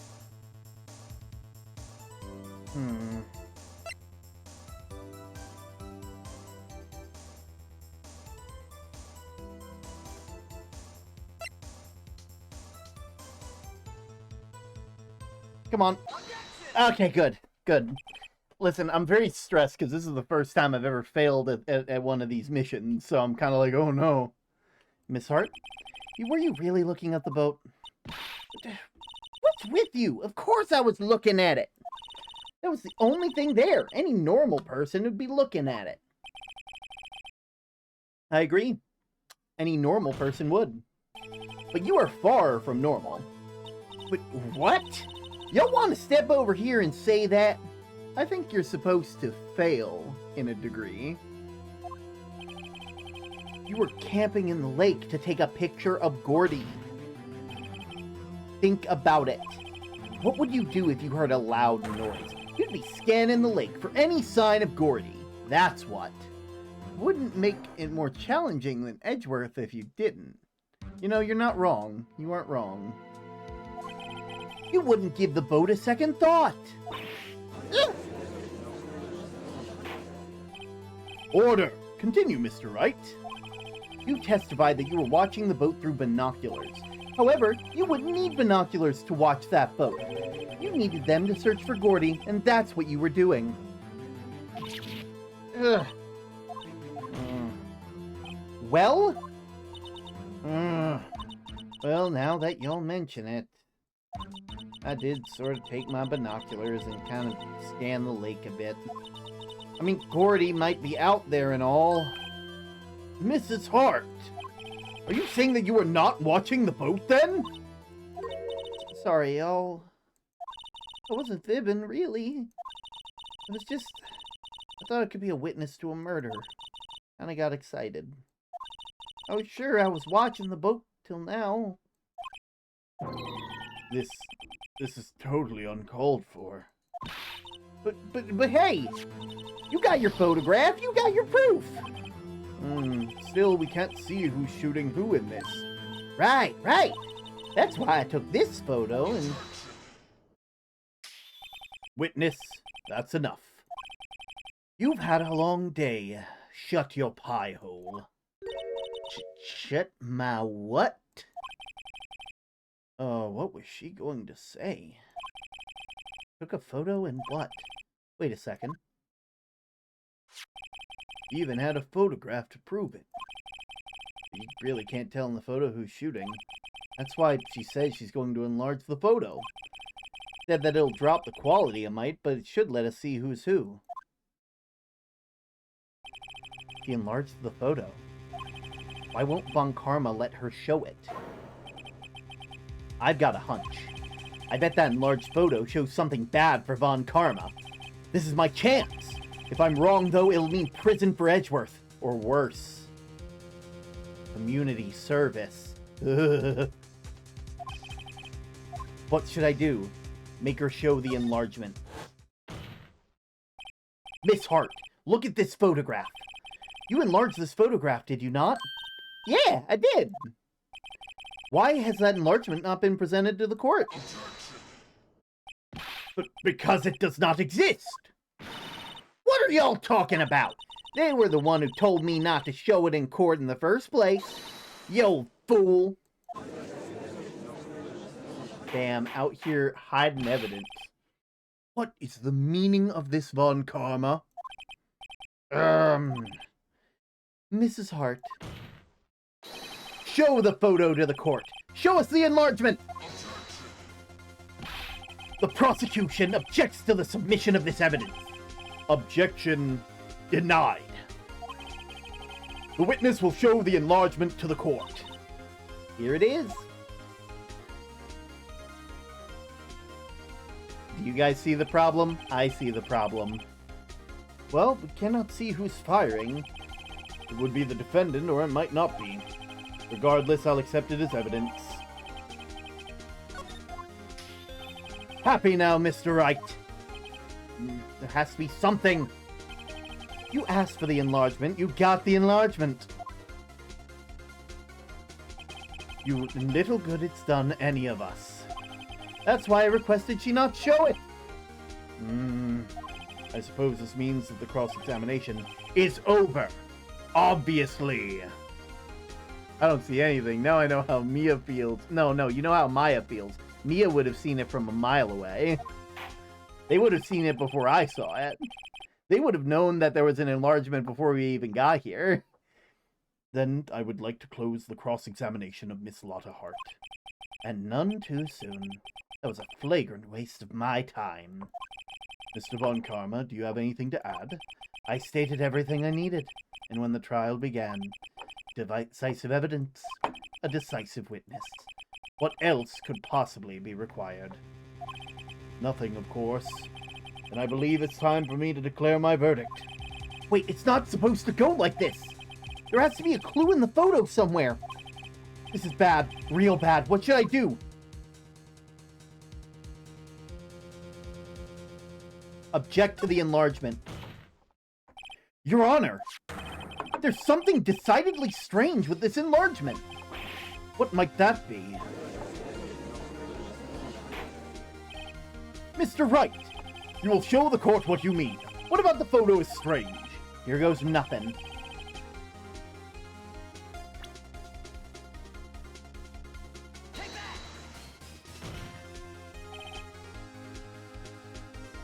It's a mother. Here, Your Honor. The shooter? I'm not sure I understand. What about the shooter is strange? Look at the hand holding the pistol, Your Honor. The hand? The hand directly contradicts another piece of evidence. This man's left hand does what? Let me show you. I'll show you evidence that the left hand contradicts. Murder weapon, .22 caliber pistol, fired 3 times, bears prints from Edgeworth's right hand. That's a left hand, Your Honor. The evidence is clear. The man in this photograph is holding the pistol in his left hand. However, the prints on the murder weapon were from Edgeworth's right hand. Ergo, the man shooting the pistol in this photograph is not Mr. Edgeworth. Oh my god!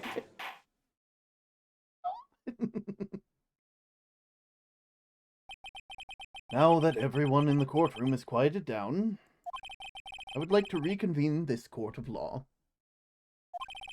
Mr. Wright. Yes, Your Honor? You have given us definitive proof today. We know now that it was not Mr. Edgeworth who fired that pistol that night. However, that leaves us with a rather large problem. If Mr. Edgeworth didn't do it, then who shot the victim? Precisely. As we've seen, there were no other people on the lake that night. Who but the defendant could have shot the victim? The victim himself. There's only one explanation. The man who shot the victim was none other than the victim himself. Order! Order! I just had an order! So you're saying that the victim committed suicide? Yes, Your Honor. I can think of no other explanation. Indeed, that does seem to be the only remaining option. I'm so very, very sorry, Mr. Wright, but suicide is out of the question. What? An examination of the victim's wounds reveals the distance at which he was shot. The distance? The victim was clearly shot from further than a meter away. A meter? That's 3 feet! There's no way it could have been suicide. Order! Order! Mr. Von Karma, are you sure of the accuracy of your data? Of course, I already had considered there's a possibility of suicide, you see. Robert's autopsy report, sometime on the 24th or 25th, shot from approximately a meter away. I see. Very well. Allow me to state my opinion. Considering the situation, the shooter had to be the defendant, Mr. Edgeworth. However, the prints on the gun reveal that the shooter was not Mr. Edgeworth. This is a conundrum. Therefore, I would like to suspend proceedings for the trial for today, and the court orders the defense and prosecution to further investigate this matter. Understood. Yes, Your Honor.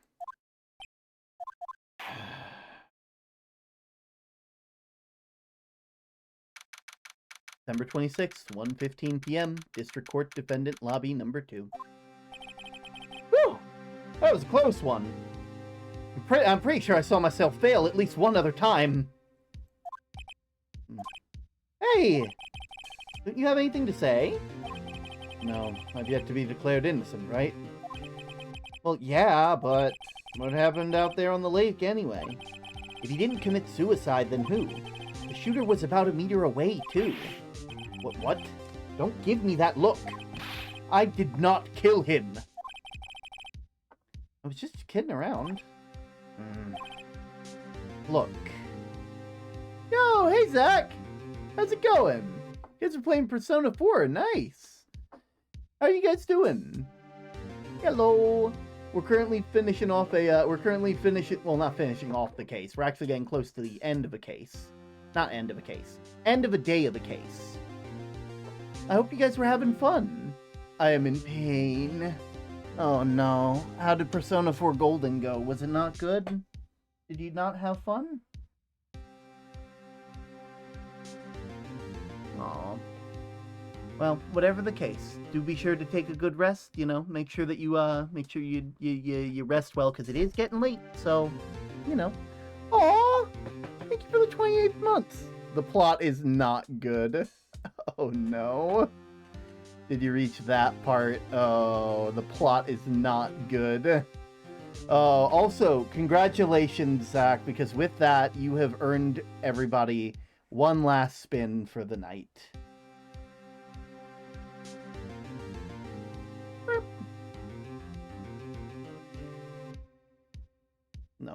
No. Praise, please, please.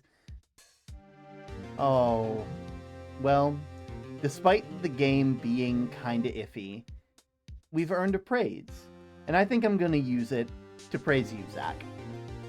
I have not been able to play with you in a pretty fair bit. I know we've kinda, our social circles have kinda been out of sync, and as such we haven't been able to interact as much.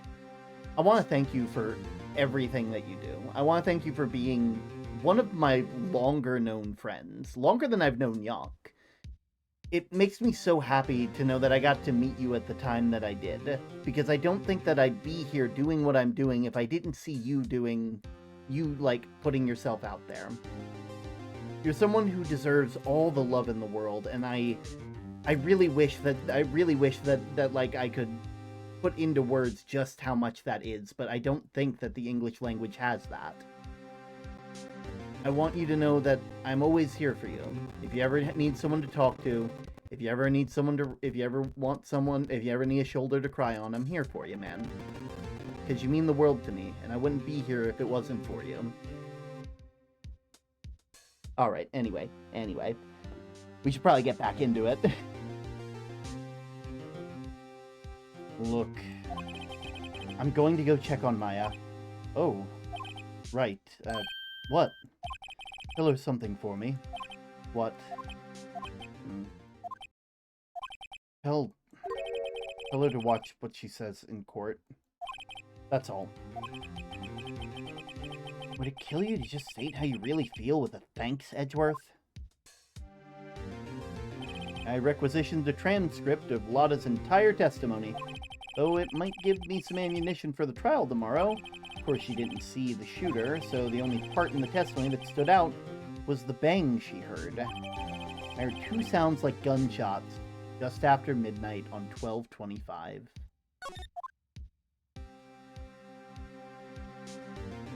And that's that. Now, usually, this would be around the time that we would say, hey, let's go ahead and take a break. And unfortunately, I think that might be the case either way. But I'm going to give you guys another chance to extend it by a tiny bit. I should have saved. Wait. I should have saved. I didn't save. Wait. Maya! Hey, Nick, it's you! I'm glad Mr. Edgeworth made it out through the day okay. It's a relief. Hey, why did you do that anyway? I don't know. I don't think I can stop now because I don't know how to save. Oh no, term. Oh no. Oh no. I can't die now. If I die, I'm gonna go all the way back to the beginning. I just knew I had to do something. Ah! This isn't... Ah! God damn it! It's gonna happen at some point. Oh my word. Are the saves daily? I've only ever seen them give me the ability to save, at like those points. I've never been able to save in between. Is there a save place I can go? I know I'm not a lawyer like my sister was. I'm sorry. Well, you did save the trial.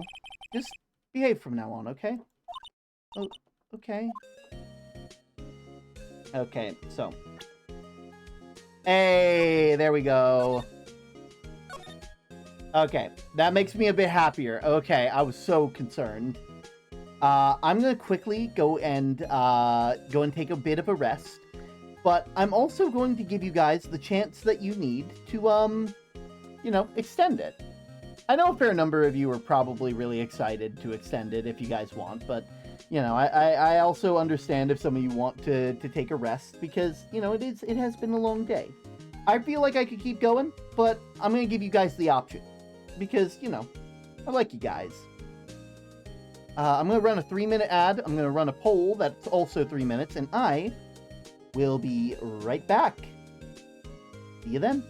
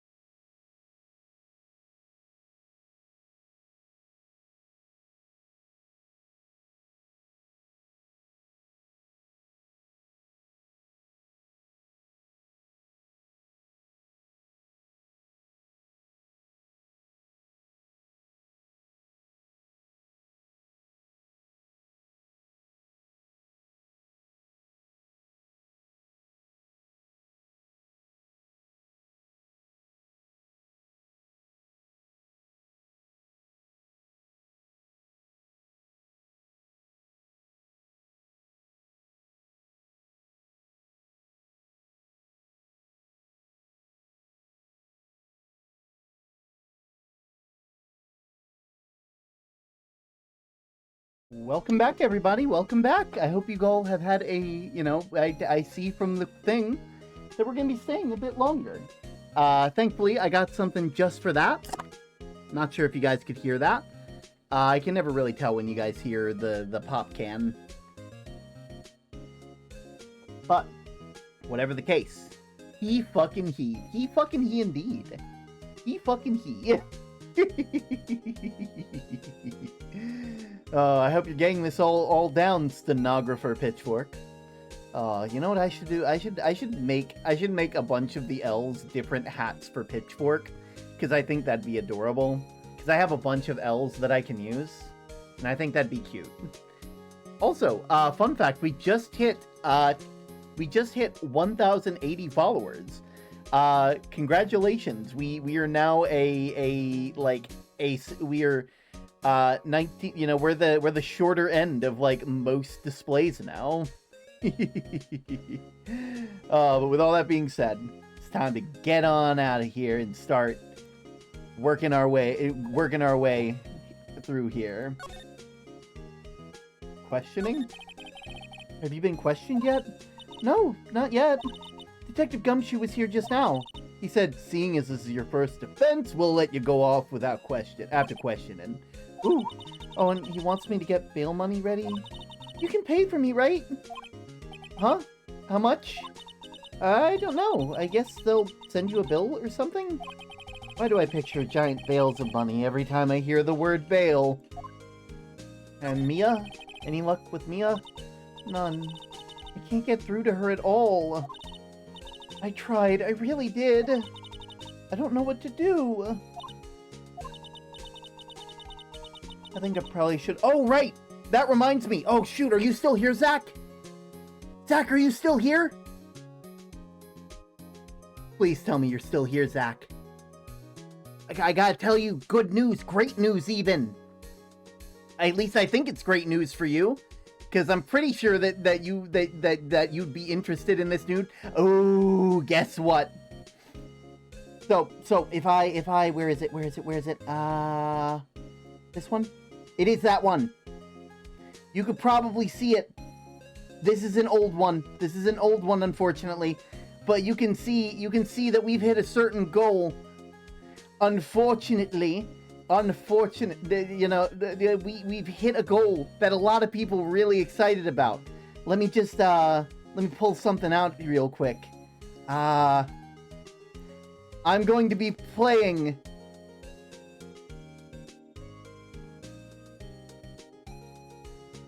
One sec. This is a very big PNG, Jesus. Give me a second. I'm going to be playing the critically acclaimed MMORPG Final Fantasy XIV with expanded free trial, in which you can play through the entirety of A Realm Reborn, and the award-winning Heavensward expansion, and also the award-winning Stormblood expansion, up to level 70 for free with no restrictions on playtime.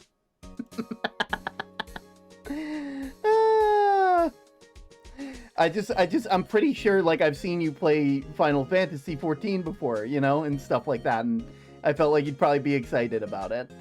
Oh, it's like Newt really wanted me to put it on the thing, because I'm like, oh, dang, I'm running out of shit to put on here.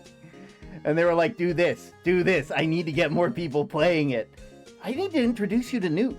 I need to introduce you to a lot of people, actually. There's like a whole... I'm in like an Axolotl VTuber group. There's so much. We gotta catch up, man. We gotta get in VC. Like, at some point. If you switch a couple bits around, it turns into FIFA? Very, very excited. Very excited indeed. Oh, and there's L. Hi, Zach. Oh. Okay, where was I? Probably shouldn't have stopped my training. She sounds like she really did her best. I should check and see if there are any waterfalls. I wonder if I'll ever see my sister again. Alright, I need to send you a screenshot. I forgot. I've been here the whole time. Okay, Sam Reich. I've been watching a Lotl get stuck in a plant, though. Aww. Actually, are they still live, El? If they're still live, but when I end stream, like, I might raid that specific channel, because that seems like a really cool channel. No. Hey,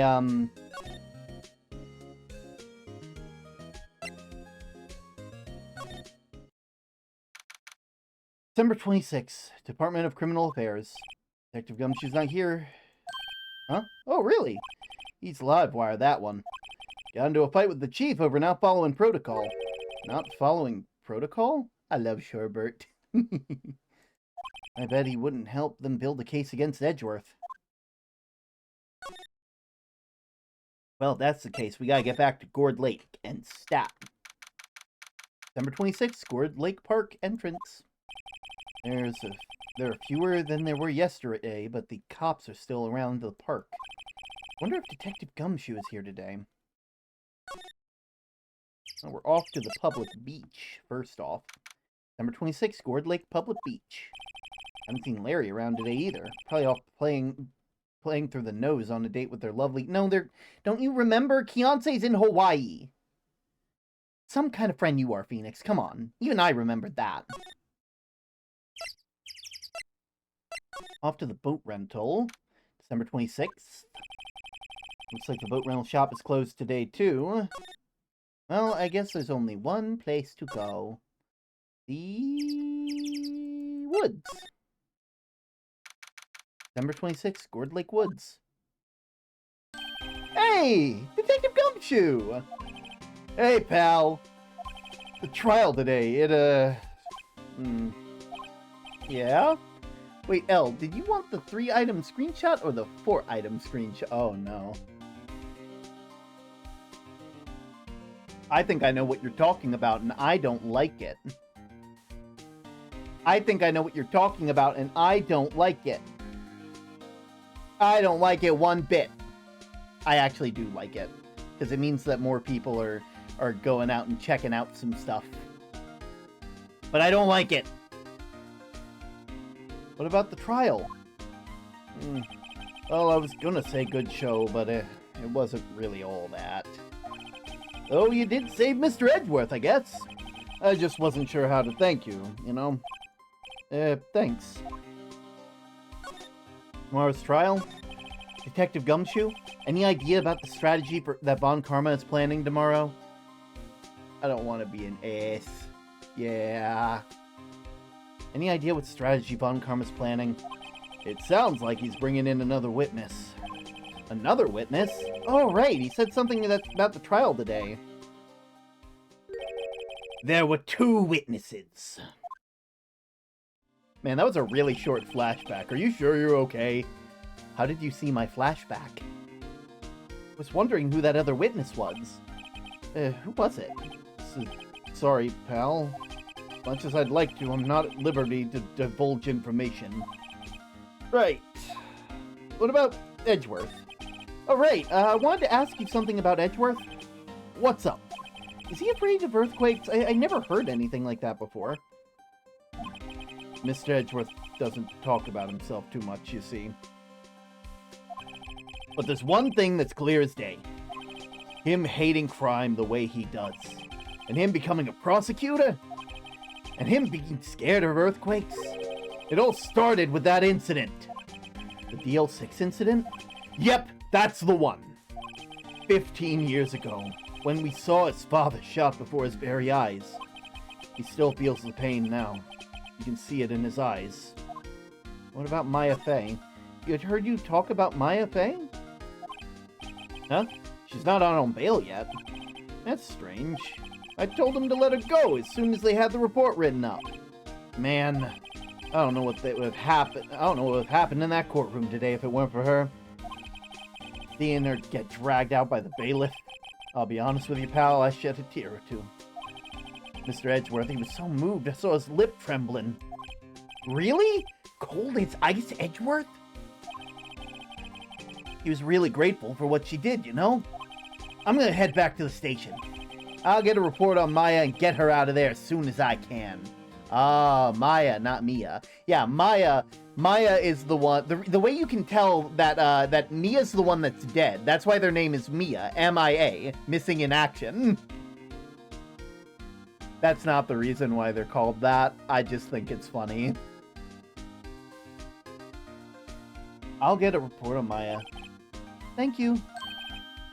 What? I'm not wrong.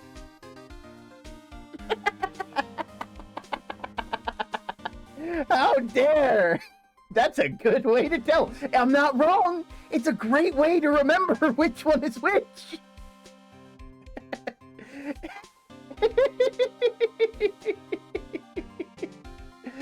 Oh, God. Oh, wait. I was wondering, how much is bail going to be? Don't worry about that. Mr. Edgeworth is posting the whole amount. You got it wrong anyways. It would have been KIA or DIA.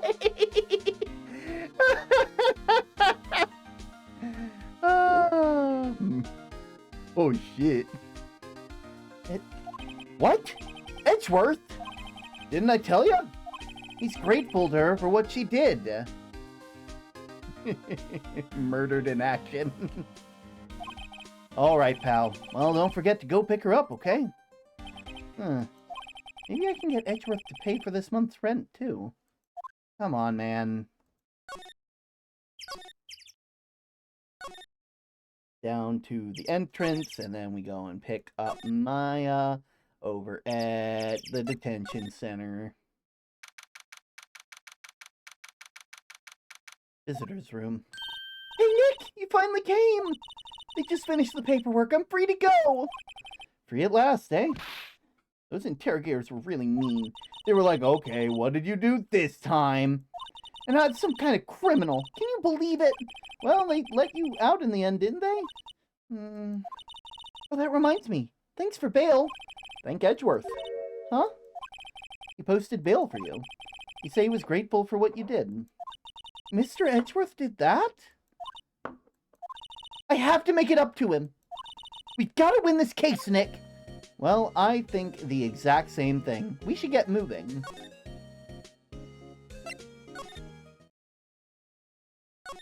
Now that we have you, we can head off to the Gourd Lake entrance. Oh, no, you got it. Let me go and check.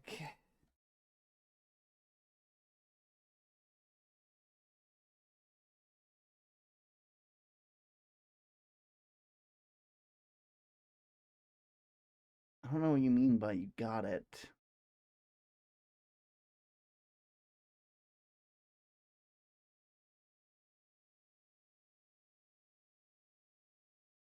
Mild spoken suit. He got it from goddamn Pegasus from fucking Yu-Gi-Oh! Ah, okay, that's what you meant. That's what you meant. I got concerned for a second there. Also, you're not wrong. Like, now that I'm thinking about it, it really is just Pegasus. One sec. Let me pull up something real quick.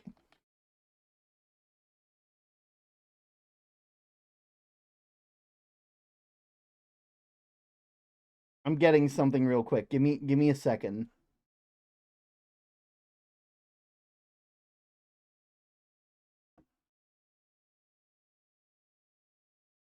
I will save image as downloads, and then there is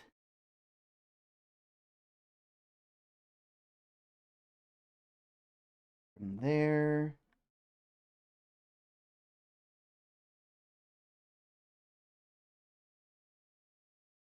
I can kind of see it.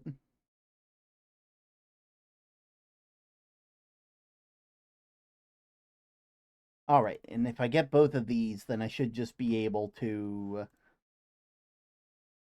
Right there. And...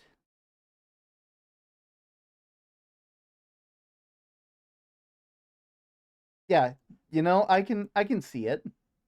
I can see it, you know? They do kind of look like they shop at the same place.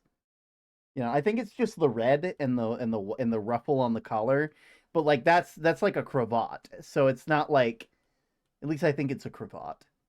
So like I think it's different. You know, they got like a bow thing sort of going on. Anyway. Depends on the episode, but I'm not wrong. Stupid fucking suit. It depends. I would say he needs a class and fashion, but I'd wear that too. Honestly, Edgeworth knows what they could be they were roommates. Oh my god, they were roommates. Oh my word. Oh my word. Okay. They're probably back at the precinct working on a case against Edgeworth. Mm-hmm.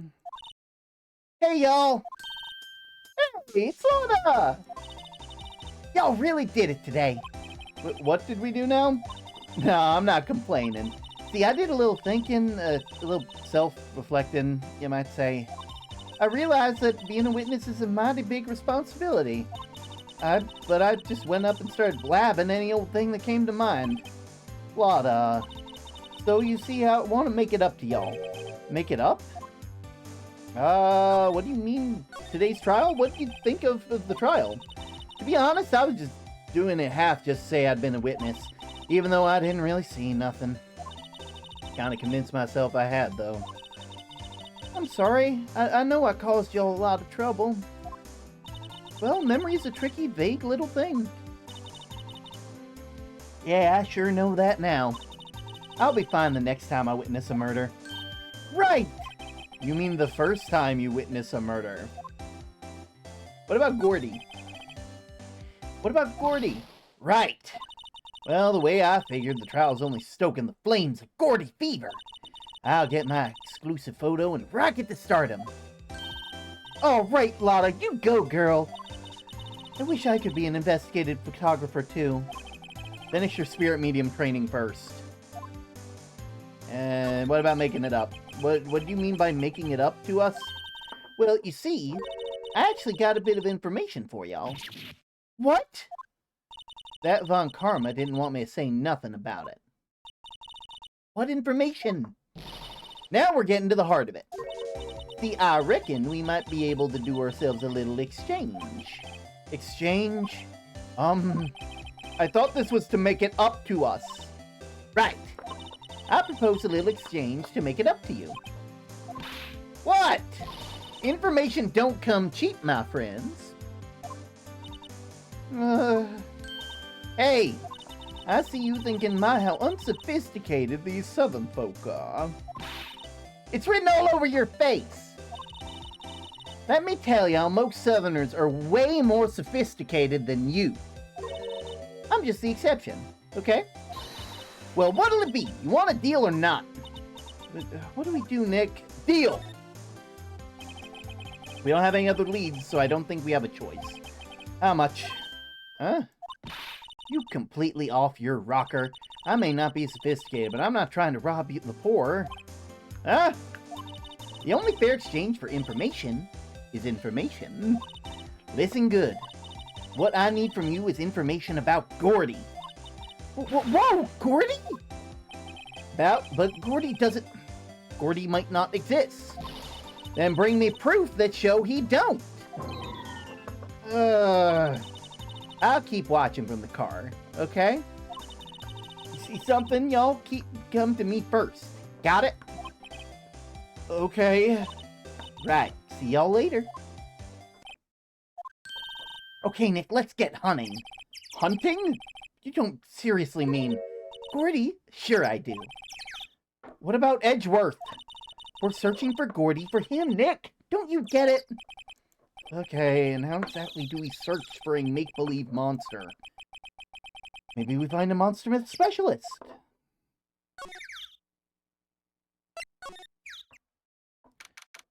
Hey! I remember you. What's that? The Steel Samurai, Nick! Yo, Maya! Larry, what the heck is that? Oh, it's my girl Keonce's idea. She was all, if you like, put this here, and it would be really cool. Dude, she gave it to me along with the banner. Wow. That's real impressive that she could find those for you. Well, she knows a lot of people. And that show's finished now, so she got them for free. Right. Alright, Edgeworth. Yo, Nick! What happened to Edgy? Well, we made it through the first day of court, alright. I don't know how good our prospects are from here, though. Hey, Larry, did you know that Mr. Edgeworth's secret weakness? He's terrified of earthquakes. He acts like a little boy. That's weird. I don't think he was ever like that in school. No? Really? No, we were only in the same grade for a little bit. He transferred schools pretty quickly. Transferred? Right, when the DL6 incident happened. Doesn't look like Larry knows anything about it, though. And the big samurai? Hey, Larry, when did you get that big thing? Huh? Oh, the big guy. Yeah, we had that for about a month, yeah. It's a big hit with the kids. Why wasn't it here yesterday? Huh? Oh, right. The compressor was busted. Compressor? Yeah, that little unit next to the hot dog stand. That's why I used to put air into the Steel Samurai. It broke a little while ago, so I sent it for repair. Oh. Here I thought you inflated it by yourself. Okay, Hey, you know anything about Gordy? That's the guy that's selling my dogs faster than I can cook them. Do you think Gordy really exists? Nah, I think somebody probably saw something else and they just thought it was Gordy. But I'll keep selling samurai dogs until the truth's out. Fish! Can't be. Can't be. Impossible, even. Well...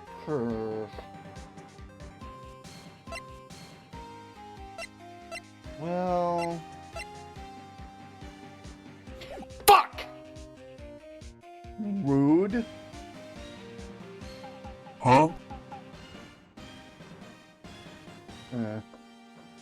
Well, there's not much to really do here. So, I guess we head off to the boat rental shop for now? Fish can't be lawyers. Fish.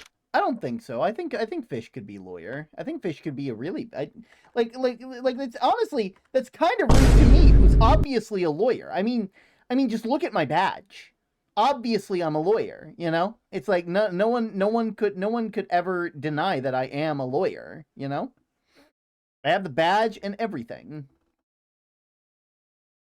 Also, December 26th, boat rental shop. It's always so quiet here.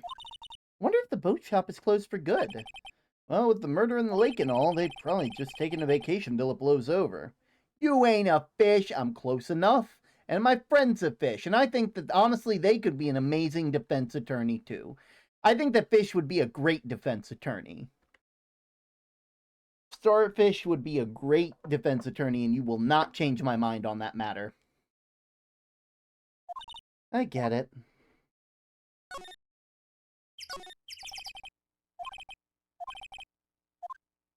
Oh, well.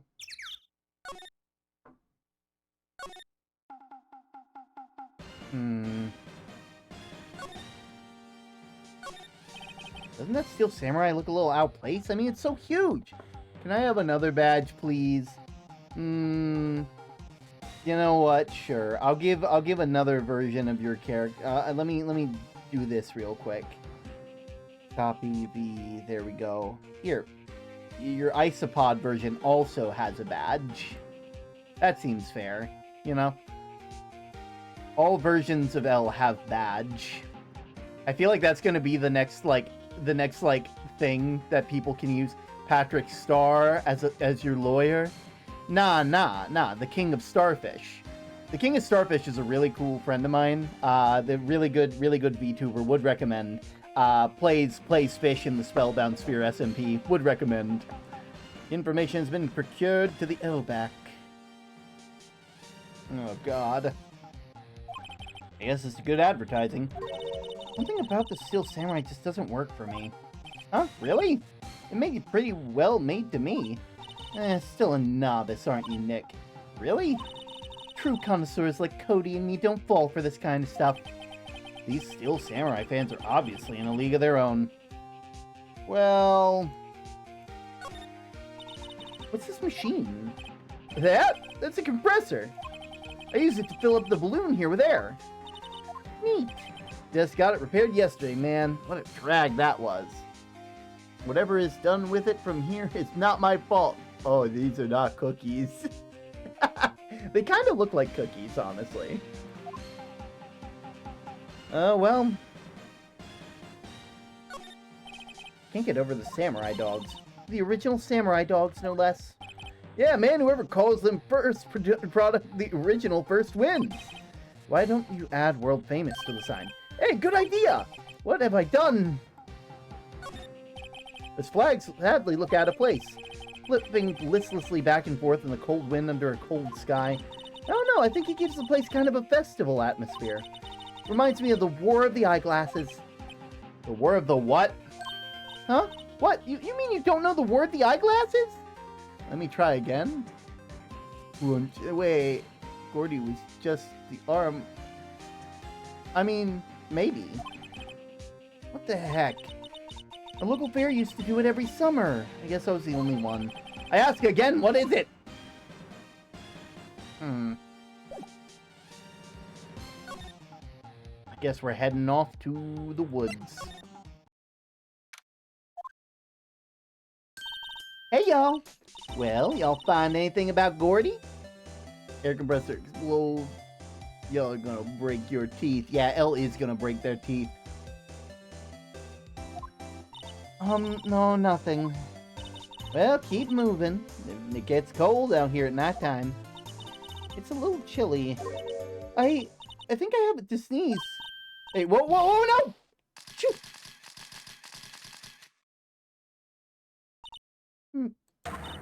I told you no sneezing! See, I set that camera to respond to things a little softer than a bang. It triggered one of Bon Karma's finger snaps now. Oh, I'm sorry. Yeah, well, sorry's nice, but what about my film? Nick, pay the lady.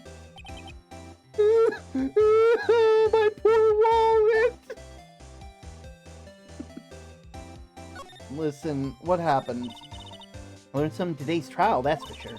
Testifying is serious business. That's why I decided not to talk about the case anymore. Huh? Whoa, didn't you say that you had information about the case? Tell us that at least. Like I said, I'll trade it for the dirt on Gordy. What about Gordy? What are you going to do if Gordy doesn't exist? Well, I'll quit being an investigative photographer. What? After all, I only have one photo to my name so far.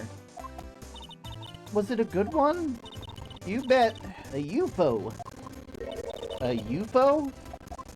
Anyway, if I can't get a career making photos this time around, then that's it. I'll quit and I'll go back to school. Huh? So you really are a university student? Yeah, well, I'm taking a break for a bit. Right. Okay. Trees grow quite thick here. Further back they fade into the shadows.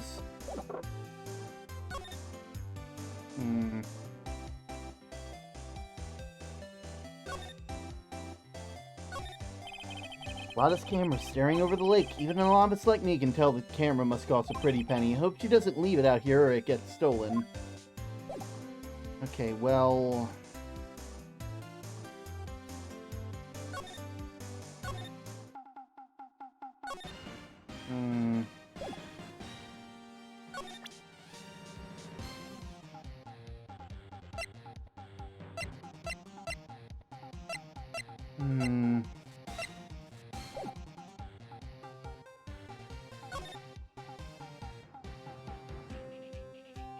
Ford Lake Woods.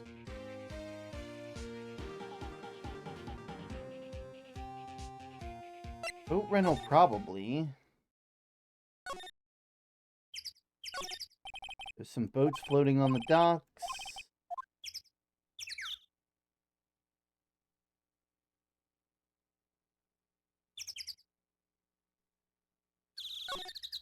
More forest that way.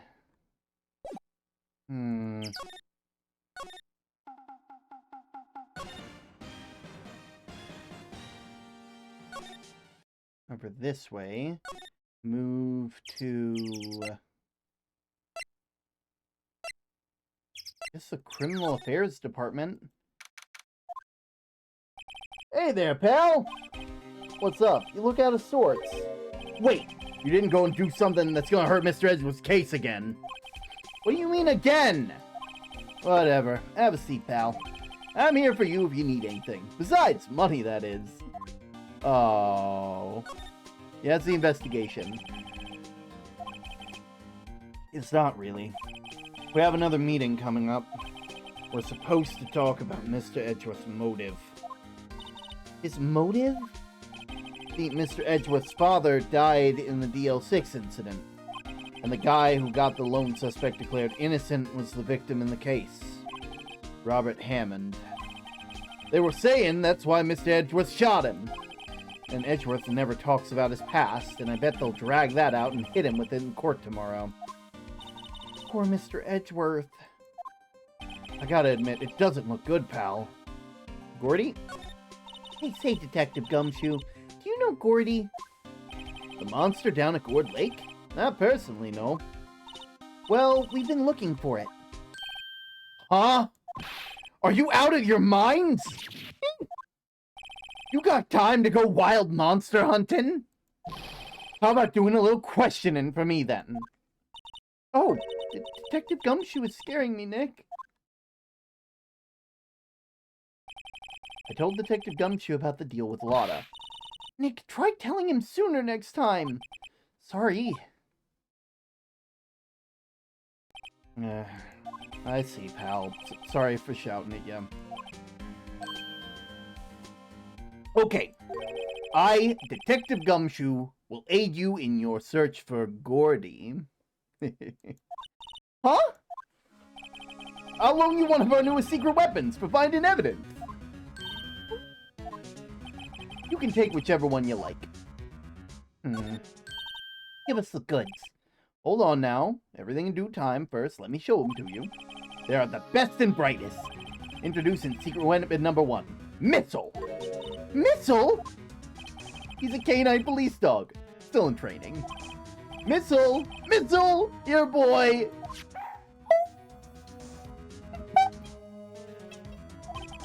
There he is. Hey, he's cute. Look, Nick, cute dog. A cute dog. And this will help us how? What? I think it speaks for themselves. Next is secret net weapon number 2. Fishing pole. Here, it's my own personal fishing pole. Detective Gumshoe, we're looking for a monster. Yeah. How are we supposed to catch a whole sea monster with a fishing pole? You never know till you try, pal! Okay, next to last one. No, please, I'm already overwhelmed by our choices. Secret weapon number 3. A metal detector. Here. Detective Gumshoe, we're looking for something alive. Right. How are we supposed to find with a metal detector? Hey, you never know. It might have been eating soda cans. Which will it be then? I can't make up my mind. Nick, they all seem so perfect. I can't make up my mind either, for the totally opposite reason. Oh well, I suppose it can't hurt to borrow one of them. He's so cute. Oh boy.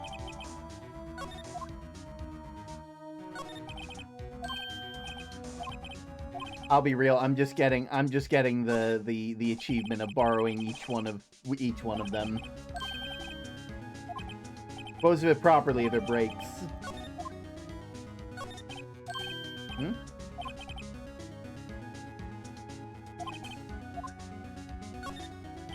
Can we borrow that metal detector? Sure thing, pal. I'm not sure what we're gonna find with this. Remember, you're hunting for a monster. Anything's possible. Anything. Alright, let's get a move on. Out to Gourd Lake we go.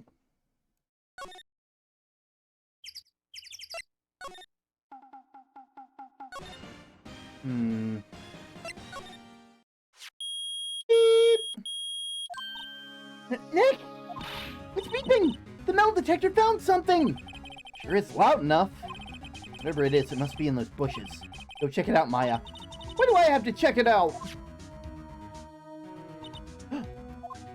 Nick?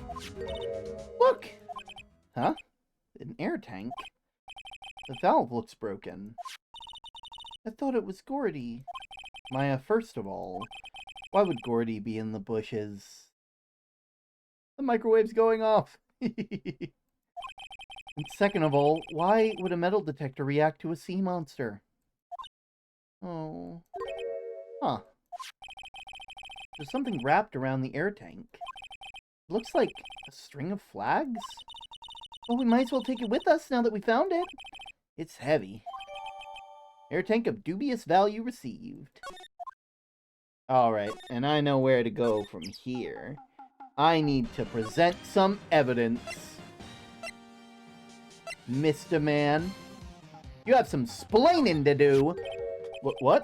An air tank? What about it? Larry, wanted to ask you about this tank. Is it yours? This air tank is yours? Why would I have a thing like that? Look at how there's a string of flags around the tank valve. Just like the string of flags around your steel samurai here. Must be a coincidence. There's a string of flags everywhere these days. Like elementary schools and used car dealerships. But look, why would I need a tank anyway? To inflate something? You used it to inflate that, didn't you? Did you inflate what? What else? That big puffy steel samurai? Now why would you go asking me a question like that? Looks like I hit the nail on the head. Right. Actually, see, the compressor I always used was on the fritz. And I tried using the tank to inflate it just once. And it didn't go so well. As I suspected. It didn't go so well? The eye twitch is crazy, I know, right? Yeah. Do you think you could be a little more specific? Come on. Look, it's embarrassing. I really don't want to talk about it. Tell us! Fine. Whatever. Like I said, the compressor was busted. So I took the tank and tried to fill the samurai up with that, and then... The valve busted wide open and made an incredible noise! And that tank there took off like a rocket! And it took my poor deflated steel samurai with it! What? Off into Gourd Lake? It sure scared me out of my gourd, that's for sure. Hey, flying air tank. So the tank and the steel samurai you were trying to fill up flew away? What happened next? Well, all that happened, it was on the 20th or so. 20th? A week ago. Now, as far as I could tell, the tank went flying out of the lake. So I went out every night in the boat to look for it. I mean, Fiance gave me the steel samurai after all. And when did you find it? Just the night before last. It flew away out there. It took me 4 whole days to find. The night before last. The night of the murder? Sorry for not telling you, Nick. Actually, I was here on the night of the murder. But you see, I went home before midnight. You didn't know what happened? Nope. That's too bad. It's not all bad. I mean, we've solved one mystery at least. A mystery? Maybe we should go and tell her.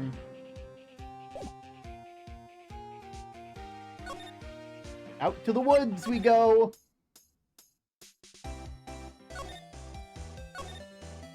Hey, I got info y'all need. Y'all got a scoop for Gordy for me yet? Gordy doesn't exist, I'm afraid. Lotta, there is no such thing as Gordy. What? How can y'all be so sure? Really, Nick? Y'all got some proof that they don't exist? The proof that Gordy doesn't exist is here. Of course I have proof. No lawyer worth his badge. Yeah, exactly. Tell him, Phoenix. No lawyer worth their badge would ever say they came in without evidence. No lawyer worth their salt. No lawyer worth nothing. Oh, shoot. Fuck. Well, now I feel like I'm in the hot seat right now. I promise, I am a lawyer. I can promise with certainty I'm a lawyer. You know, you can trust me. I'm a lawyer. You know, I'm a lawyer. That's my job. You got to trust me. It's all well and good. You know, you get it. You get it. Are you worth your salt, Arm? I'm worth every bit of salt there is. Oh God.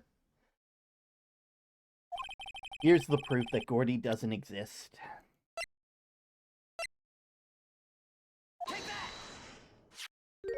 Larry's air tank? Well, what are y'all talking about doing with an air tank? Suspicious. Not suspicious. This is Gordy. Excuse me? What exactly are you saying, Nick? There's a stand near here, a hot dog stand. And there's a giant inflatable samurai doll there. About a week ago, an idiot who happened to be my friend of mine tried to fill it. And he used the air tank when the valve blew and the tank flew into the lake. Apparently, it made a pretty loud bang when it flew. A bang? The tank, along with the still deflating samurai, fell into the lake. At the same time, the couple was taking a photograph of the lake. This photo. Wait. So, you're saying that Gordy is really the Steel Samurai? Plink.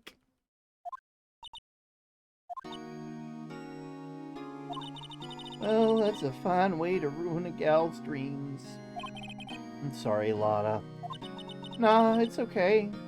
You win. I'll give you your info like I promised. Poor Lotta. Case information. Tell us about it. A promise is a promise, I guess. I overheard the cops around here saying something about a witness tomorrow. They say that it's the caretaker of the boat rental place up the path here. Boat rental? Is someone there? I mean, it looks so deserted. Just an old guy living all by himself. Y'all should go check it out. Thanks, Lotta. We will.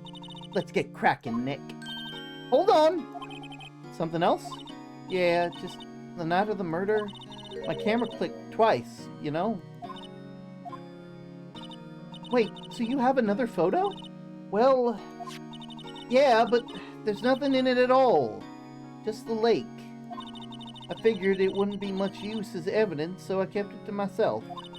Well, it might not be helpful at all, but here, take it. Shows an empty lake at 11:50, 12:24. Bye now. Take care, y'all. Time for me to pack up and leave. Aww. Poor Lotta. It's all Larry's fault. The legend still lives on, I guess. The legend? Yeah, the legend of Larry. Familiar to all who know him for any length of time. When something smells, it's usually the butts. Someone should whip that butts into shape.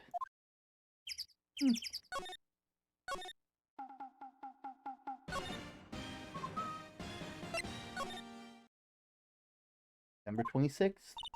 Hey, Nick. This is the boat shop that Lotta was talking about. You're right. Doesn't seem to be anyone around, though. Well, let's go check it out anyway.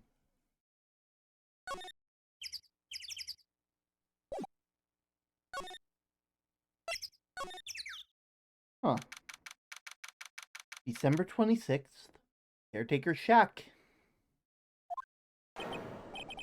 Mig? Is that you? Hey, is that Keith with you? Where have you two been? I've been worried sick. Nick, you handle this. I think I'll leave this one up to you, Maya. Mig? Yes? Finally made up your mind, have you? My mind? You'll run the pasta shop when I'm gone. Pasta? Glad to hear it, glad to hear it. You make your old man proud. When your kids left the house, I didn't know what to think. How's I'm supposed to keep this place running? An old man like me. Polly! The kids are home. Hello, hello. Nick, what's that? Is this SUBTember? Who knows? A parrot. One on the perch. Keith! Yes? I'll leave the wet noodle in your capable hands, Sonny. Nick, what is the wet noodle? Based on the available evidence, I'm saying the name of his pasta shop. What a relief, isn't it, Polly? Hello, hello. Yep.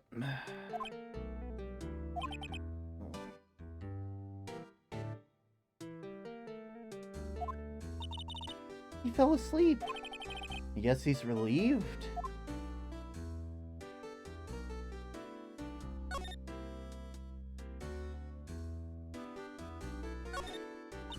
Wow, he has television in here too. Look, a little safe. It's locked. The fishing pole looks expensive. Look, Nick, an electric blanket on a table. It looks warm. Yeah, that's not tonkatsu. That's a type of soup. Type of ramen. It's I don't know. A great idea. We should have one in the office. Then we can sit with clients, snug and warm, and drink cocoa. What about talk about murders? You're a party pooper, Nick. Kotatsu. Got it.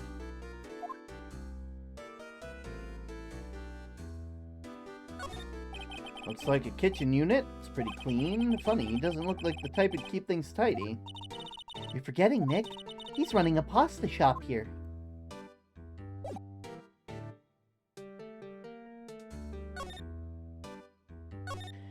Wow, there's a lot of various fish in Gourd Lake, aren't there?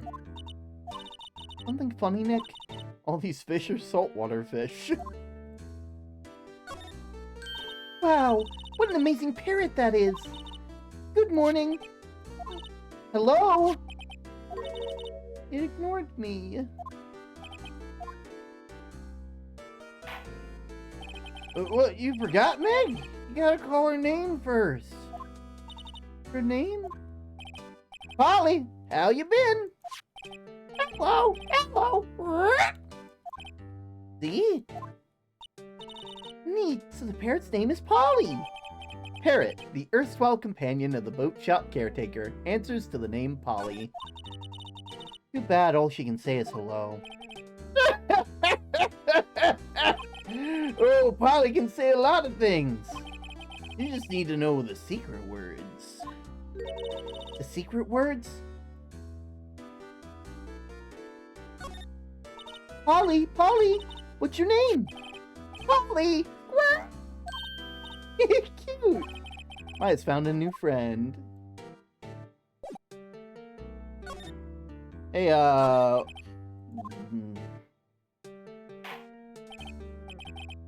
pasta shop. Pasta shop? Yep. I think the wet noodle will live on when I'm gone. My father started it, you know. So they make you the third generation. Meg, yes? Tomorrow we'll start the secrets of dough tossing. Dough tossing? You too, Keith. Yes? You'll be the best pasta wrangler the West has ever seen. Pasta wrangler? The West? Isn't pasta from Italy? Meg! Yes? You know the best pasta's always made west of the Rockies, don't you? Right, of course. Everyone knows that. Nick? Huh? How long do we have to keep up this all-in-the-family charade? This old man must know something about the murder. We're not leaving until we find out what that is. Boat rental? Is this a boat rental shop? What are you talking about? This here's the palace of pasta, the wet noodle. Oh, now that you mention it, we have gotten a few orders. We haven't gotten many orders for spaghetti lately. All the kids come up and say, "Yo, dude, you want to ride in one of your boats?" That's why I keep the boats out there. Youngsters these days, darned if I understand them. I'm pretty confused myself. Nick, this isn't going anywhere. But the old man is a witness tomorrow. We've got to find a way to get information out of him.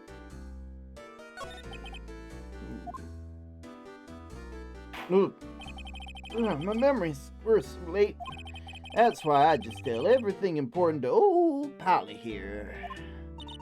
Everything important? I wonder. Polly, what's the number to the safe? 1228. All right. Hey! Polly, watch it, will ya? See, Nick? All it takes is a little clever thinking. And a criminal mind. Quick, Nick, write the numbers down. Don't get me involved in their little heist.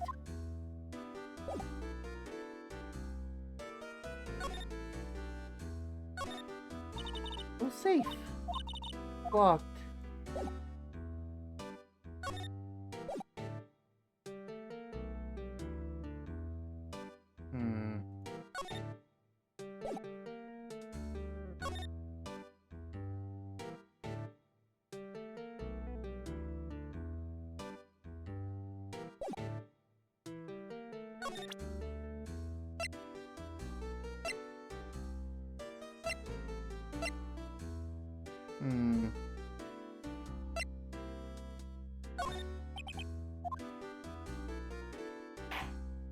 Now listen here, Keith.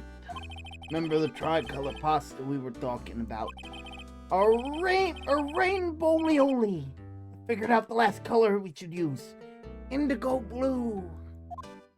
Indigo blue? That didn't seem to work the way I thought it would.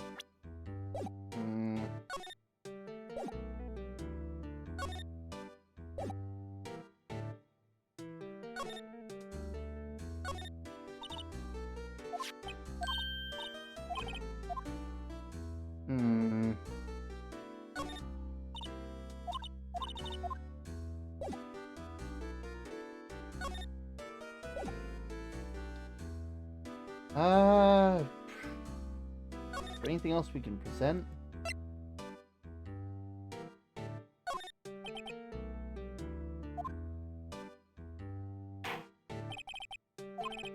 Okay.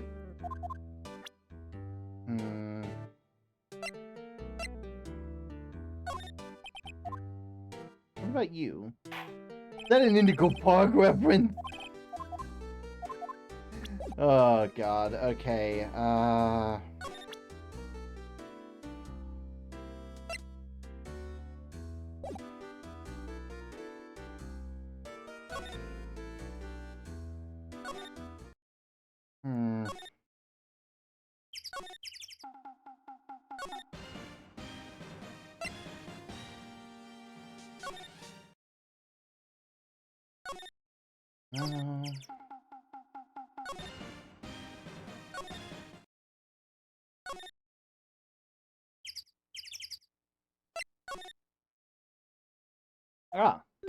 Huh. Detective Gumshoe was in here. Now that you mention it, didn't you say you had a meeting to go to? Ah, right. Come back later.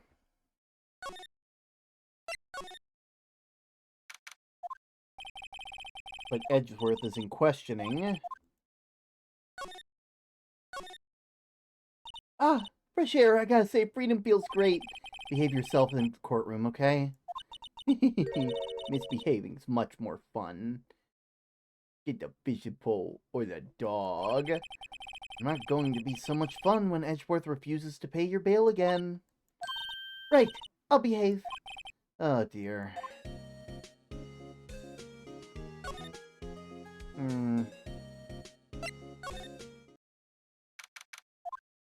Apparently Mr. Grossberg's on vacation. Well, I guess I can come back tomorrow.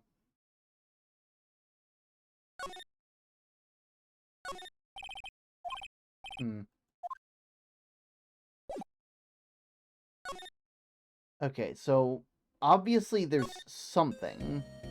There is something to do with Gourd Lake. Like, there's something I haven't seen yet. And I'm assuming it has to do with the guy there.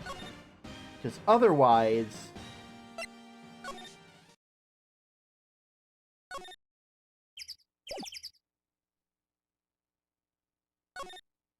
Caretaker's shack.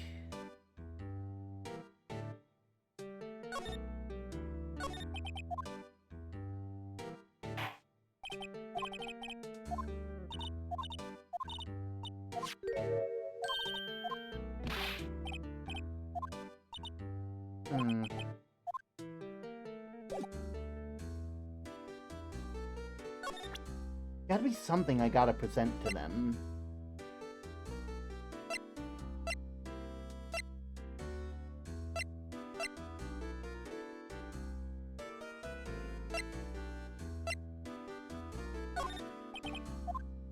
Now, what about Polly? Now, listen to your key... Okay, tricolor.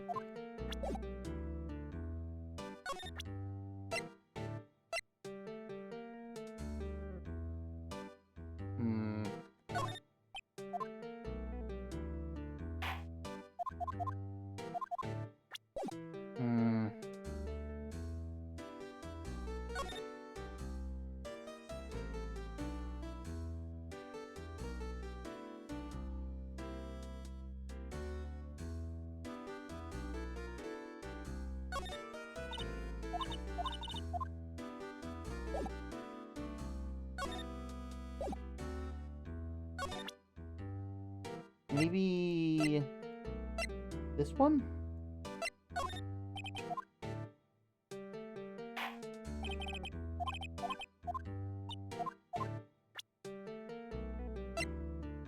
Hey, have you seen my badge?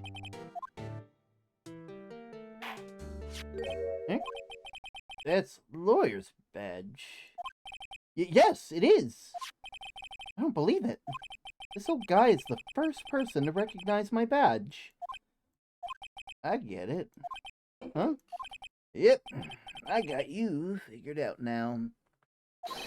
You're not Keith! Nick? Now's our chance to clear things up. Sir? No, I am not Keith. I'm not Meg either. We're here investigating the murder that took place on the lake the other night. Please help us.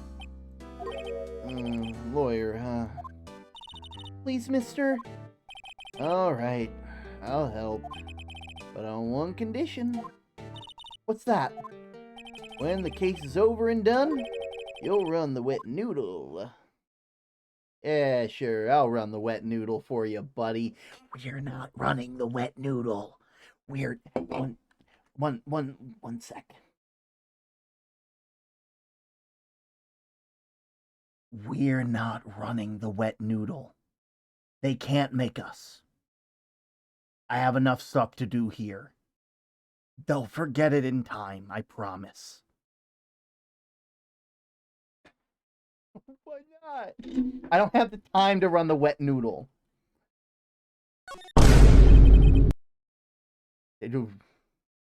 Okay, we promise.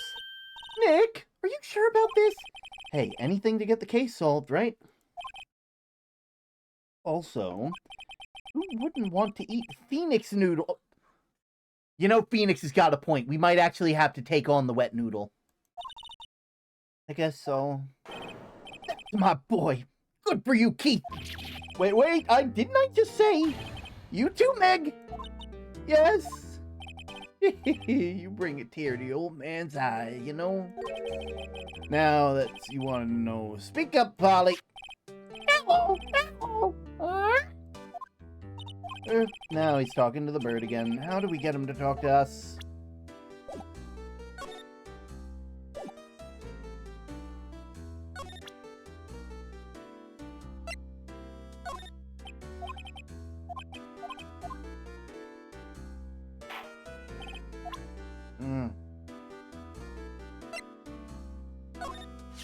Yep, I've seen this. You know something about it? Keith. Yeah? It's okay. You can call me Dad. Dad! You know something about this? Yep, the other night, out on the lake. Yes? I know all about that. I've seen it. What? Tell us what you saw. Well, I suppose, since you're taking over the shop and all. What about, wait, no. What about Miss Faye?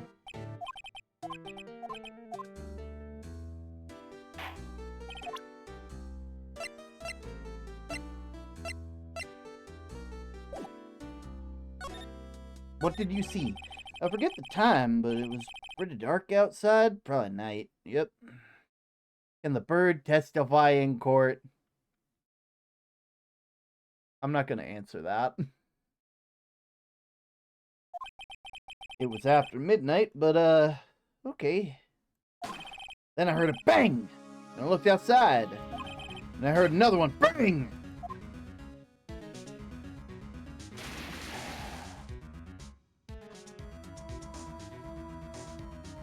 And a little while later, the boat comes back, and a young man walked by my window here. He was muttering something to himself. Yep. What did he say? Yep. I forgot. I'll remember tomorrow in court time. I promise. We need to know earlier than that. You know what? Little Terry was just here. Terry? Yep, that kid next door. You always used to make him cry, remember? He was wearing these tattered old coat, got himself whiskers growing on his face. Must be talking about Detective Gumshoe. He comes up and tells me to come down to court tomorrow. Really? Somehow I don't think we're going to get much useful information out of this guy. Maya, maybe we should be leaving. I think you're right. Oh, wait, I have one more question. Huh? Polly, have we forgotten something? What? Don't forget DL6! Oh, tome time. How do you like that for a cliffhanger? Let's see what our tome is for the day. Have I ever walked away from something or someone because it wasn't right for me? So, I had someone walk away from me, not because I was a bad influence for them. In fact, they were very adamant that I was the best person they had ever been with. But they had to deal with their own stuff, and it really beat me up for a while, because when you're dealing with when you're in your first relationship and it ends, even if it ends amicably, you can't help but feel like you could have done better. And I'm not gonna lie, I don't think if I didn't have to deal with that, if I didn't finally let go of that person, I don't think I'd be doing what I'm doing now. I'd still be throwing myself at a wall, doing shit that doesn't make me happy, you know? Hopefully that makes sense. Also, I just realized my ceiling fan is not on. I was wondering why it was getting hotter. Yeah. Huh? What did she say, Nick? One more time, Polly? Don't forget, DL6! What? The DL6 incident? Hey, mister, I mean, Dad! This is getting weird. Who is this old guy? Why would the bird Polly know about DL6? We have to figure out who that old man is. Oh, what? He locked the door from the other side. Who could this old man be? I think I need to do more research on the DL6 incident. Maybe I should ask Detective Gumshoe.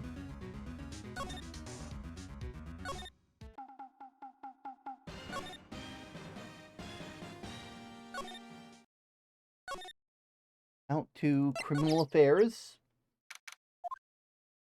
Hey, pal! Long time no see! It's been like a couple minutes. You don't look too happy. What's wrong this time? Actually, we wanted to ask you something. Yeah? Yeah, the boat caretaker. You know the boat rental shop at Gourd Lake? Oh, yeah! Yeah, the old man who runs it apparently a witness in court tomorrow, right?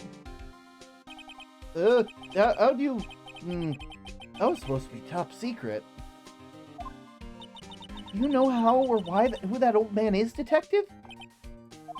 Actually, I don't. He's a bit of an odd bird. I haven't been able to get a straight answer out of him. I decided first time that it wasn't persuasive enough to stand and testify. That's why we called Miss Lotta Hart. As for who he is, we have absolutely no idea. Sounds suspicious. What about the DL6 incident? Detective Gumshoe, please help us. We need to know about the DL6 incident. That was when Edgeworth's father died. I can't help but think that it has something to do with the current case. Tell you the truth, I don't know much about DL6 either. Mr. Edgeworth forbade us from reading the file. So, I'm afraid I can't show them to you either, pal. What? However, if you can convince me somehow that DL6 incident is related to the case, well, I guess I'll consider opening the file up.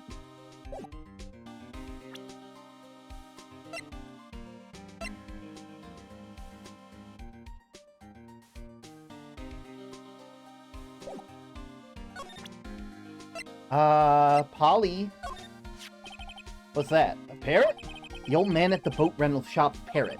The parrot knew about the incident. That incident? DL6. What?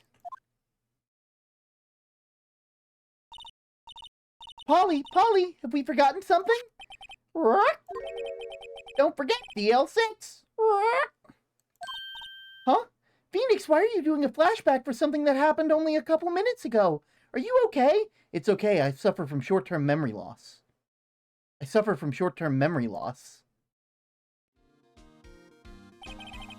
I'm pretty sure the old man must have taught her that word. Yeah, but how would the old man have known about DL6? Wait, what if that old man was connected to DL6? Nick, you think he might be? I getcha. Sounds like you need information on the DL6 incident. So, there's the station record room. I thought Gumshoe marched them back to listen to the bird. Honestly, that would have been hilarious. Just like, why'd we come all the way back here? I just needed to hear it for myself. I'll give you special permission to go in and find what you need. All right, way to go, Detective Gumshoe. Okay, Nick, to the records room. I guess it's time we faced Edgeworth's past. Off we go to the record room. Ooh. December 26th, Police Department records room. Wow, it's amazingly dusty. 10 years of files, 10 years of dust, I guess. Let's find the DL6 stuff quick. 15 years ago, both me and Edgeworth were 9 years old. We were almost through 4th grade when he suddenly transferred. Because of DL6? Nick, I found out where the file is! Oh, thanks. Just let me know what you want to know about the DL6 incident, and I'll get the right file. Give us the case summary. Well, first, I have a handle on the main facts, like a summary. Right? Summary. Found it! Here you go. December 28th, 2001. That was exactly 15 years ago. No, that wasn't 15 years ago. That was actually 23 years ago, and oh god, my soul! 2 days and the case is closed. The incident took place in the elevator of the district courthouse. What? It's the same district courthouse where we've been holding the trial now? Looks like it. There was a large earthquake at 2 p.m. on that day. Part of the court building collapsed and all of the lights went out. Wow, that was some earthquake. At the time, 3 people were trapped in the elevator. It took 5 hours for them to be rescued. 5 hours? That would have been scary to be in the dark There was lack of oxygen in the elevator and the survivors were unconscious. The survivors? One of the 3 in the elevator had been shot in the heart. That was Mr. Edgeworth's father, wasn't it? He said that his father was shot before his very eyes. So Miles Edgeworth was the other passenger in that elevator. Victim data. You have data on the victim, Edgeworth's father? Yeah, hold on. Victim. Here! Found it! Gregory Edgeworth, 35, defense attorney. If he were still alive, he'd be 50. He'd have lost that day in court and gotten in the elevator with his son, Miles. Miles? Miles Edgeworth, of course. So he was in the elevator with his father. From the angle of the bullet, the other evidence, it could not have been suicide. The murder weapon, a pistol, was found in the elevator. How the heck did the other guy get out of jail time? Who knows?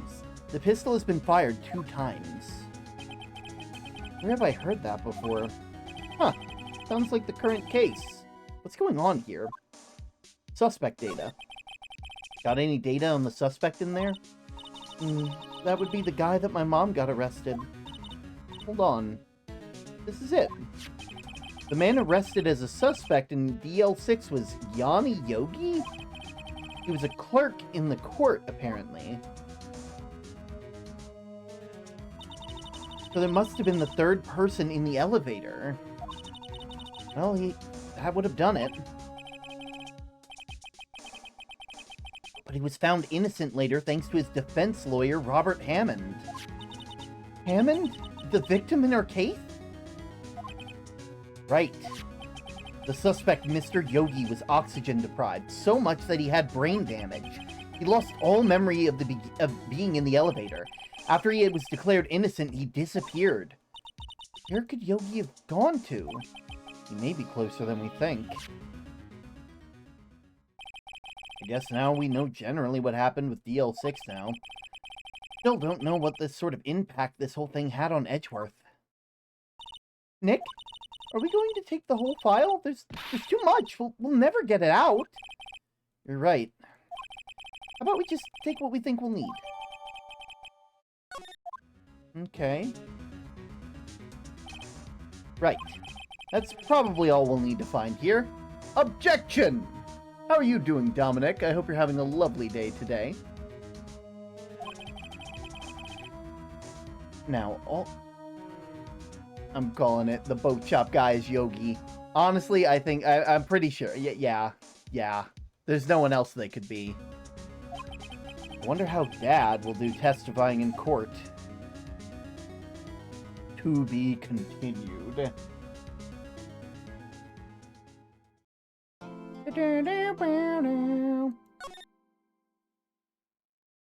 Alright. We're saving. And let's get back in there. December 27th, 10 a.m., District Court, Courtroom number 3. Oh, here we are. Dabbing my pebbles. Yeah!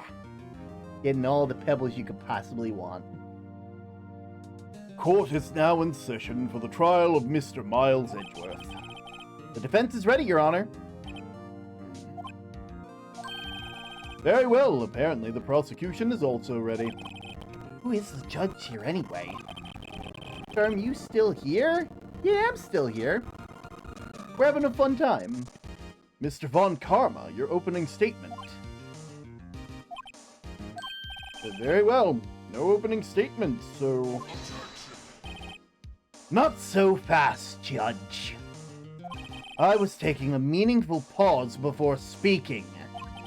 Right, of course. A prediction. Today's trial will end in 3 minutes from now. Order! Order! Mr. Von Karma, what is the meaning of your statement just now? Must you question everything?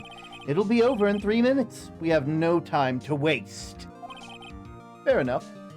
I'll call my witness now. Right. I call my witness, the decisive witness to the stand. The mysterious boat shop owner? Witness, state your profession.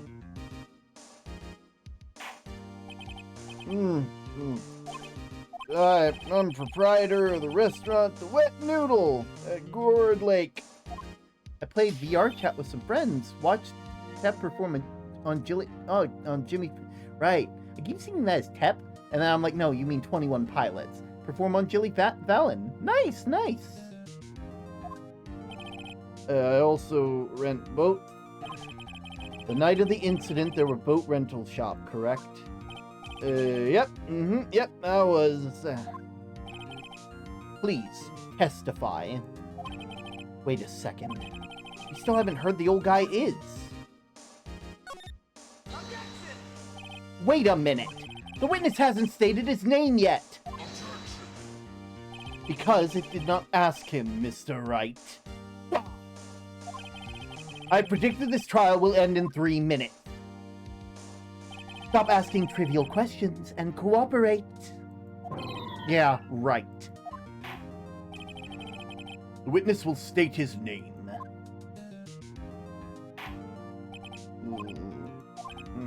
No. Not really sure. Yep. His bro is sheep. He might be, honestly. What do you mean? Memory, Your Honor. The witness does not remember anything beyond the last several years. Ergo, he cannot recall his own name. He can't recall, you say? Yes, but an incredible incident in question took place 3 days ago. He can testify. Very well. Let's hear the testimony then, shall we, witness? The night of the murder. What a great witness. A witness with memory issues. What a great witness. It's great for the prosecution. They can make him think anything. Now, the 24th. It's midnight. After midnight, yep. I was in the restaurant where we rent boats, as usual. And I heard a bang! Yep, When I looked out the window, I saw a boat just, floating on the lake. Then I heard another bang! Just about then, the boat comes back to shore, and a man walks by my window. Very well. I'd like to begin the cross-examination. There is nothing to question about the witness's testimony. I'm gonna go eat, but I wanted to pop in and say hello. Thank you, backstage. You enjoy your eat, okay? Ergo, no need for a cross-examination. Besides, there's only 10 seconds left before 3 minutes are up. Judge, your verdict now. Yes. Well, Mr. Wright. No, I'm cross-examining. What are you saying? Of course I'll cross-examine the witness. Very well, you may begin. Excuse me, Mr. Von Karma? 3 minutes just passed. I see. Well, let's just take our time. You may cross-examine the witness.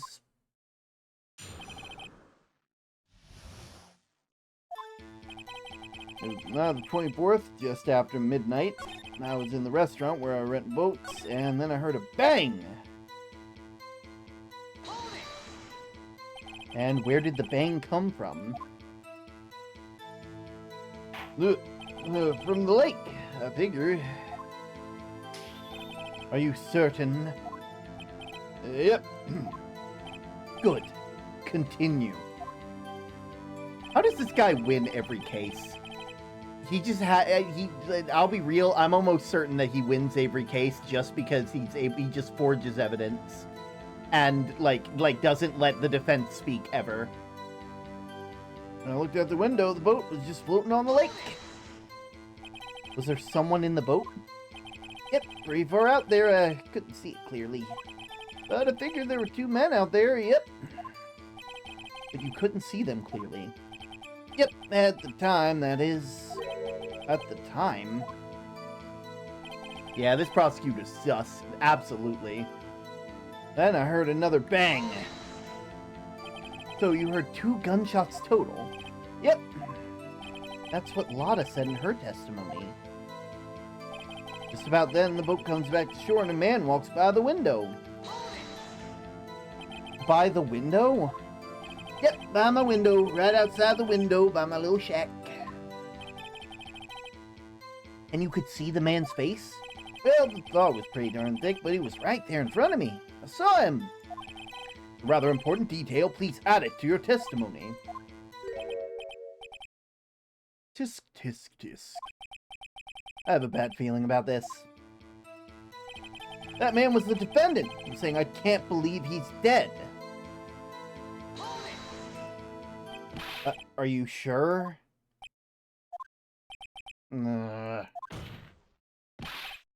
Dad? Dead certain, Keith! I said I can't believe he's dead, and he walked by, and he was walking by too. Witness, are you sure the person you saw was Miles Edgeworth? It was him! That Edgeworth boy!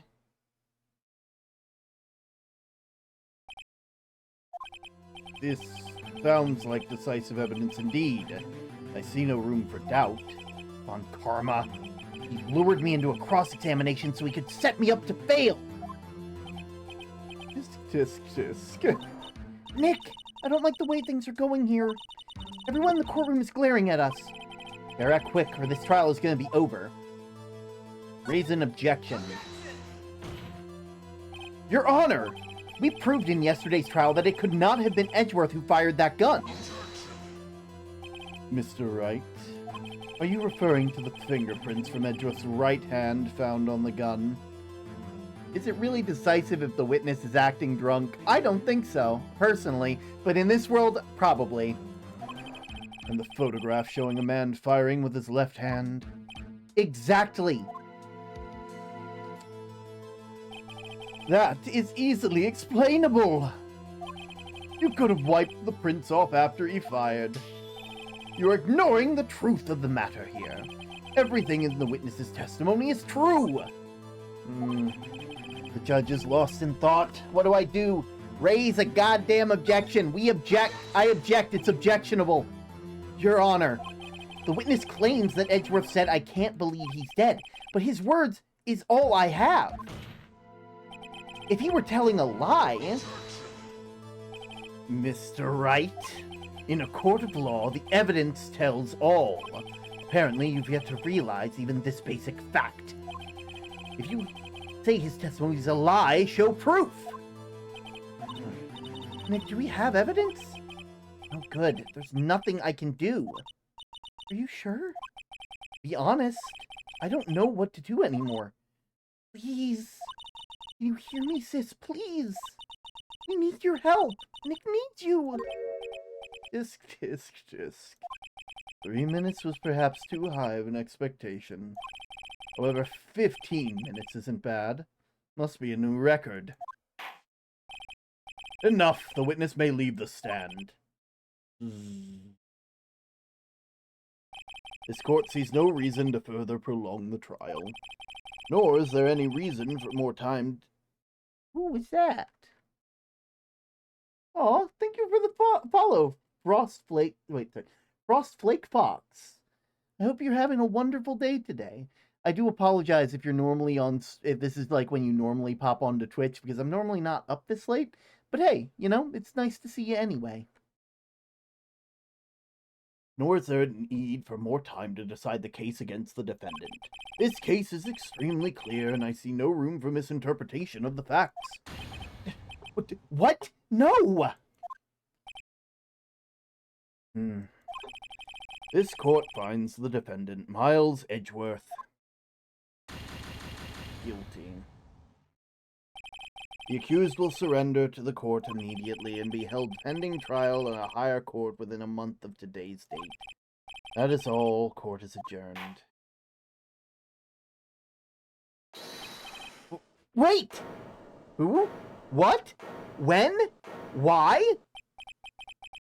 Who was that just now? Me! Huh? What? Leary! you doing here? Listen, you gotta listen to me. I was there in the park the night of the murder. I wasn't sure about it until just yesterday, but today I remembered it. Remembered what? The gunshot! I heard it too! Order! What is the meaning of this? The verdict has been decided. I call for an adjournment. One moment, Mr. Von Karma. So you say you heard the gunshot? Yeah, I did. The gunshot that night. I was sitting here in the audience listening to the testimony, and I realized something said was different from what I remembered. Anyhow, I can't just sit here and let you call Edgy a murderer. It's just not right! I'll testify! Let me testify! Order! Order! Well, this is the first time for something to happen like this in my court. I'm not quite sure how to proceed. Judge, you've already given your decision! The trial is over! Nick, this is it. Larry's given us a final chance at this. She's right. If only it wasn't Larry. Oh, you could make things so much worse. Mr. Edgeworth was declared guilty, Nick. It doesn't get any worse. You're right. Okay. Your Honor, if there is another witness, it is our duty to hear him speak.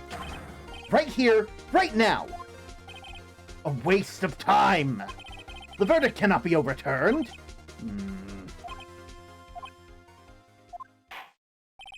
Allow me to speak of my opinion. What's he gonna do? Find him double guilty? Yeah. In all court proceedings, it is our duty to prevent an inaccurate verdict. In order to make sure no mistake has been made, every witness should be heard. But what is this? Death penalty. I withdraw my previous verdict of guilty. Mr. Von Karma, in order to call this new witness to testify, now! What? The court will adjourn for 5 minutes of recess. I'm sorry, what did I miss? So, Miles Edgeworth got declared guilty, and then Larry jumped in from the court stands, and because he realized that the stuff that he remembers, because he was there on the night of the murder, does not match up with what that person says. But because they were already declared guilty, Von Karma was very confident that the judge was going to rule in their favor and just let shit go on. And the judge grew a pair and decided to actually go against Von Karma, and now we have our last chance. Ooh. After that, we'll hear the new witness. Court is adjourned. December 27th, 10:28 a.m. District Court Defendant Lobby Number 2. Woo! That was too close! Sorry to keep you on the edge of your seat like that, Edgeworth. I've seen worse. Yeah, right, Edgeworth. You're sweating bullets. I just wonder what Larry plans to say in there. Larry was at the lake that night. Yes. He said that he went looking for the steel samurai balloon that flew into the lake. Oh, right. And they found the balloon in the air tank that night. Yeah. Hey, Edgeworth? Huh? You say something right? Yeah, a lot of things. You seem out of it. What's wrong? It's nothing. Mr. Edgeworth, there's something I've been meaning to ask you. What is it? Why are your fingerprints on the murder weapon? Oh,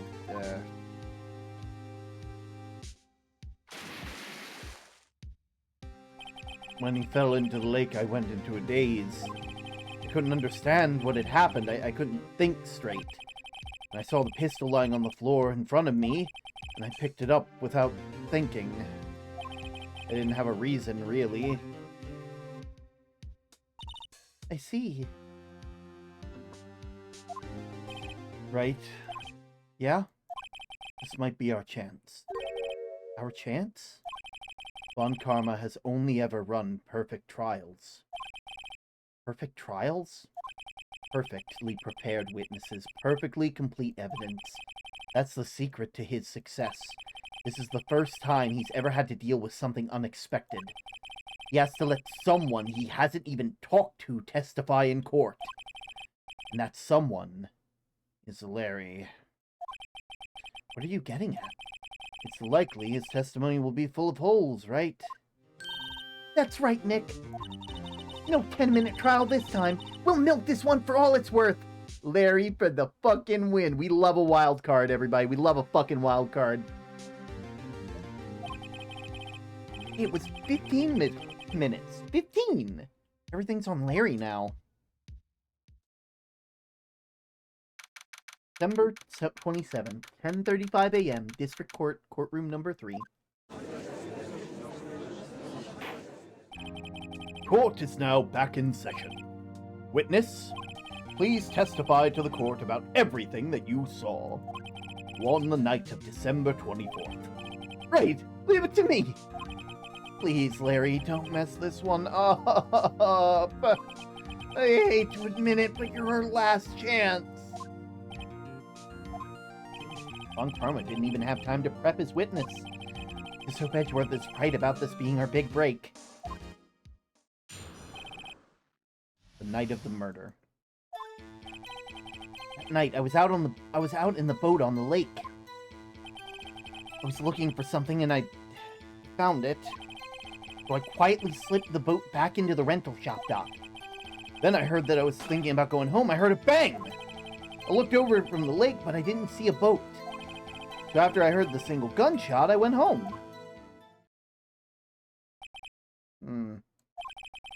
That was unusually vague testimony, even for this court. In any case, Mr. Wright, you may begin your cross-examination. Yes, Your Honor. What's wrong, Nick? It's Larry. I have no idea what he's going to say if I press him. I'm a little scared. Well, we've come this far. There's no way to go but forward, Nick. The night of the murder.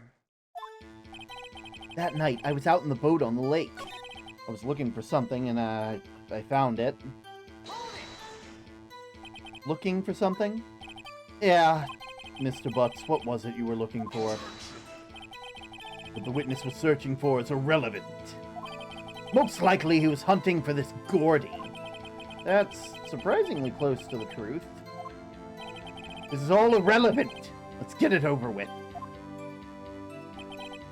So I quietly slipped the boat back into the rental shop dock. Around what time was that? Well, I figure it was searching for about an hour. I guess it was around 12 o'clock, yeah. You're not sure? Hey, don't give me that face! I'm not some sort of human sundial, okay? People use watches these days, Larry. Then, just as I go home, I hear this bang. I look out over the lake, but I didn't see a boat.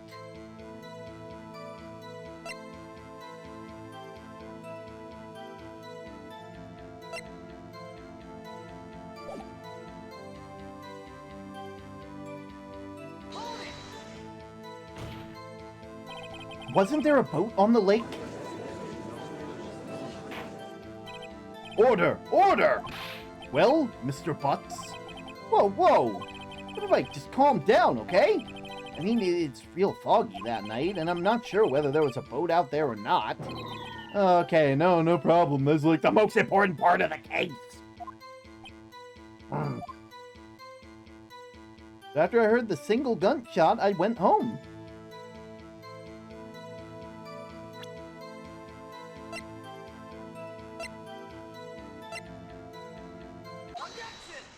Single gunshot? Wait a second, Larry. What? You only heard one bang. Are you sure? Yeah, that's what I said.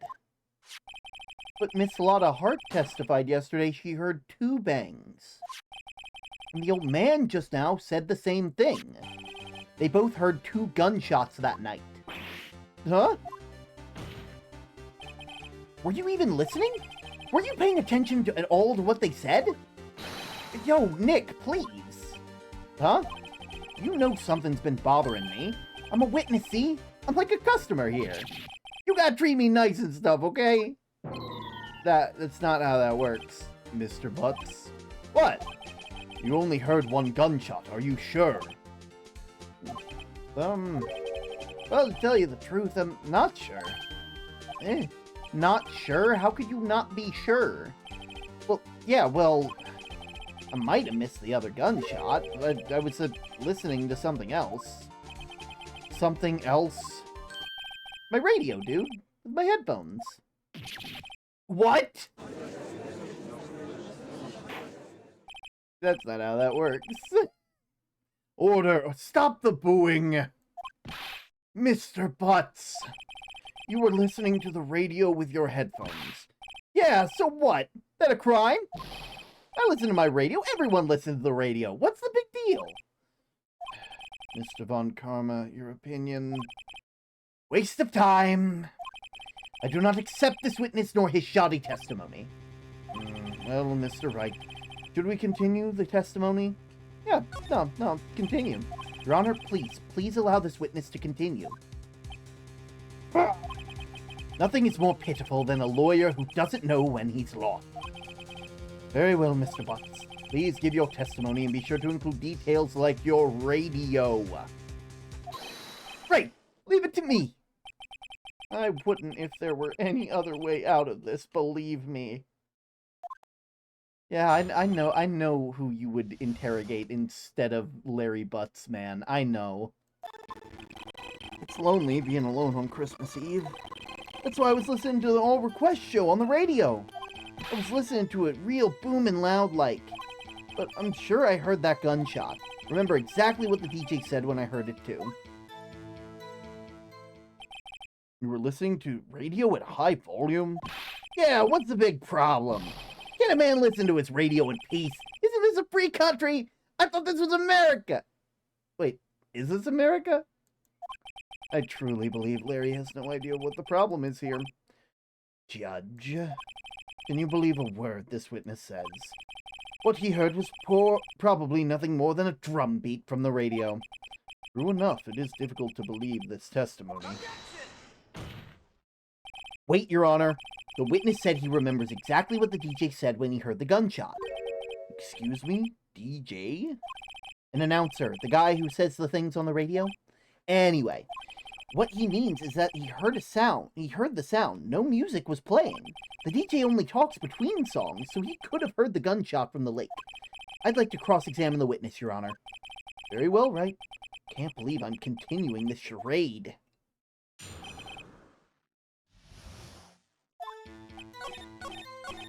I heard the gunshots, and I remember exactly what the DJ was saying. What did she say? Mr. Wright, please cease these pointless questions. What possible good could knowing what the radio DJ said to do to us? Indeed, Mr. Von Karma has a point.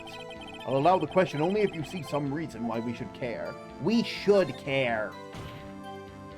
We should care, Your Honor. Of course we should. Why? Well, how do we know if we don't ask, huh? Fine, very well. Mr. Butts, please testify to the court what the radio announcer said when you heard the gunshot. Just when she said, hey, it's almost Christmas, I heard the gunshot.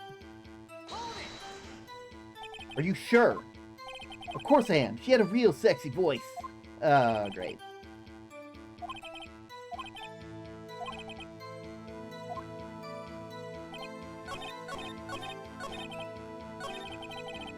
All right.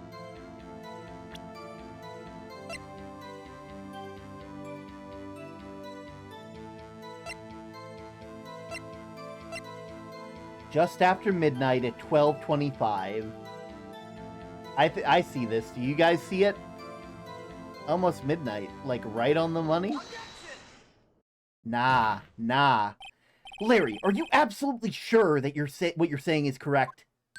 Huh? What's with that face? You look scary, dude. Yep. Hey, if you're trying to scare me, you better know it don't scare that easily. Is something the matter, Mr. Wright? Your Honor, did you hear what the witness just said? The DJ said, "Hey, it's almost Christmas," when he heard the gunshot. Indeed, and? Almost Christmas means it wasn't Christmas. Do you realize what this means? When he heard the gunshot, it was still Christmas Eve. That would seem to be the case. But that contradicts the two testimonies that we've heard so far, Your Honor. Both Miss Hart and the old man said it was after midnight when they heard the shots. In other words, when they heard the gunshots, it was already Christmas! This is a clear contradiction, Your Honor. Order! Order! What does this mean? The two prior witnesses heard gunshots after midnight. However, this witness says they heard one before midnight. Judge, the answer is simple.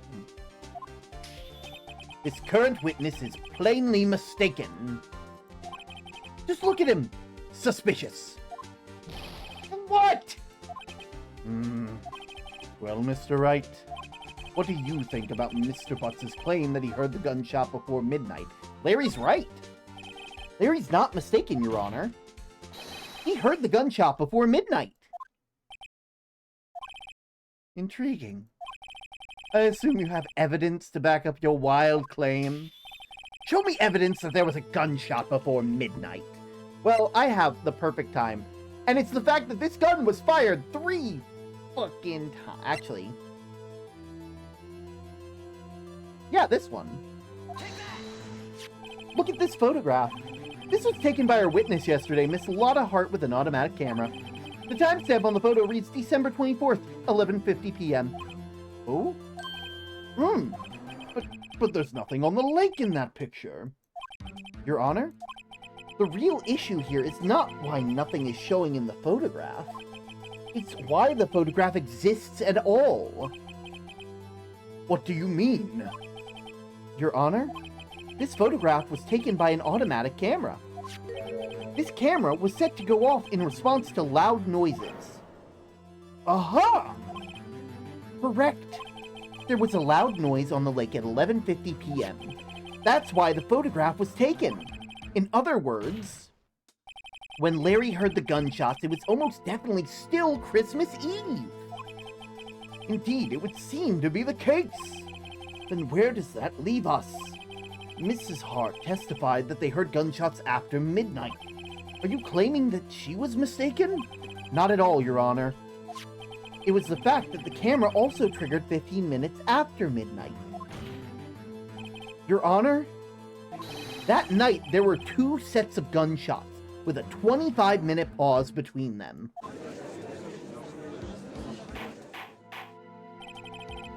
Why would this be? Don't be a fool, Judge. The camera was set to respond to loud noises. Yes?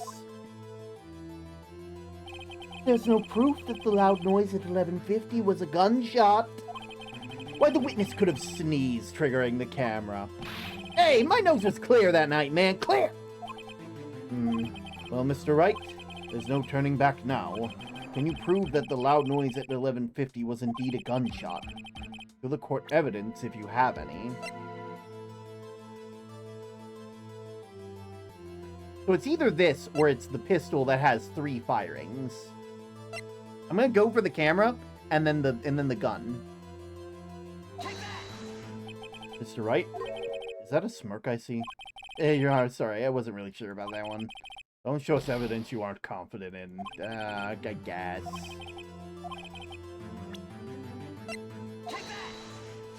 This is my evidence. The murder weapon? Something about this pistol has been bothering me, Your Honor. Both the witnesses who testified yesterday heard 2 gunshots. However, the murder weapon was fired 3 times. When, then, was the last shot fired? Only now have I realized the truth. That the 3rd shot was the shot Larry heard just before midnight. Order! Order! That would make sense of the evidence we've seen so far. However, that leaves me wondering exactly what did happen on that lake. Exactly. If this are true, there were 2 sets of gunshots separated by 25 minutes. One at 11:50, another at 15 after midnight. Why, I ask you, why? Uh-oh, I better think of something quick. Wait a second. Gunshots separated by 25 minutes. Ah! What's wrong, Nick? I have it! I have it! Huh?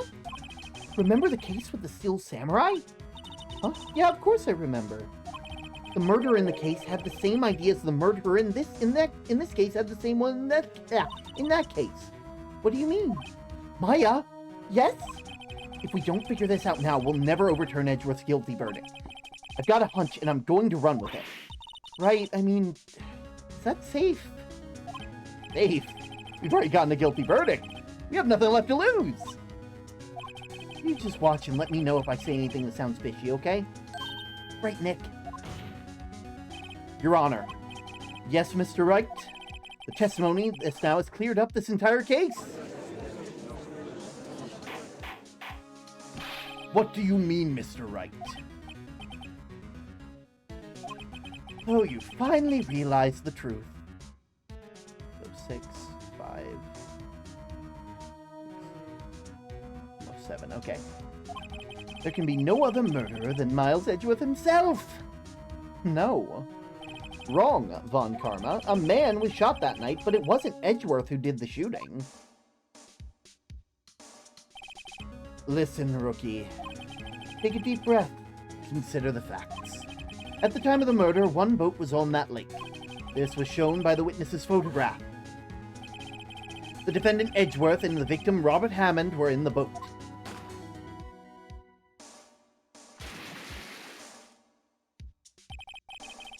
There was a gunshot fired on the boat and Robert Hammond fell into the lake. The distance of the shooting was 1 meter. It couldn't have been suicide. Well, the guilty party has to be the other man in the boat. I admit it's hard to imagine another possibility. Yes, but that assumes that the victim was shot at 15 minutes after midnight. What do you mean by that, Mr. Wright? We have a photographic evidence of the time of the shooting. The timestamp on the photo is at 0015, but Larry heard a gunshot 25 minutes before that. There has to be no boat when the first shot is fired. He wasn't shot in the boat. That's what I'm saying. Robert Hammond was killed then, 25 minutes before the shot on the lake. The only way that Edgeworth could be innocent. Mr. Wright, are you quite mad? Explain who these 2 men in the boat are. Edgeworth and the murderer.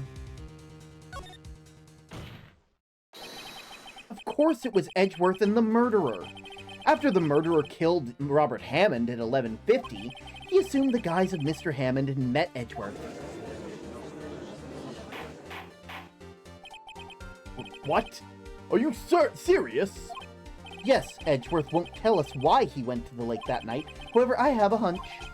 That night, Robert Hammond called Edgeworth to the lake. Now, Edgeworth didn't know Robert Hammond's face that well. That's why he didn't suspect anything when the murder took Robert Hammond's place. I'm not sure what to make of all this. Ludicrous! Where? Oh, you got my hopes up. Mr. Wright, tell us the name of the murderer then. The murderer's name? Right, it's, we don't know their name. Actually, I don't know the murderer's name. You don't know? Bah! Again, you waste my time. I don't know because he never told us. What? The murderer is the caretaker of the boat shop, that old man. At 11:50, he was the one who killed Robert Hammond. The caretaker of the boat shop? Where did he do this? There weren't any other boats on the lake. Why would he have to go all the way out onto the lake just to shoot someone? May I suggest that the real scene of the crime was not on a boat? What? But then where did the murder take place? Tell the judge where the murder really took place. Yeah, it took place here. Here, of course, the boat shop, where he lives. That way, he could meet the victim without anyone seeing. Do you have proof that the boat shop was the scene of the crime? Recall Larry's testimony, if you will.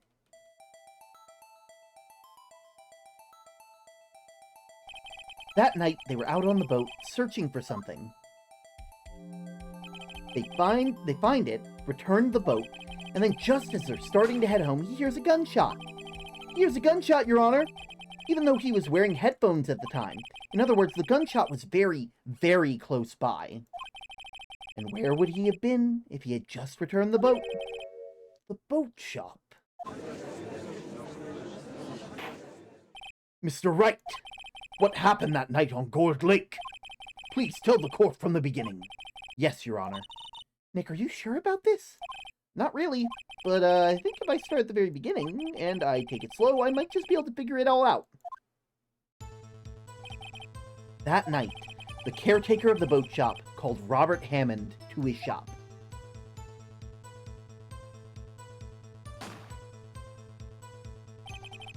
This was around 11:50.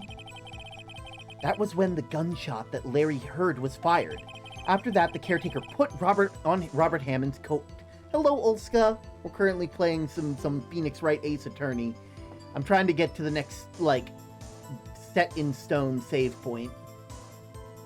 After that, the caretaker put on Robert Hammond's coat. He became Robert Hammond! And then he got in the boat with Edgeworth and went into the middle of the lake.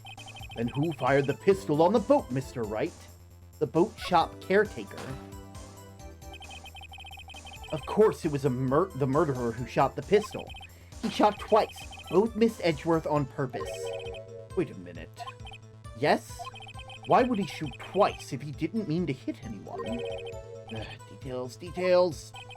Know this, Mr. Wright. The moment you run out of explanations is the moment you lose. Oh my god, my pebble is bisexual. Oh my god, they're bisexual. I didn't even know that. Absolutely.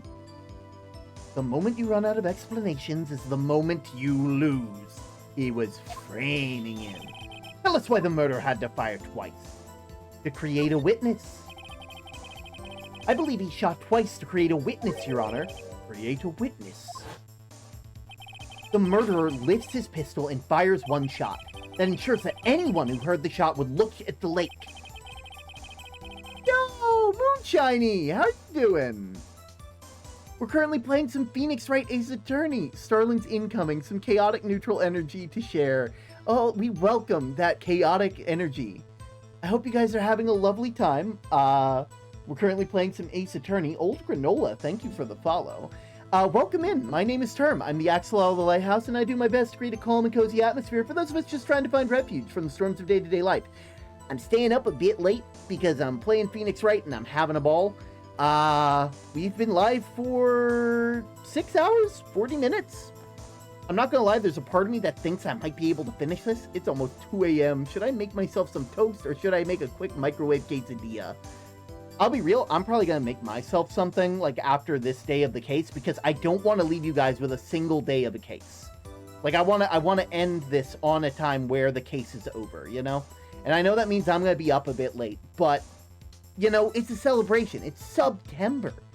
Speaking of it being SUBTember, we are currently doing a bit of a SUBTember donathon. A certain amount of bits or money sent towards stream will, of course, get us different things. This is a bit out of date. Actually, let me give you guys an updated version of this real quick. Should be right there. We're currently working towards Into the Pit, as you guys can all see. Enjoy your pebbles, by the way. I know, Moonshiny, you probably had a lot more daily pebbles before, but we had to restart. Hell, get us to the 24-hour stream. Oh, no. Oh, God. That's a lot to get to a 24-hour stream. I do have to dash for the moment. I apologize. No, never apologize. You probably had a long day playing games. You know, like, actually, what were you playing? You were playing Overwatch 2. Yeah, that's a super stressful game when it really gets hot. So, like, you know, feel free. Go and enjoy your time. Go and do your after-stream self-care. We enjoy you all coming to visit the lighthouse. I will be back, though. I played Overwatch. Yeah! Did mostly comp. Well, yeah, you know, competitive. That way, you know, that means that you were probably under a lot of stress as you were doing that. Go and de-stream, you know, unwind, get yourself a snack, and, you know, we'll be here. Miss Hart did exactly that after hearing the first gunshot. Next, the murderer waits a bit and fires again. I'm gonna toss a D2 real quick. Nice. Then, the murderer jumps from the boat himself, leaving the pistol in the boat behind him. I see. Someone looking from the edge of the lake. It would appear that one man fell on the boat. One of the men on the boat had shot the other. The murderer didn't know about the automatic camera, of course. That's why he shot twice, to draw the attention of the boat. Once you realize that everything else falls into place, the boat shop caretaker swam back to the shop. Then he put Mr. Hammond's wet coat back on the body and threw the body into the lake. That's what happened, Your Honor. Looks like I'm making a quesadilla. Nice, nice. These are the events that transpired the night on Gourd Lake.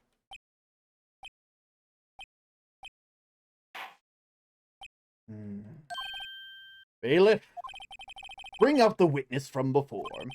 The boat shop caretaker. Quickly!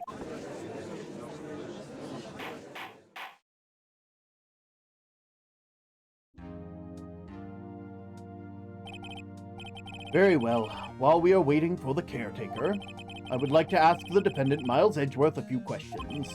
Mr. Edgeworth, please take the stand. Mr. Edgeworth, you heard what the defense has said. Yes. Well, why did you go to the lake that night? What Wright has said was mostly correct. Astonishingly so, actually. Yes. Several days ago I received a letter. A letter was signed Robert Hammond. He asked me to come to the boat shop by the lake at midnight on Christmas Eve. He said he had something very important to discuss with me. Something important? I'm sorry, I can't say what it was. Your Honor, sir! Bailiff, we're conducting a trial here. I ask that you remain quiet. The witness, he's disappeared. He isn't in the boat shop either. What? What should I do? Find him, quickly! We can't allow him to get away!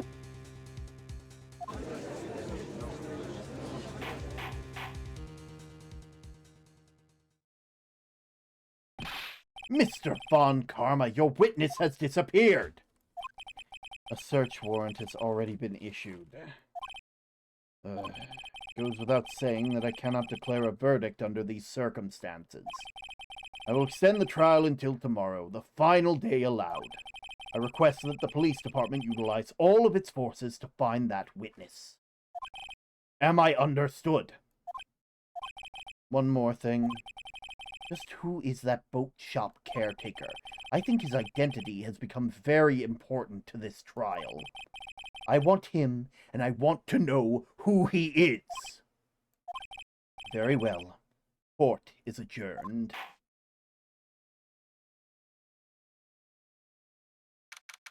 December 27th, 1:22 p.m.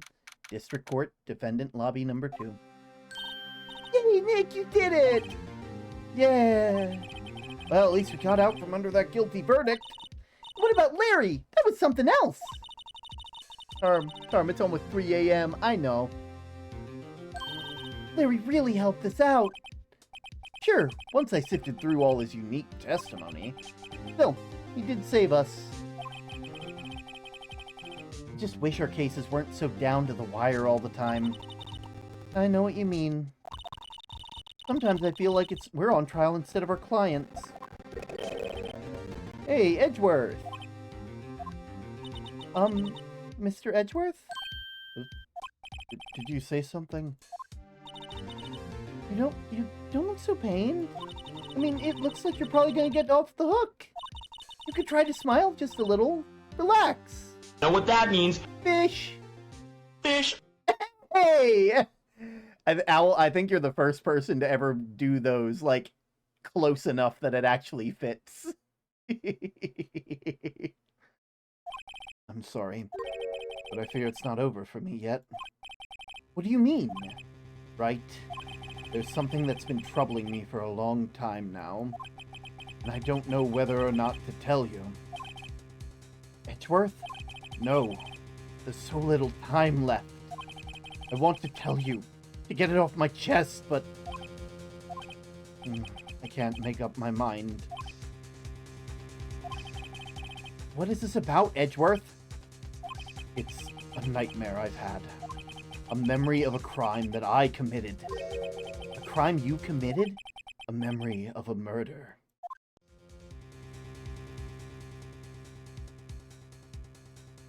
And of course, fuck is right. Okay, I'm gonna save. I'm gonna stretch my legs, and then we're gonna power through this last day of the trial, because that just makes sense. I'll be back. I'm not even gonna put up a poll for you guys because I am not leaving you a day on the last day of a trial. And this is supposed to be the last trial of this game, though I'm pretty sure there's one more trial after it that they added as like a bonus, like back when they put it on like the 3DS, I think. But like that's neither here nor there. I'll be back shortly, okay, everybody? See ya.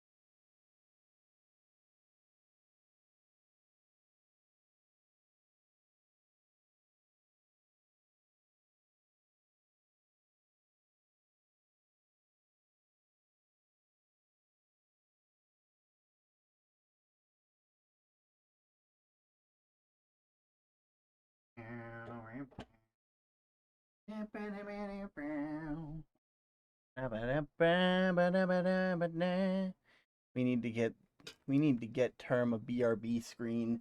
We really do. I do have one kind of in the works at the moment. Actually, I do have one in the works. It's just I gotta wait on Olive to finish it up. Your emotes aren't showing for me. Oh.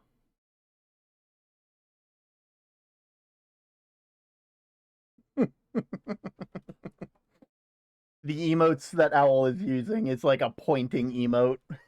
It's great.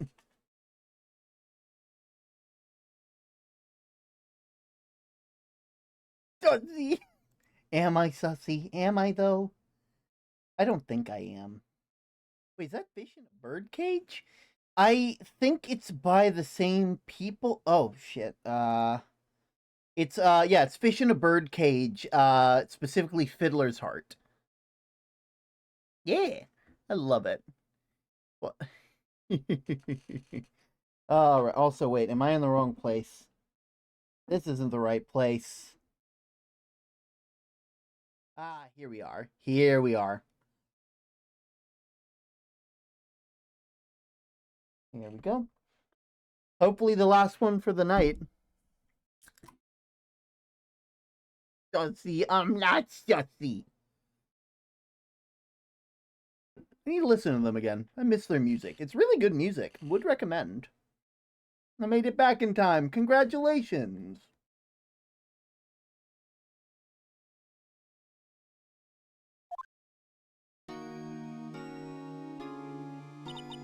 What was Mr. Edgeworth talking about?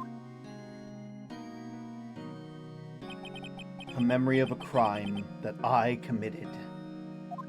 A memory of murder. You really think Mr. Edgeworth killed? Edgeworth? Yep, that's his fucking name! Edge. I need to go to bed. You should probably go to bed, Owl. I appreciate you showing up, though. It's nice to see some friendly faces despite it being this late. He is an edgy boy. Oh, I bet he is. I don't believe so. Not Edgeworth. No! Okay. Get some sleep. It'll be okay. Good night, sussy.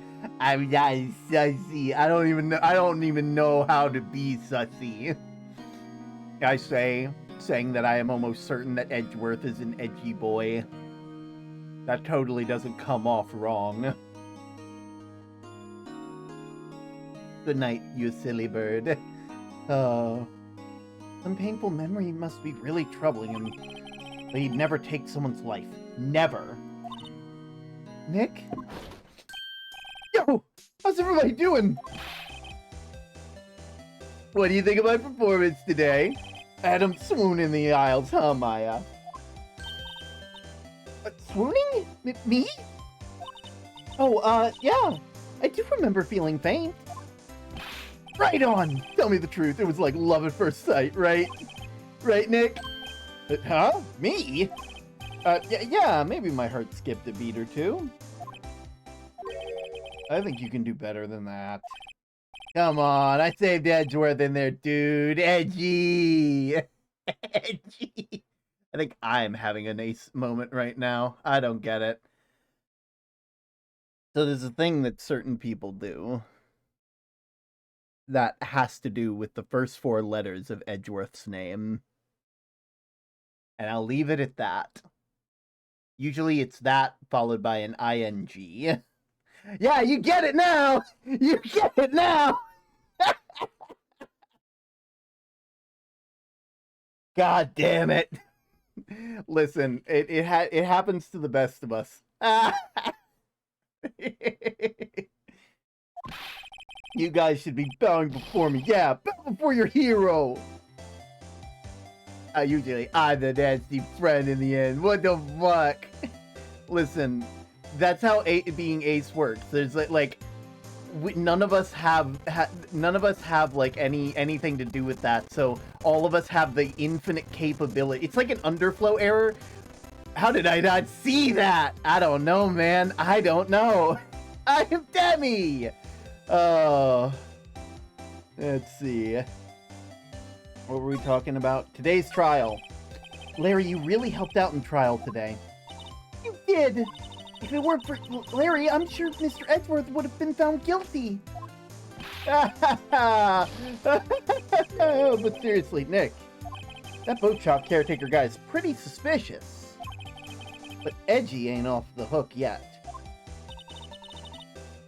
Way to spoil the mood, Larry. Apparently. That is the guy sitting in the audience, you know? But from where I was sitting, Edgy seemed pretty edgy.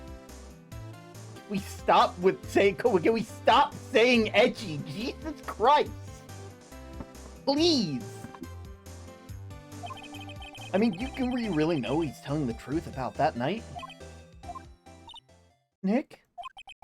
I don't know, but what I do know is I'm going to believe in you two until the end. Us two? Edgeworth and who else? You mean me, right? No, he means me, right, Nick? Yeah, you, Larry. Let me... Why you, Larry? Huh? Actually, yeah, why me, Nick? Edgeworth? More like, I don't know, insert joke. I'm just thinking edgelord. Speaking my head. Enough with the silent treatment. Nick!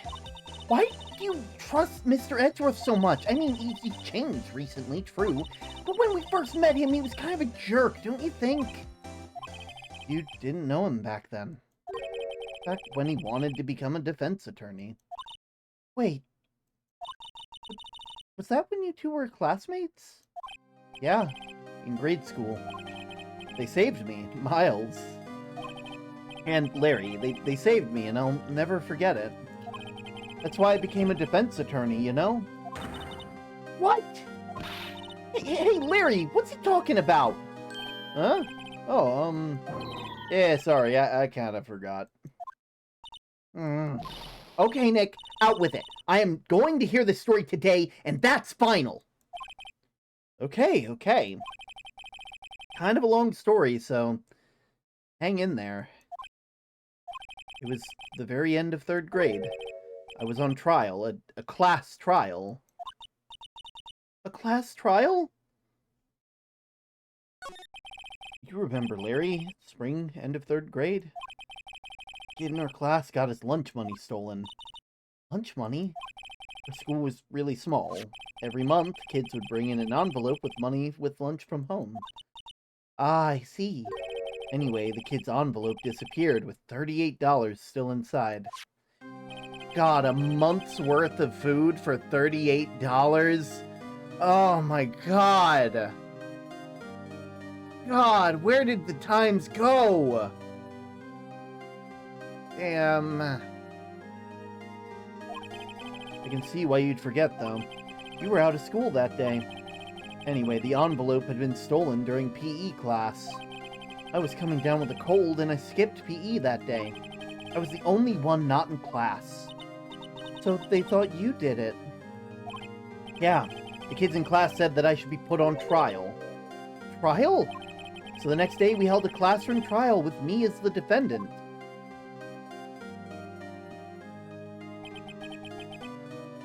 I didn't do it. Guilty! He did it! Guilty! It was you! Thief! Give the money back! Just admit you did it! You can't hide the truth! Tell us the truth! We're not gonna play with you anymore! Yeah, no! Shouldn't be allowed in relay race or a library committee! Give me the 50 cents I loan you! Hey!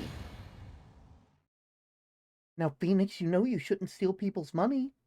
It's not right. In the end, even the teacher thought I'd done it. Go over and apologize, Phoenix. I didn't know what was happening. I was so sad, I couldn't stop crying. Everyone was staring at me like I'd done it. And I tried to apologize. I went to where the boy whose money had been stolen was sitting. And that's when it happened. He shouldn't have to apologize. The only thing that belongs in this trial is evidence. Anything else has no place. You should all be ashamed. Amateurs! Miles? Look at him! It wasn't you who stole my money, was it? No! Then you shouldn't apologize.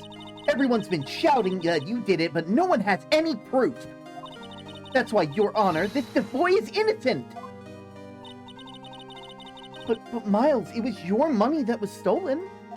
Yeah, he did it. He's the one. We don't need proof. We make him say he's sorry. Why don't you all just shut up?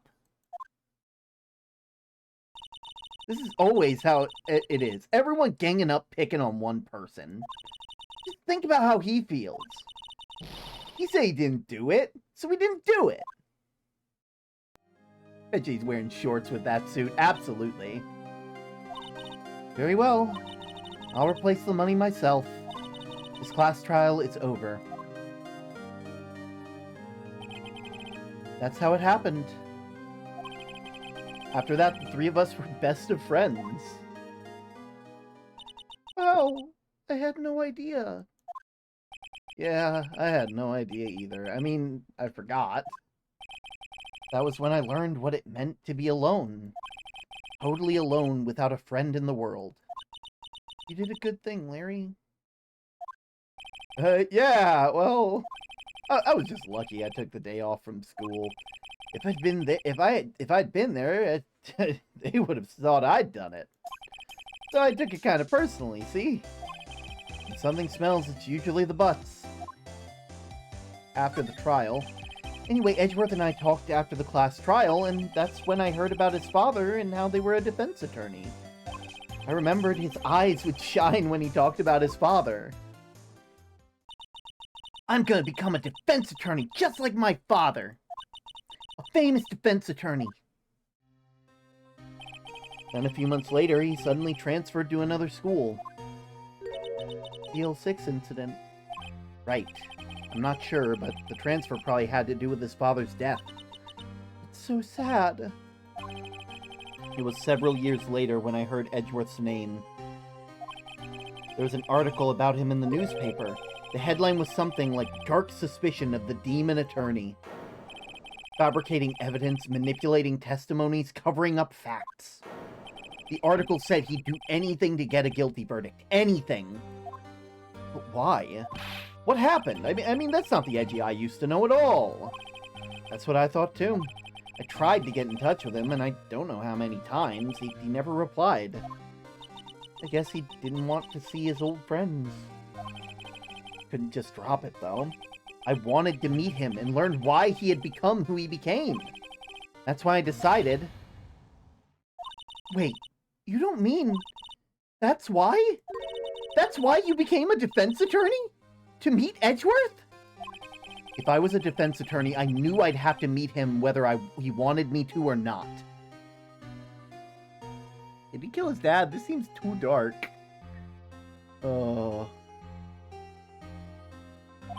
In court,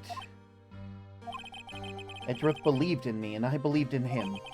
He's in pain, and no one's on his side.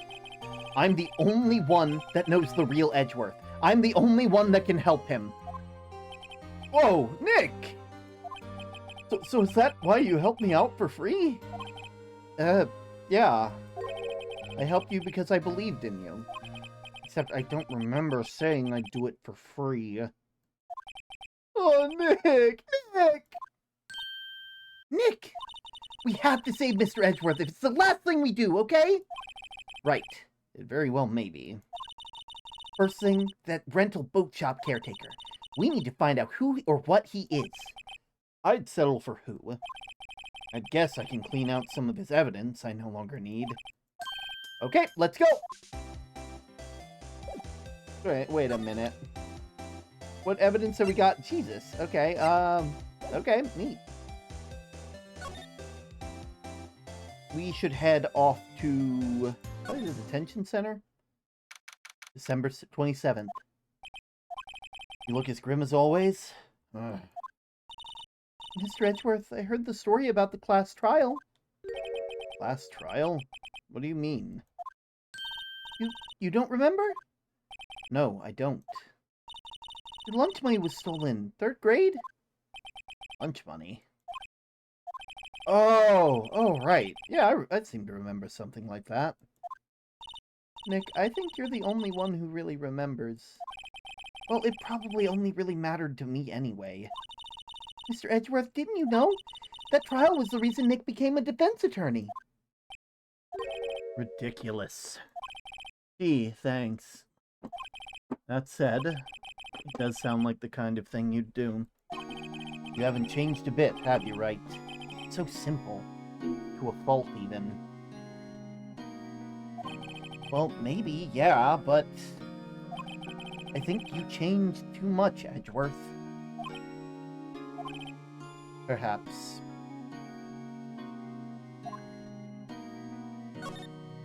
Why prosecute? Why did you become a prosecutor anyway? You used to look up to your dad. You said you wanted to be a defense attorney, right? I couldn't let myself deny reality like you. What do you mean? My father was taken from me, and you want me to defend criminals? I'm sorry, Wright, but I am not that good of a person. One suspect was apprehended in your father's murder, right? I was traumatized and now scandalized. What do you want me to say? Yes, the man trapped in that elevator with my father. His name was Yanni Yogi. He had to be the shooter, any way you look at it. Yet, he was found innocent. A defense attorney got him off the hook. That would be Robert Hammond. On that day 15 years ago, the three of us were trapped in the elevator for 5 hours. When we were rescued, we all suffered oxygen deprivation. I had lost all memory of the murder. Lost your memory? Even now, I can't recall what happened in that elevator. That was the crux of Yogi's attorney's argument in court. He claimed Yanni Yogi had been knocked sound of mind due to the oxygen deprivation. Yogi was released due to lack of evidence. Innocent. That's when I changed my mind. I started to hate defense attorneys. I like how this devolves into, why don't you like defense attorneys? Because they killed my father, okay? Now leave me alone. I once had a bailiff whack my uncle in the shins one time. I was the defense attorney.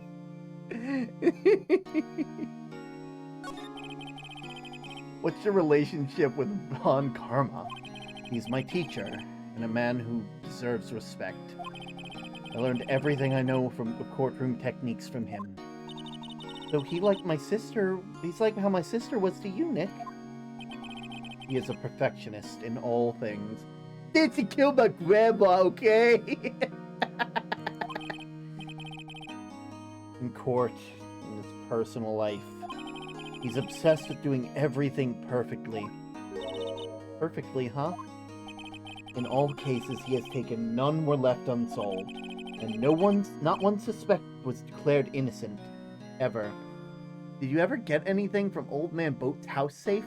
I didn't, because I tried to, but it wouldn't let me, unfortunately. Probably because he was standing right there, and they're like, yeah, I don't think you can just go up to the safe. but that's... I know.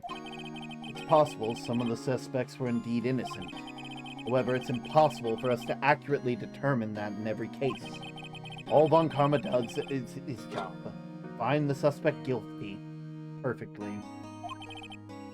In any case, it's nigh well impossible to find a weakness in him. Should a weakness appear, he would do everything in his power to make it go away. Edgeworth, if what you're saying is true, you're heading for a guilty sentence tomorrow. He's right! There's no time to praise the enemy, Mr. Edgeworth. It's a strange situation in which I find myself, I'll admit. No kidding.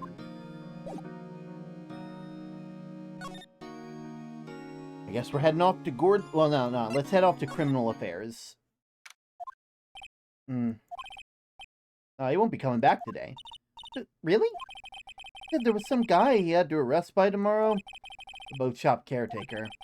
He shouted something about catching him if it's the last thing I do, pal. Good luck, Gumshoe. Well, let's head off to Gourd Lake. Hey, pal! Long time no see. Oh, Detective Gumshoe!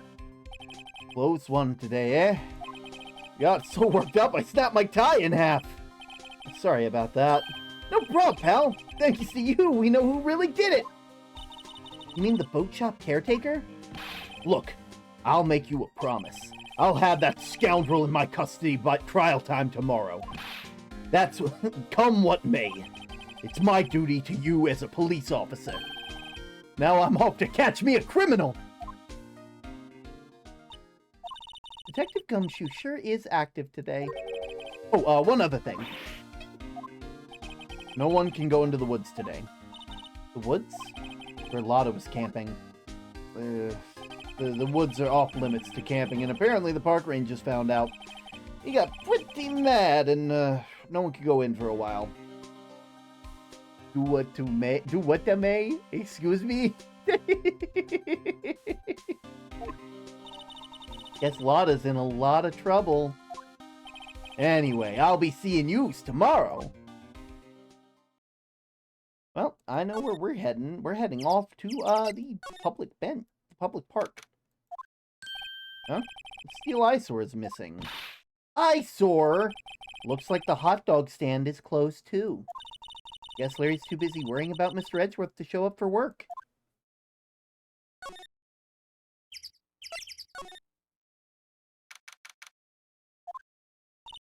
That old caretaker got away. Yep. I never imagined he might be the real murderer. Ahem! I'd know that clearing of the throat anywhere!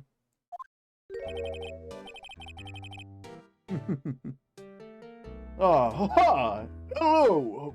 What might you be doing here? Out for a walk, hmm? The days of my youth, like the scent of fresh lemon, you see. Mr. Grossberg! This is no time for idle reminiscing.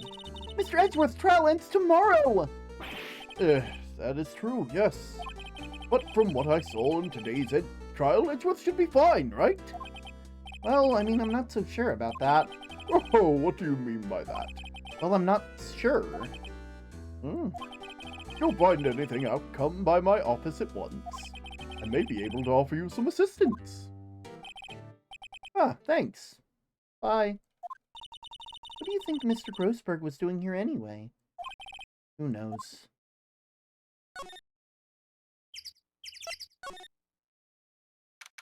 December 27th, Caretaker Shack. Nobody's home. Hey, it's Polly! I wonder where your owner's gone, Polly. Hello. I can't believe he'd run off and leave his poor parrot to fend for herself. Hello.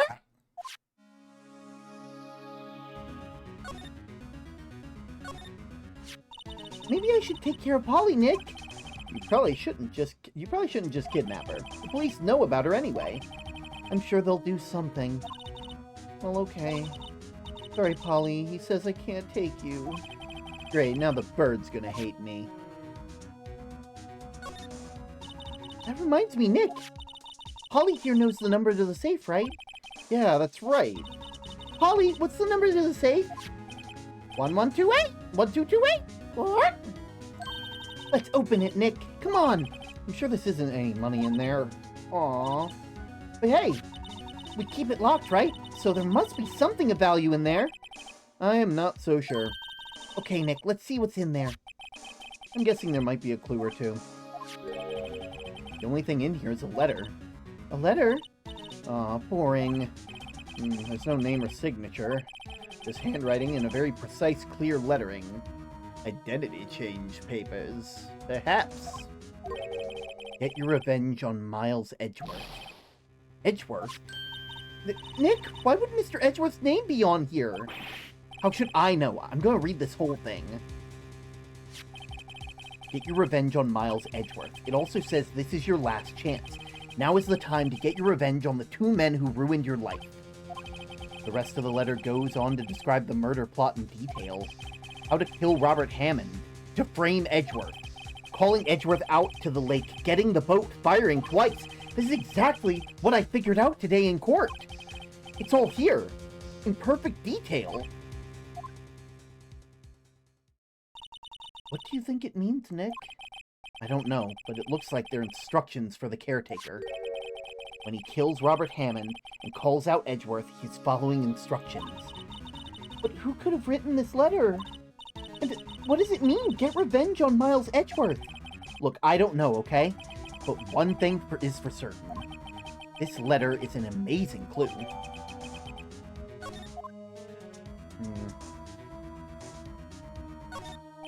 There's nothing left in the safe. Wonder what the caretaker did with the letter with him. He left in a hurry, right? Isn't it perfect handwriting? Yeah.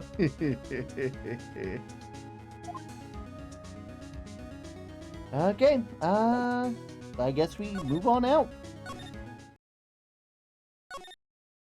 Move off to the Gourd Lake. Move off to the Gourd Lake entrance. Move on to...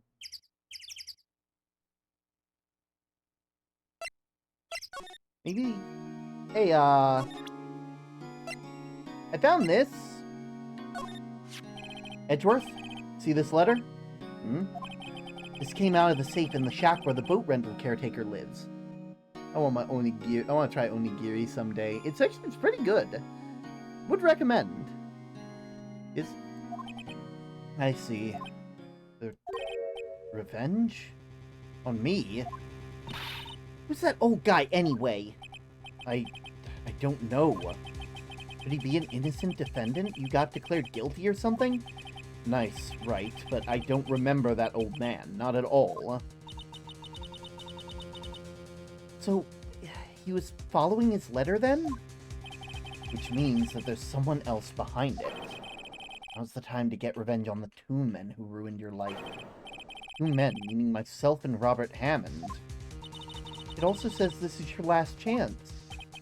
Last chance? Wait, maybe... maybe he's talking about the statute of limitations on the DL6 incident. Wait, that old man. What is it? Do you know who he is? Yogi. Could he be Yogi? Yogi? The suspect in the DL6 incident. The one who was found innocent. Yanni Yogi was a court bailiff at the time. He just happened to be in the elevator to get there 15 years ago.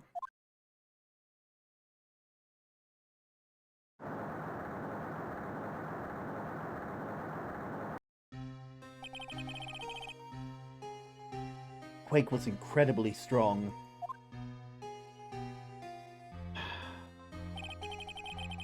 Before I knew it, everything was dark. We were there for so long, it felt like forever. The air thinned and the darkness closed in on us in that little box. We became unsettled.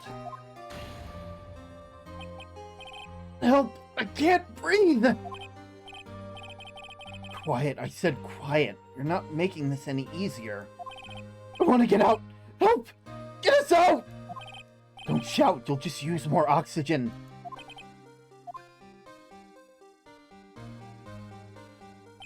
That's all I remember. When I came to, I was in a hospital bed staring at the ceiling.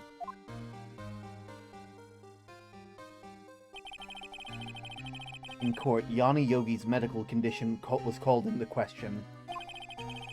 They claimed the oxygen deprivation and stress had caused temporary insanity. In the end, they claimed past the court and Yogi was found innocent.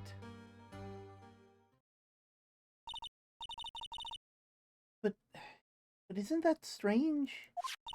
The letter tells him to get revenge on Edgeworth. Why would he want to take revenge on you? Right? Yeah? There was something that's been troubling me these last few days. I didn't know whether or not I should tell you. You mean the nightmare? The nightmare I've had. The memory of a crime that I committed. Crime you committed. The memory of a murder. I think the time has come to tell all. For the last 15 years, I've had the same dream almost every night. I wake up in a fearful sweat every time. Why the flashback? To be fair, I've been making jokes about it the whole time, but in all reality, you gotta remember this game was made for kids. I don't know. Seeing you just sitting in a little VC by yourself is always kind of like finding a silly little Easter egg. It's mainly so that way I can show off my little PNG guy here, because unfortunately, VTube Studio there's something up with it right now where when I try to use it, every other program I have just slows to a crawl. And so the only way I can really do it is by hopping into Live VC. Finding the many terms. And conditions. What kind of dream? It's a dream about my father's killing. In the dark. Help! I can't breathe! Quiet, I said quiet. You're not making this easier. I want to get out. Help! Get us out! Don't shout, you'll just use more oxygen. I can't breathe. You're using up all my air. Oh, just use the other tube mini. It's free and it takes gifts. No, that's the thing. It's that program that has problems. That's the program that has problems. Like, everything slows to a crawl when I use it. I probably said VTube Studio by accident. I'm using VTube Studio now. That's a different thing. What do you mean? Like, I turn it on, and then, like, it will not respond until, like, I say something, like, until a couple seconds after I say it. If I have VTube Studio open as well, it'll do that. Stream avatars just, like, becomes, like, a slideshow. It's a whole thing. Bro is mad at Edgeworth for breathing. He's mad at both Edgeworths for breathing, my man. I've never had that problem. Yeah, it's actually, weirdly enough, one of the reasons I had to redo my whole stream setup, because it started affecting other programs, and I don't know why. Like, I'm assuming that it's just like a weird download of it that I had, but at this point it's giving me enough problems that I've just been using reactives. It's just easier for me. Are you using an older version? No, I'm actually using I was using the newest version. Weird, mine usually works fine. As far as I know, it's the newest version. But again, I could be completely wrong. What? Stop breathing my air! I'll stop you! What are you? Stop breathing my air! No, Father! He's attacking Father! And then I see the pistol lying at my feet. I don't know if it was the evidence from that day in court or the bailiffs. In a daze, I pick up the pistol. Get away! Get away from my father! Ugh!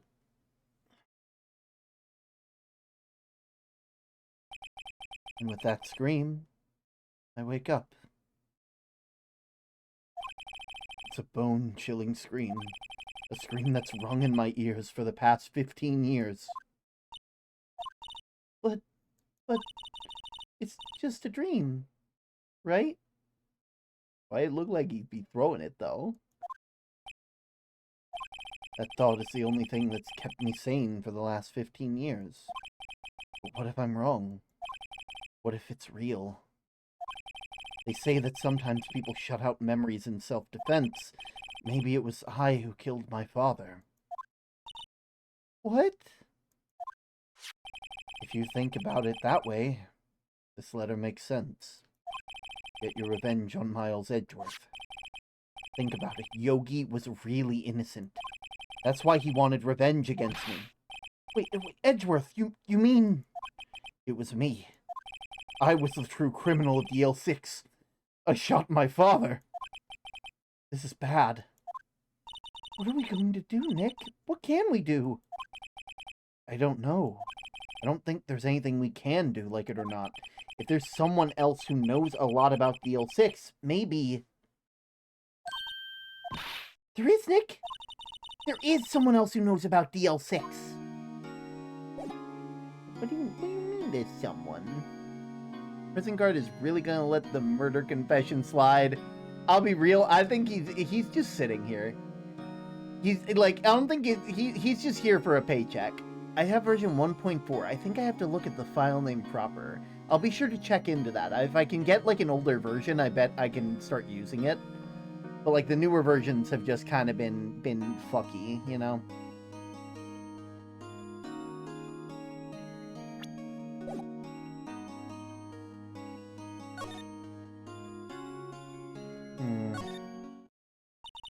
One day left, Nick. Yeah, I know. No time to waste.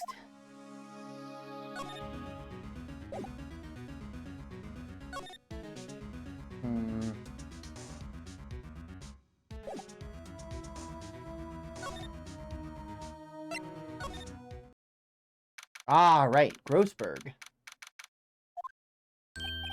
Mr. Grossberg! Hello there.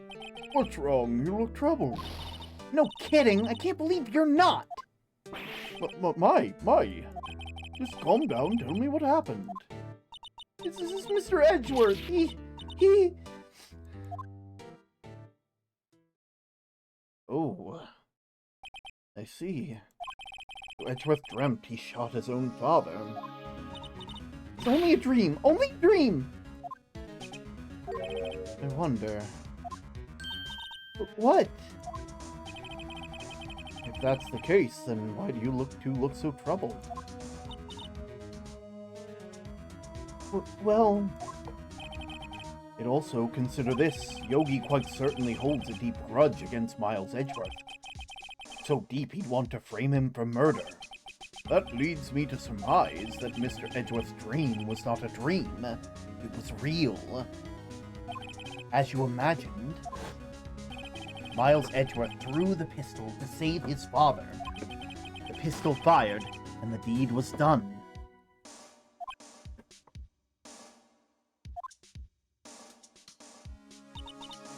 No! I don't believe it! Yogi was suspected of murder, and his career as a bailiff was irrevocably wrecked. Thus he sought out revenge from Miles Edgeworth. This was his last chance, of course, with the statute of limitations so close. Gregory Edgeworth. What do you know about Edgeworth's father?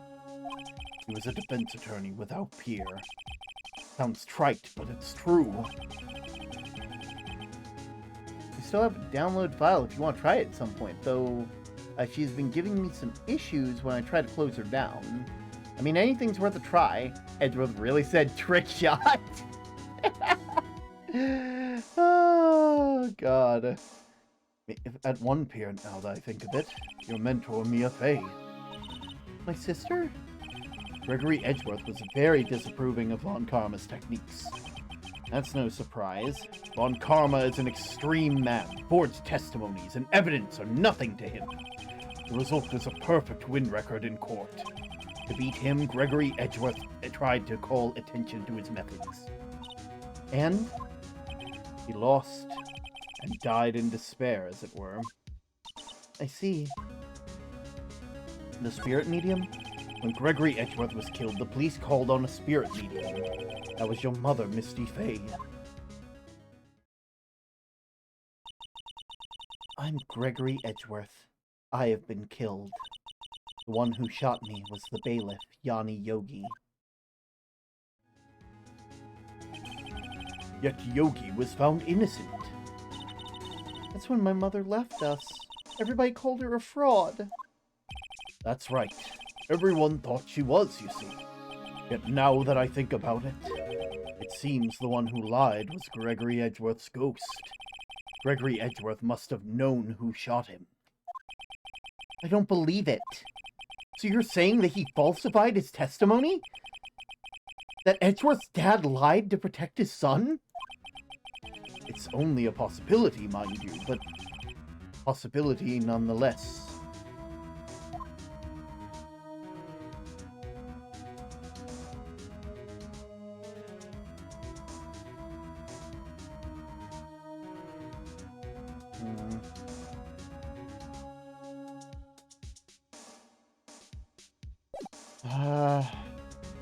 Well, not much to really do there.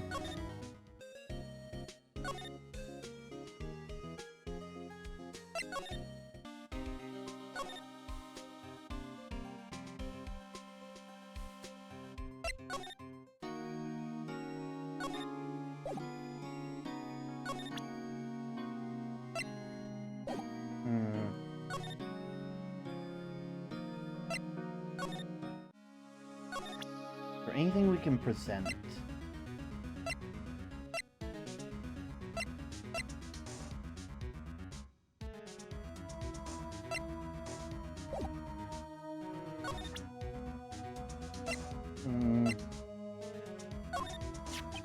Oh, so this is the letter. It does seem that Yogi was following it, and he killed Hammond. Well, why killed Robert Hammond? Hammond was a skilled defense attorney, but he defended clients not for their sake, but for his own. For his own sake? He never trusted his clients, that one. The only thing he trusted was his own ability. But he got his clients found innocent, so why should it matter? Actually, my dear, it's quite different. He won that innocent verdict, but for no one but himself. Yogi was a free man, but socially he was ruined. Huh? You'll understand soon enough. Wait! What is it? This letter. I've seen this handwriting somewhere before. Long time ago. Whose handwriting was this? Do you have any idea who wrote it?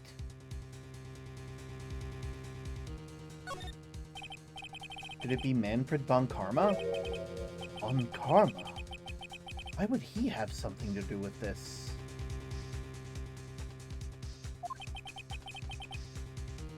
Oh, I'm not sure. Von Karma, Von Karma. Wait! You're right, my boy. This is Von Karma's handwriting, I'm sure of it. I used to see it all the time on court reports. What? But that means the one who told Mr. Yogi to kill was... Correct. Manfred von Karma himself. What does this mean, then? Why would Von Karma want to frame Edgeworth?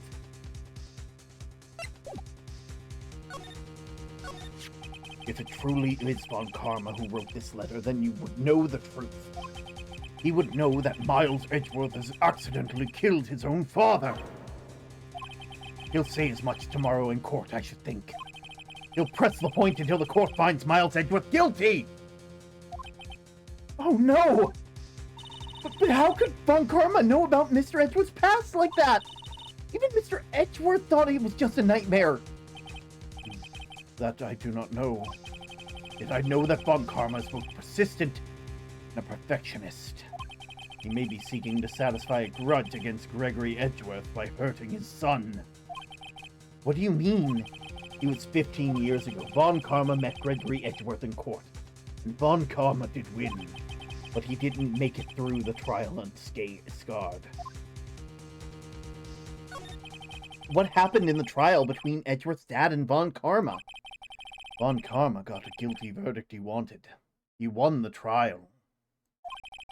But Gregory Edgeworth accused Von Karma of faulty evidence. And though he lost the trial, Mr. Edgeworth's accusations stood.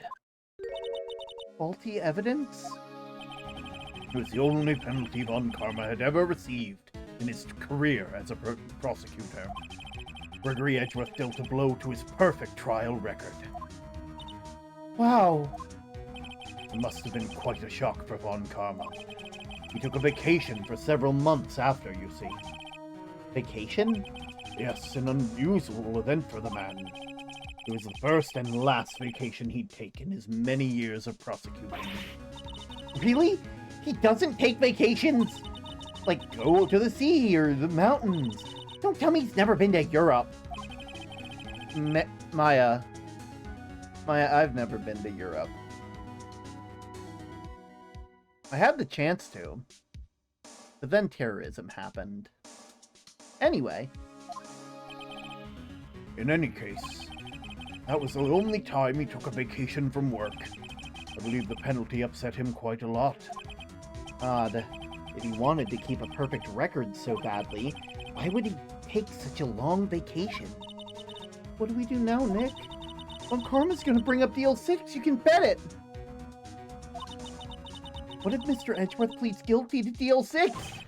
I won't let him. Yes, Mr. Wright. I hate to say this, but even accidental murder is murder, you know. I know that. I just believe in Edgeworth's innocence. I can't believe he'd kill someone. But Nick, Mr. Edgeworth admits it himself. His father must have lied to protect him from beyond the grave. I don't care. I know he's not guilty. Mr. Wright, if you say so, I suppose I could go check again. Police files might hold something of interest. Mr. Grossberg, thank you. I can't promise anything. In fact, I think the chances of finding something are slim. I understand. Police materials. Off we go.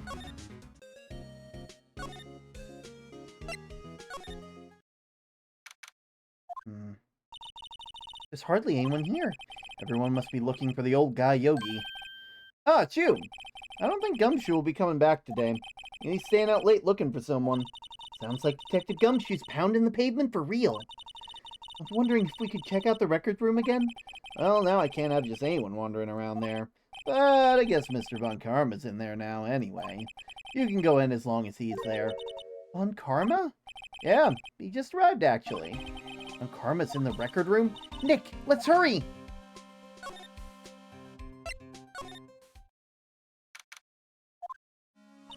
Dusty as always. I was only here yesterday. I'm sure they haven't had time to clean. What's wrong, Nick? Nothing. Just noticed that he isn't here. On Karma.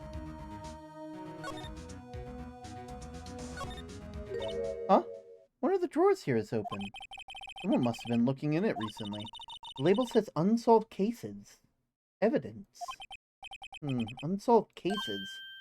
Nick! The file for DL6 is completely empty. What? What are you doing here? Forward-facing Bon Karma can't hurt you. He can't hurt you. Bon Karma! You. How do you know my name? Huh? Have we met? What are you talking about? We see each other every day, don't we? You were Miles Edgeworth's defense team? Defense team? I beg your pardon. I rarely remember defense attorneys. They're like bugs to me. Needless things to be crushed.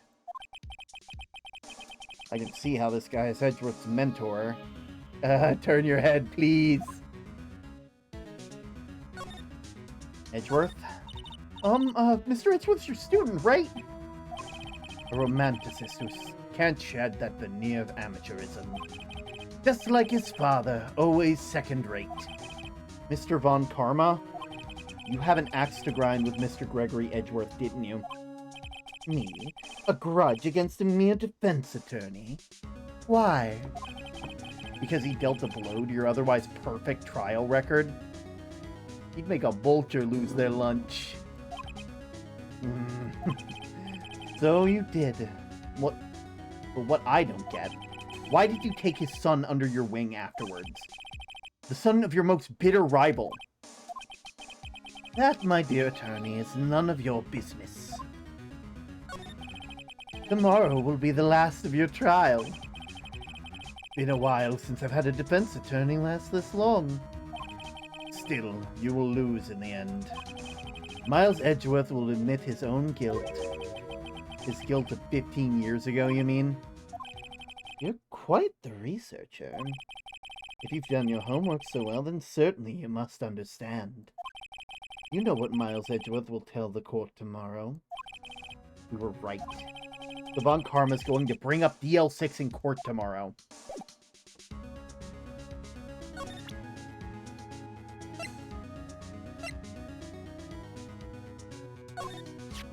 Mr. Von Karma, have a look at this. This was you, wasn't it? You instructed Yanni Yogi to commit murder. Go sit in a poison ivy patch, you impotent ingrate. Yanni Yogi. How many years has it been since I heard him called by that name? He's a fool. I told him to burn it after he read it. So you admit it? You wrote Mr. Yogi this letter? Yes, my dear defense attorney. Thank you for taking the trouble to bring it back to me. You've saved me a lot of needless hassle. What? Nick? What is that thing? A stun gun? For self-defense, usually. Indeed. 600,000 volts will course through your body like a dog touching an electric fence. 600,000? Oh, don't worry. People don't die from it. Usually. Now give me that letter. No! No! Whoa, what are you? Nick, run! Ah! Maya! Out of my way!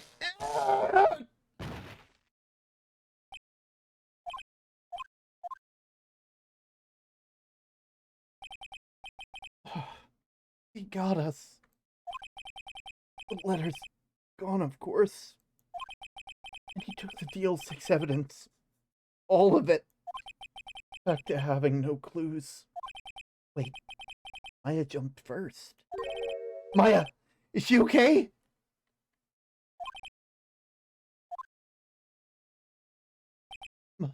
Maya! Maya, open your eyes! Maya! The letter? Did he take it? Yeah, are you okay? I couldn't stop him. I jumped as fast as I could, but one shot from that thing knocked me out cold. I'm useless. I'm no good as a lawyer or a medium. I can't even call my sister.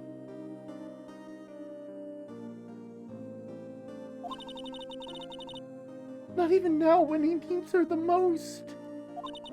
I wish I hadn't woken up at all. Maya! There has to be some way I can help her. We do something about her self-confidence first. Maya. She's holding something. What is that? A bullet? The DL6 incident. Evidence number 7. Taken from the heart of Gregory Edgeworth. I remember. Almost 1 a.m. for me. Oh, don't worry. It's almost 3 for me. I could not end on... This is like the last thing of the, of the event. This is like the last, scene of this, game. This is like the climax of the game. I cannot end here. Sleep is important. It is important, and I've been getting good sleep. And I don't have anything to do tomorrow, so I feel good, you know? Von Karma was holding this when Maya jumped him. The L6 bullet. Still bears clear ballistic markings. I'll prove it to you, Maya. You're most definitely not useless. I'll prove it to you tomorrow in court. We'll get that lore. I'm getting that lore. Night, guys. Night, Ellie. The final day of the final trial. Let's do this. Let's go and kick Von Karma's shit in. I'm pretty sure you have an hour left. Yeah, probably, roughly. Night, night. Thank you for the care package, by the way.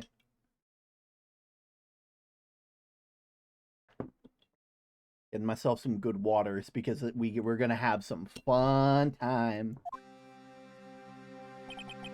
This is it. Judgment Day. I am now... What color am I? Oh my god, I'm fucking purple! Oh, well, it's more like blue with like purple gills, but I love it anyway.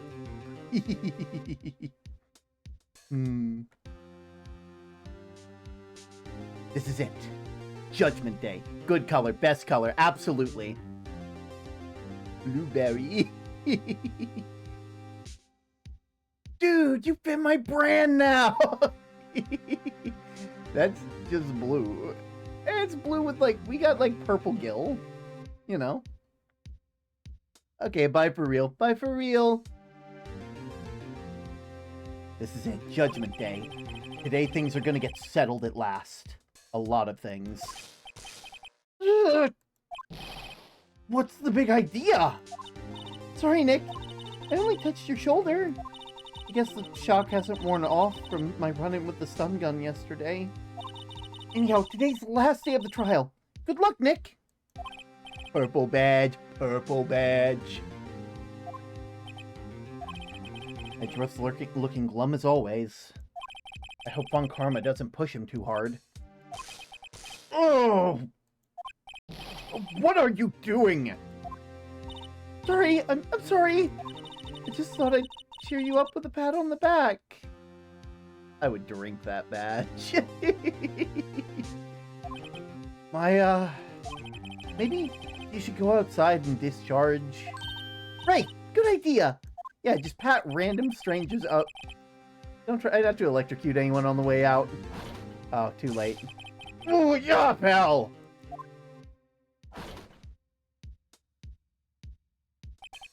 What's gotten into that girl? Detective Gumshoe! Morning, Mr. Edgeworth. Good morning. How did it go, Detective? Have no fear. As promised, I have captured our runaway caretaker. Just brought him in. Took all night, pal. Thanks, Detective Gumshoe. You must be tired. Actually, after that shock I got on the way in, I feel pretty good. Yogi says he's forgotten his own name. That has to be a lie. Why would he want revenge on Edgeworth if he couldn't remember his past? He does remember, and I'm going to prove it. Gummy. I love Gummy. Here we are. Court is now in session for the trial of Miles Edgeworth. The defense is ready, Your Honor. The prosecution is ready. Huh. Right. Well, we have reached the final day of the proceedings of this trial. I ask that the prosecution submit decisive evidence. Understood. Come on, don't be awed in silence every little thing he says. Very well, Von Karma, your opening statement. Right. Thanks to Detective Gumshoe's efforts, the boat rental shop caretaker has been arrested. In yesterday's trial, the defense asserted that the caretaker was the murderer. However, the caretaker has yet to confirm this. I would like to ask the defense to cross-examine him as much as necessary. Very well. Please bring the witness into the courtroom. Here they are. Hi. Ladies and gentlemen of the court, I believe you all remember our witness. He lives in the boat rental shop, where he witnessed the incident. In addition, he has currently lost memory and his name and identity. Witness, why did you run away yesterday? The witness was not running away, as he will now testify. I see. Very well, please begin your testimony.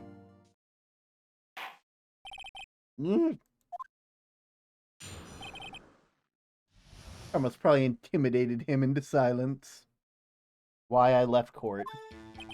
I'm really sorry about leaving yesterday like I did. Wasn't running away or nothing. I went to buy some food for Polly, you see. Figured I got nothing to do with the incident anyhow. I mean, I'd need like one of those motive things, right? And I don't got one. So, my testimony yesterday stands as is.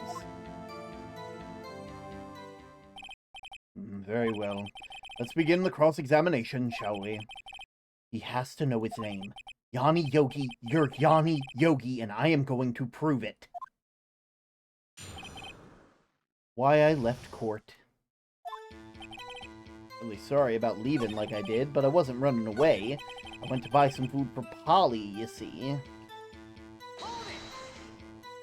Food? Well, Polly's a bit of a gourmand, you see. She only eats the high-quality bird pellets from France. And they only kept him down the big pet shop downtown. But you weren't arrested until this morning. Why didn't you come back to the caretaker shack?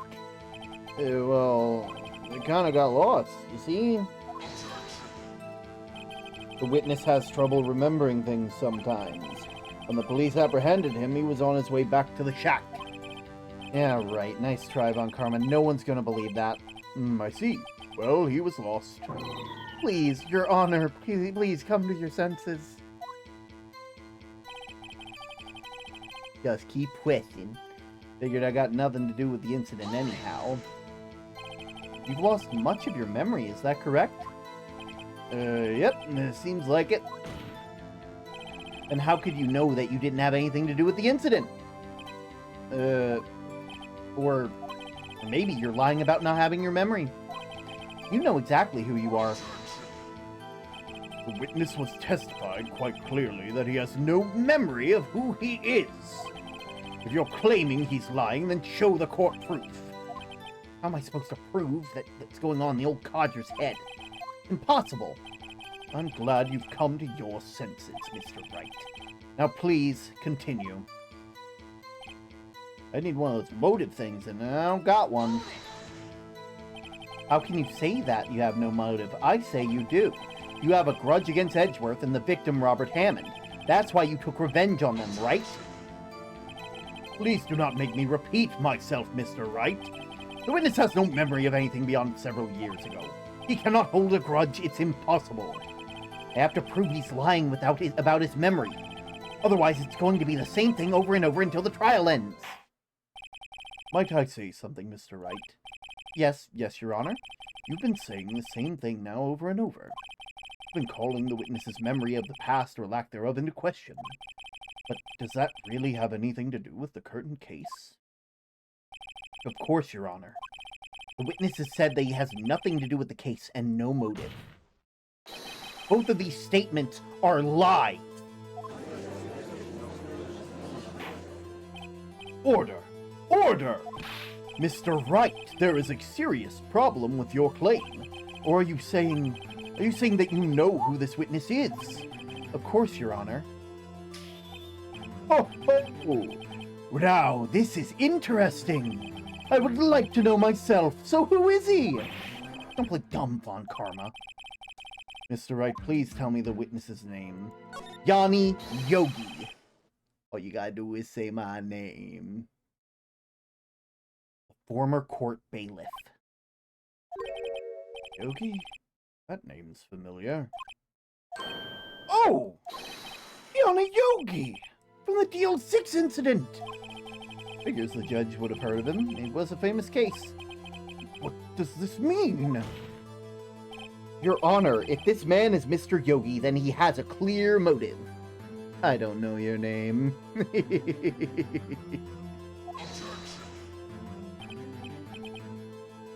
Tisk. Oh, jumping to conclusions again, Mr. Wright. This witness is Yanni Yogi.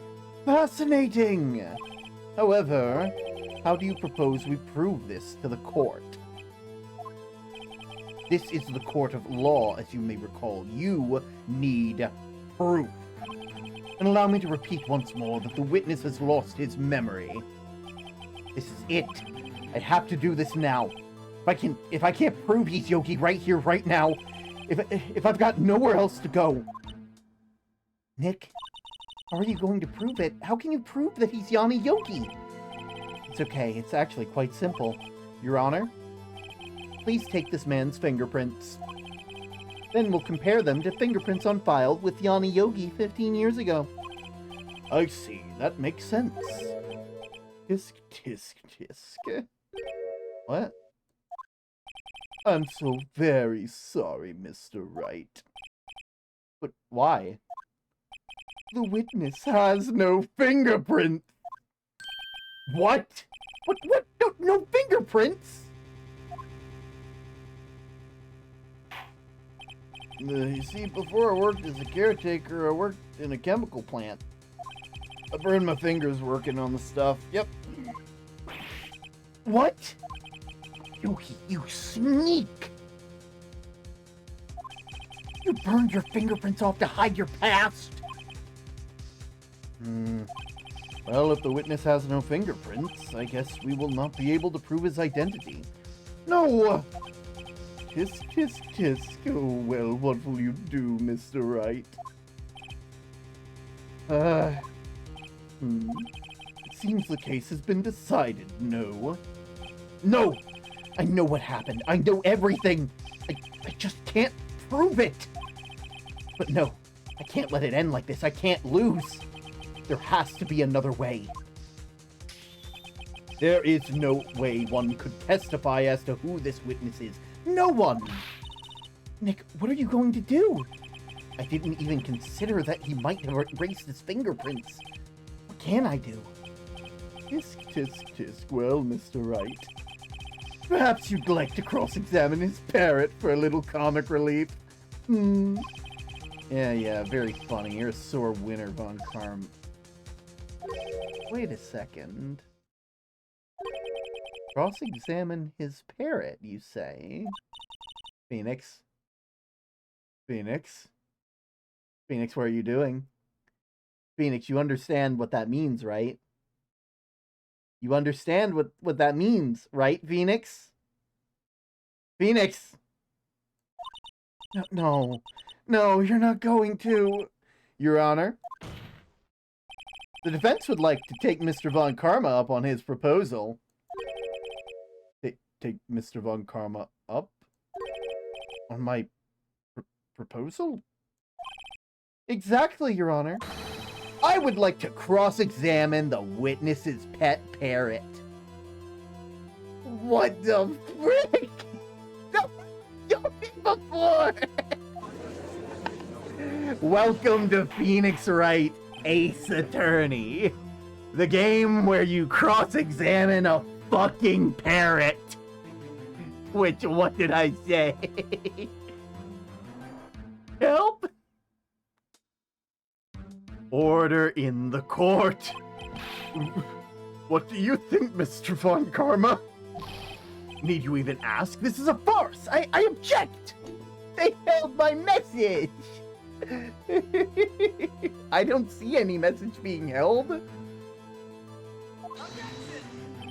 Wait a second. You were the one who suggested I cross-examine the parrot, Von Karma. The parrot is about to ruin everyone's day. I have the right to do as you suggested. It didn't send. What the fuck? Well, of course you should go through with this. If nothing comes of it, I hope you're ready for the consequences. Nick, this is crazy. Well, you still want to go through with your little game? Yeah, I'm doing it. I love that he's arguing for this so hard. Listen, Phoenix Wright will die on every fucking hill. If you give him a hill, he's already digging his grave on it. He has already picked out a casket. He's ready to be pushing up daisies. He will die on any hill if you give him the fucking chance. I will cross-examine her, Your Honor. I sent you a screenshot. It's the stupidest thing to not... What did they make you not send? Wait a minute. Where is this? Where's my Discord?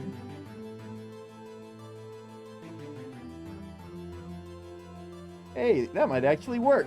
Thanks, Karma. I don't know. Huh. This is the most ridiculous thing I've ever heard. Von Karma's rigged every person's testimony, every piece of evidence, except the parrot. She's my last chance. Which is Mayphobic. At least I think so.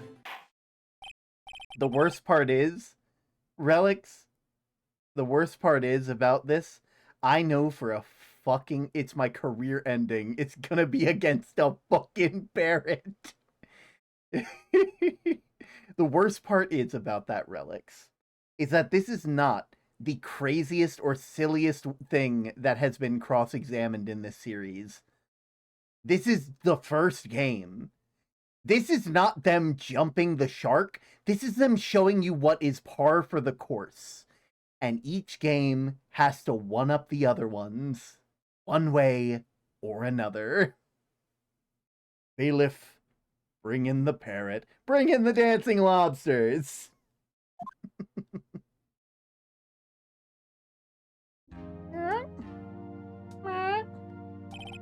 That's quite the bird. Please tell us your name. Name! The witness is ignoring me. Must hurt to be ignored by a bird. Very well, witness. Who is your owner? Please testify for us. Who is your owner?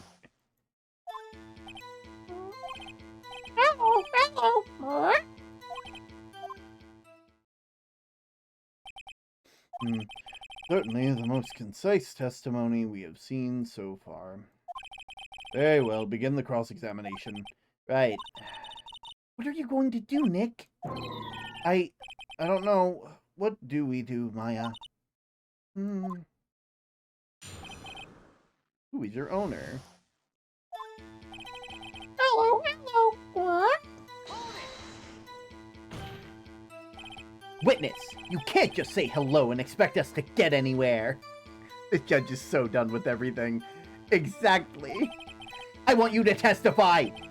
Maya, you talk to her. Right, what do I say?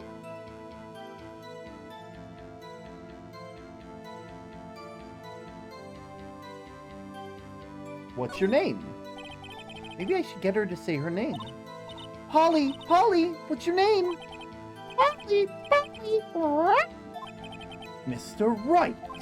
I think we've established that the parrot's name is Polly. You can't take this seriously. You shouldn't take this seriously. You shouldn't take any of it seriously. None of this is serious. Listen, it was so dark and gritty, and now we're cross-examining a parrot. Does this have anything to do with the owner's identity? No, it doesn't. Sorry, I guess it didn't really have anything to do with it now. Please only ask questions pertaining to the matter at hand. Continue your testimony.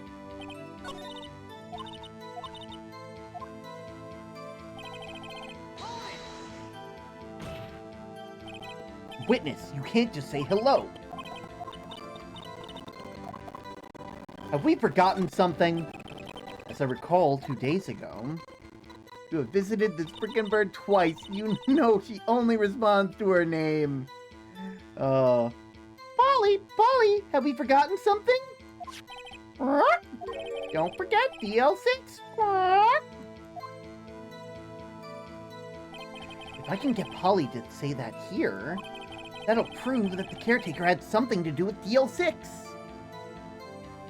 It's so serious. Polly, have we forgotten something? Hello. What? Oh, shit. Shit, they gagged the bird! That's not what you're supposed to say. Something we forgot. Hello. What? Uh-oh, it's not working, Nick. She won't say it. This is ridiculous. Why won't she say it? Is something the matter, Mr. Wright? Wait. Don't tell me Von Karma expected this. It was me all along, Mr. Wright.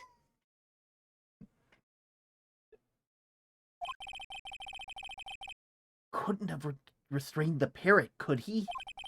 Did he train her not to respond when we asked if we forgot anything?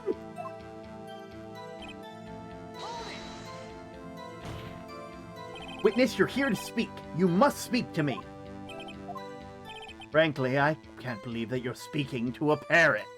They gagged the bird is something I never thought you'd say. Oh.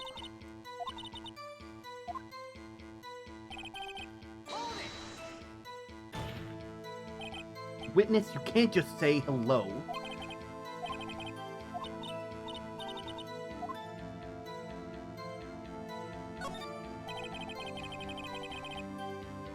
Maybe I'll get them to say the number of the safe. Huh? The safe? Why? Let's try to get her to say anything, okay? Polly, what's the name of the number on the... What's the number of the safe in the shack? 1228! 1228! My, what a reckless parrot. Well, Mr. Wright, you aren't claiming that this number is something to do with the caretaker. Actually, it does. And that's why I had her say it. Ha! Ridiculous. How can a number to a safe tell us who the caretaker is? Show us the proof! What could possibly link that number to the caretaker's true identity?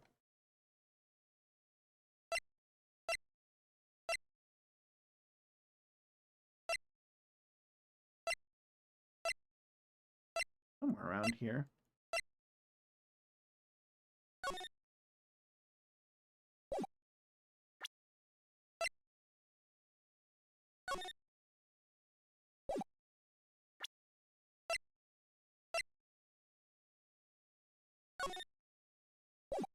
The DL6 incident.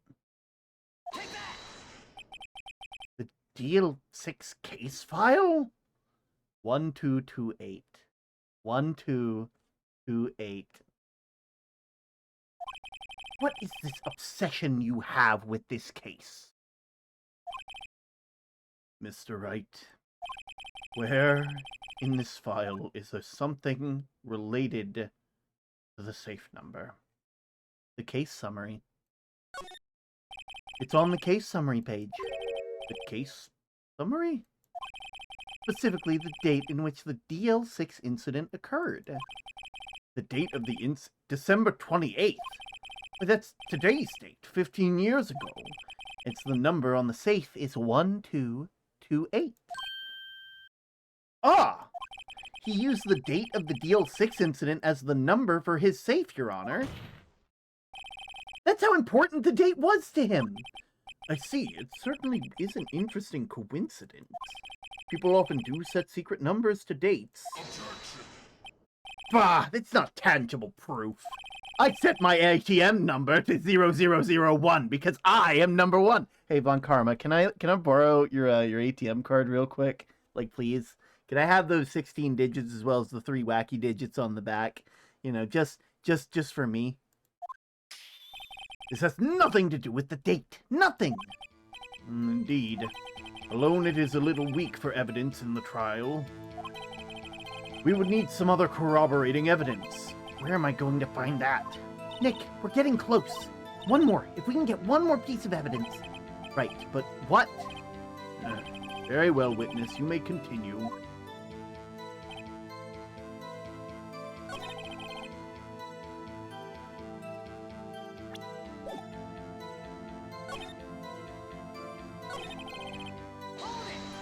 I want to know what would happen if we picked the option for what's your name, though.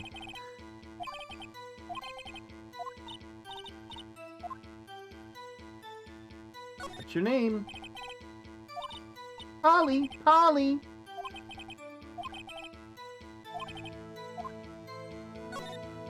Yes, it does. Ah! Fascinating. You claim the parrot's name will prove her owner's identity. Then show us the proof. Nick, don't you think you're taking the bluff a little too far? Listen, we're not here to answer the question of who is the caretaker. We're here to prove that he is Yanni Yogi. All we have to do is tie the name Polly to Yogi.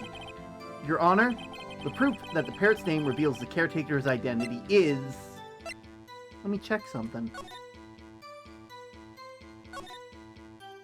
Trapped in the elevator.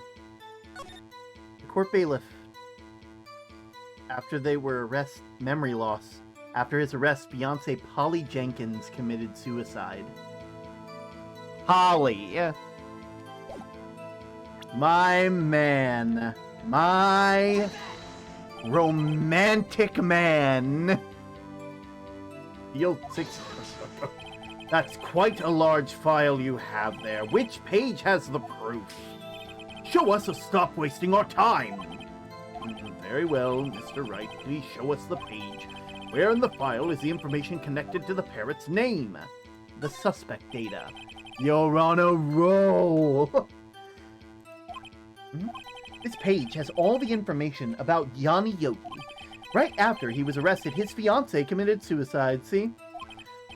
Indeed, it does say that, yes. What was his fiancée's name again? Polly. Exactly, Your Honor. He wanted to remember the name of his fiancée who had committed suicide. That's why he named his parrot after her. I see. I guess that is possible. A mere coincidence, that's all. My granddaughter has a dog she calls Phoenix.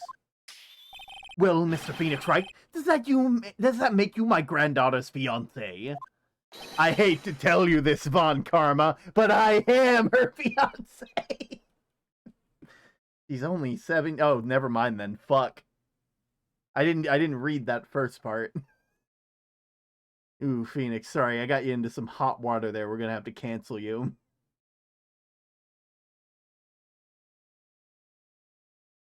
Yeah. I'll be real, completely bypassed, like, anything else. Oh, God. That's enough. I think we've reached a conclusion here. It's a mere coincidence, that's all. True, that is a possibility. However, two coincidences at the same time seems more like a pattern to me. Okay, no, don't use those sounds. Come on.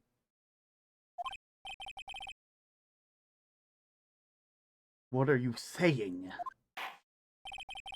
Summon the caretaker of the bookshop. Immediately! Ah, God, he's so eepy. Witness! Tell us your name! Wait! This witness, he does not remember! No. It's okay. I've accomplished what I came to do. I'm done. Nick, he looks totally different! It's the real Yogi, I think! Finally! He's been acting feeble to hide his true identity. Acting for 15 years. Well, let me ask you again. He wasn't drunk. Please state your name for the court. My name is Yanni Yogi. 15 years ago, I served as a bailiff in this very court. Order! Order! Yanni Yogi. So was it you who killed Robert Hammond and tried to frame Miles Edgeworth for his death? Yes. It was me. I did it. They put me on the witness stand 15 years ago. Robert Hammond, he said I was mentally unsound. He told me it would make me innocent. Get me off the hook. So I pretended to have brain damage. I was innocent, really, but he didn't believe me. We won the trial, but I lost everything. I lost my job, my fiancé, my social standing. Then this year, 15 years later, a package arrives. It's a letter and a pistol. The plan was written out in careful detail. It was a plan for me to take my revenge on the people who ruined my life. I didn't care who had sent it. I thought this was my chance. After 15 years, this was it. Finally a chance to have my revenge on Robert Hammond and Miles Edgeworth. I have no regrets. Wait a moment. Revenge against Miles Edgeworth? What do you mean? I'm not at liberty to speak on that matter. Why don't you ask Mr. Edgeworth yourself? Anyway, I admit it. I'm the one that killed Robert Hammond.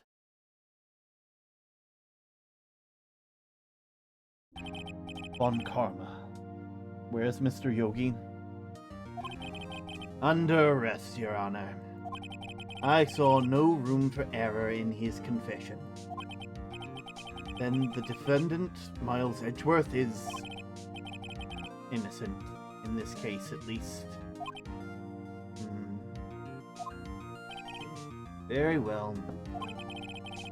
Will the defendant please take the stand?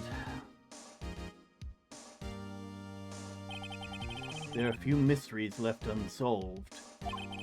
Still, you're cleared of suspicion for this particular case. So I would like to pass judgment on the murder of Robert Hammond. Any objections?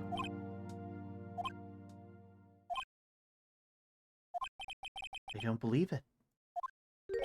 Why isn't Von Karma saying anything? Very well.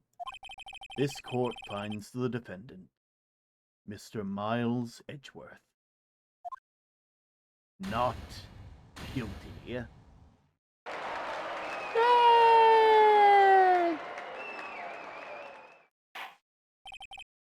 That is it. The court is adjourned.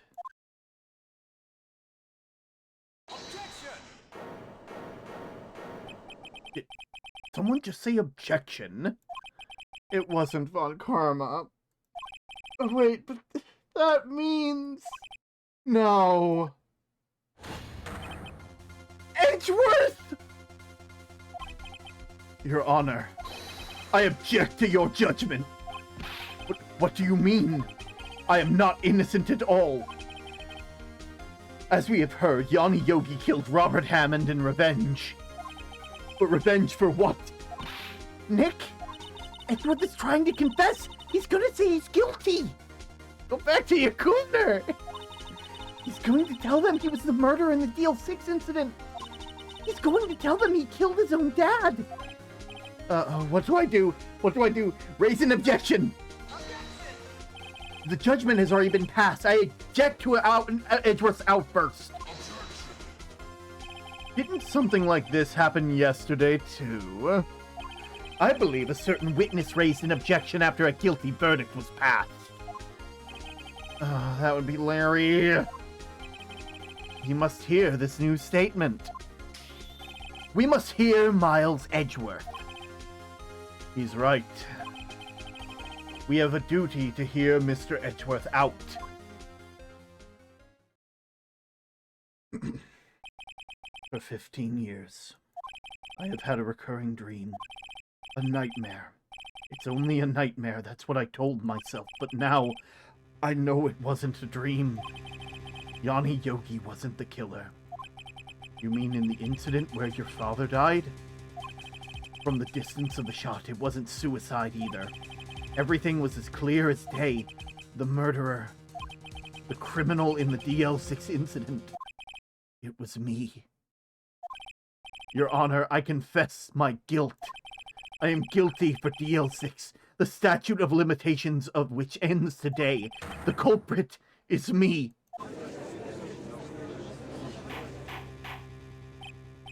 Order! Order! This is certainly unexpected. The defendant declared innocent is confessing to a different crime. A crime for which the statute of limitations runs out today. I'm not really sure how I should deal with this. Bah! It's obvious. We hold a trial right here, right now. We try this man for this crime of 15 years ago. I think I would like to take a 5-minute recess. During the time, I will consider the appropriate course of action to take.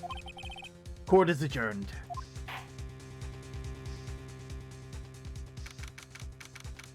December 28th, 2:24 p.m. District Court Defendant Lobby Number 2. I'm sorry, Wright. I just wasted all of your effort. Mr. Edgeworth, I I don't believe it, sir. I mean, you kill your dad? I didn't want to believe it myself, Detective. But it's the truth. I deserve to be punished. Murder is murder, no matter what the circumstance. This is crazy! This is crazy! Nick, what are you doing? Huh? Oh. I'm just reading through the court record once more. I'm getting my case ready. Your case? For what? Huh? Isn't it obvious? I'm gonna prove Miles Edgeworth is innocent. But what are you talking about, pal? He just admitted to it! He confessed that he did it in court. I'm sorry, Edgeworth, but I don't believe your nightmare.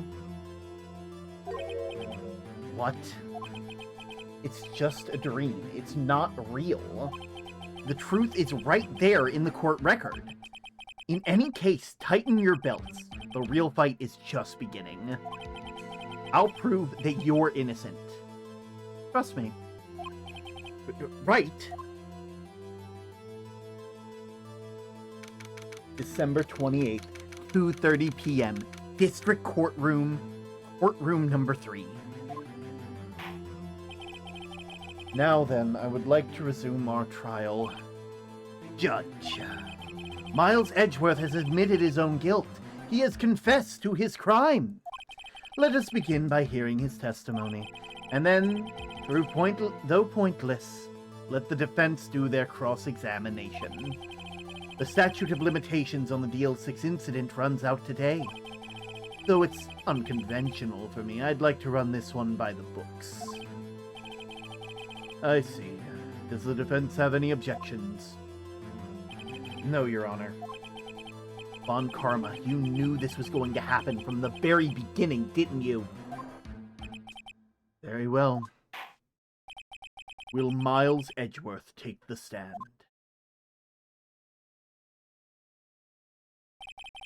Will the witness state his name and profession?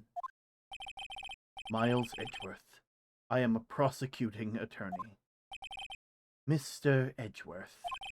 15 years ago, you mistakenly killed your father, Gregory Edgeworth. Is this correct? It is correct. Then testify about this matter to the court. Yogi was a bailiff. Yeah, he was taking evidence. He was taking evidence pieces down to be processed. You know, bailiffs usually have some form of weaponry on them. When Edgeworth was telling me about his dream yesterday, I noticed something. One detail didn't quite fit. That will be the key, but only if I can get it to work. Please, please, please. The DL6 incident. That day, I had gone to the courtroom to observe one of my father's trials. As we were leaving, an earthquake struck, trapping us in the elevator. My father and Mr. Yogi lost their composure and began to argue. Just then, something heavy fell at my feet. I picked it up and threw it at Mr. Yogi. I wanted them to stop fighting. A moment later, there was a single gunshot, and then a scream. It was a terrible scream. I remember it to this day. That is all. And until now, you thought this memory was a dream. We were stuck in the elevator for 5 hours. The oxygen in the elevator ran out, and I lost my memory of the event. Same claim Mr. Yogi made. Very well. Mr. Wright, your cross-examination. Yes, Your Honor. The DL6 incident. Let me just do this real quick. Listen, I have faith in myself, but I don't have faith in myself. Observe one of my father's trials. As we went to leave, an earthquake struck, trapping us in the elevator. My father and Mr. Yogi lost their composure and began to argue. Just then something heavy fell at my feet. I picked it up and I threw it at Mr. Yogi. I wanted them to stop fighting. A moment later, there was a single gunshot and a scream. What was it? A pistol. I assume it was the bailiff's Yanni Yogi's. The safety must have come off when it fell from the holster. And you picked it up. What happened then? I picked it up, threw it at Mr. Yogi. I wanted them to stop fighting.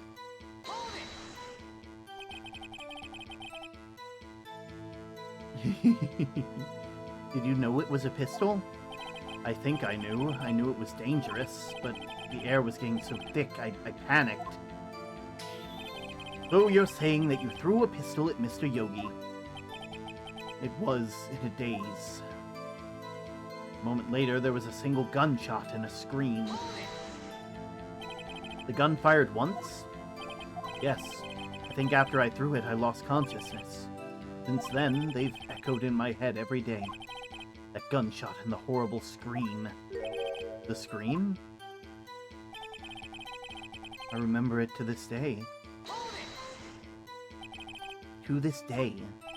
Yes, I can practically hear it now. I doubt I will ever forget the scream for as long as I live. There it is. One part of that testimony clearly contradicts the evidence. But I don't know what it means. Better find out quick.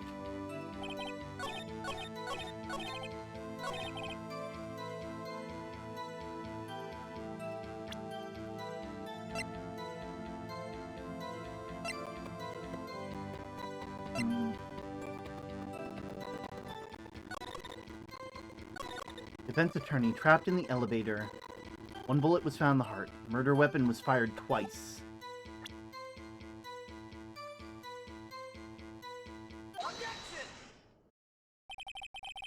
Are you sure you only heard one gunshot?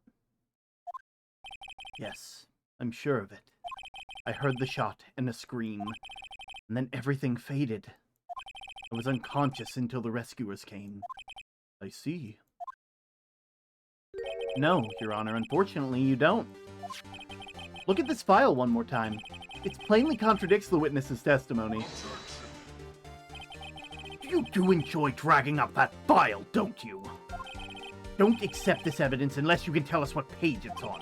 Which page contradicts Miles Edgeworth's testimony? Obviously, it's the victim data. You asshole. Look at the victim data. It says it was quite plain. The murder weapon was fired twice. Miles Edgeworth only heard one gunshot, yet the murder weapon was fired twice. The first shot was an accidental firing when the pistol was thrown. So, who fired the remaining shot?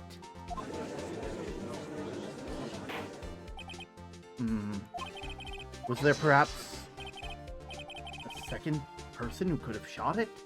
Your Honor, as I'm sure you're aware, this incident occurred 15 years ago. The evidence is dated. The pistol did fire twice, however, we do not know when the second shot was fired. It might have been fired the day before the incident. There is no proof that the second shot had anything to do with the incident. What? I see. Well, you do have a point. Mr. Wright? The murder weapon was fired twice, as we have heard. None of those shots that was fired by the defendant, a boy at the time. Do you have any proof that another shot that fired? Yes, I do, actually. Your face is dated! Your Honor, I think I'll be able to show you proof. But what? Impossible. Well now, Mr. Von Karma, save your surprise for after you've seen the evidence. Mr. Wright, show us your proof. You have evidence of the second firing of the pistol? I do, Your Honor. I do. Look at this photograph. It makes me laugh. This is the photograph of the scene of the crime, 15 years ago. You can see the victim lying there is Gregory Edgeworth. This proves the murder weapon was fired twice at the time of the incident. This photo proves it. So let me get this straight. The photo proves 2 shots were fired where? Your Honor, please get a clue. Show the judge your contradiction in the photo. Every time I hear that line, it actually does make me laugh. It should be obvious. The contradiction is here. I see a bullet hole in the door. Your Honor, Gregory Edgeworth was killed by a shot from a pistol. Yet there's also a bullet hole in the elevator door? We also know that the murder weapon was fired twice. Thus, someone other than Edgeworth fired the second shot. Order! Order! Mr. Wright, what are you driving at? It's simple, Your Honor. At the end of the incident, 2 shots were fired. One went into Gregory Edgeworth's heart. The other hit the elevator door. Remember that the defendant lost consciousness after the shot that he fired rang out. In conclusion, we must agree that the second shot was fired by someone else. Mr. Wright, but who could that be? The murderer, of course. I knew I should have stepped in before your wild fantasies got out of hand. Mr. Wright, look once more at the DL6 incident file. Look closely. Try the case summary page. The case summary? That's on page 1. Look at what's written there. Not a single clue was found on the scene. If the pistol had indeed been fired 2 times, then the other bullet would have been discovered on the scene. He does have a point. That second bullet was never been found. Why? Because the second bullet does not exist. The second bullet that claimed Gregory Edgeworth's life was the one fired by his own son. That is the truth of this matter, the whole truth. It was undoubtedly something else that made the bullet hole in the door. Your mama doesn't exist. I mean, considering how they treat others, probably. I will have order. Mr. Wright has proven one thing quite clearly, that the murder weapon was fired twice at the time of the incident. However, as Mr. Von Karma states, the second bullet fired was not found. It is highly unlikely that the police merely overlooked the second bullet. So, all we have is the single bullet.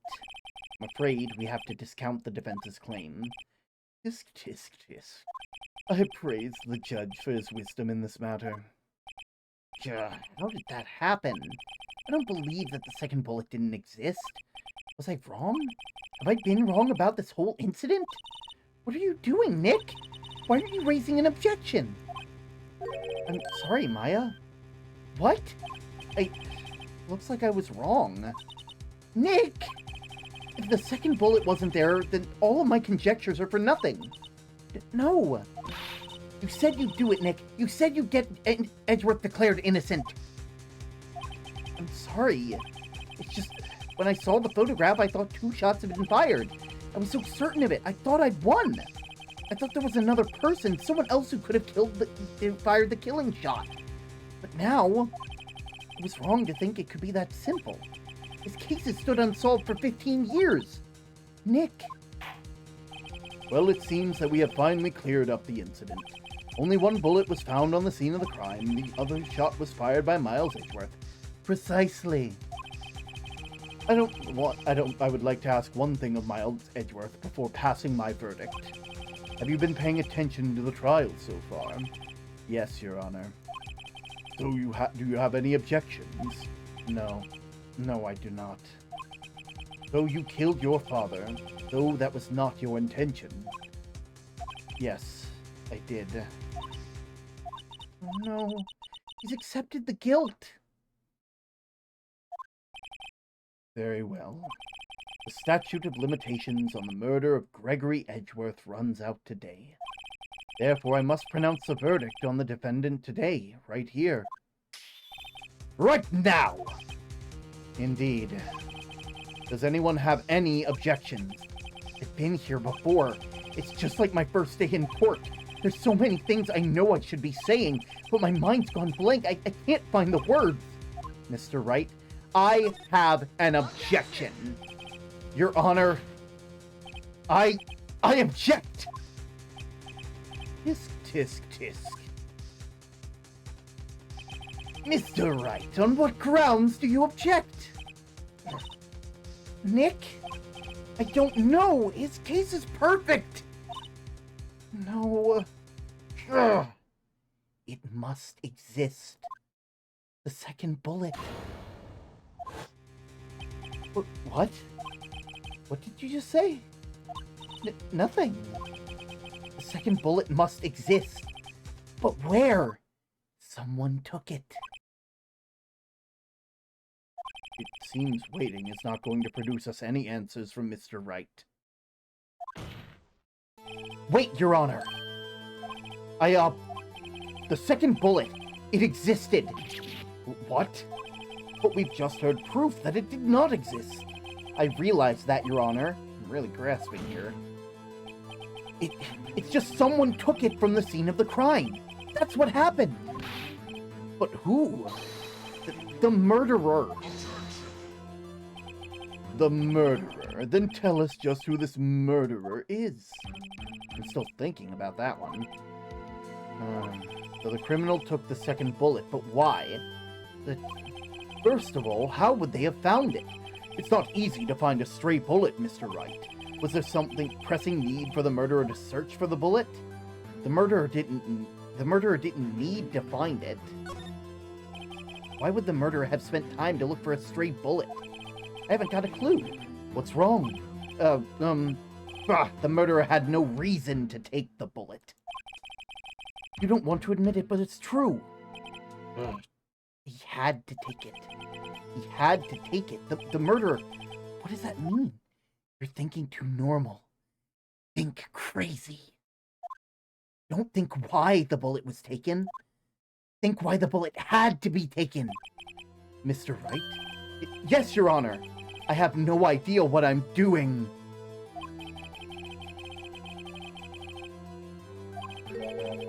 But the murderer had to take the bullet.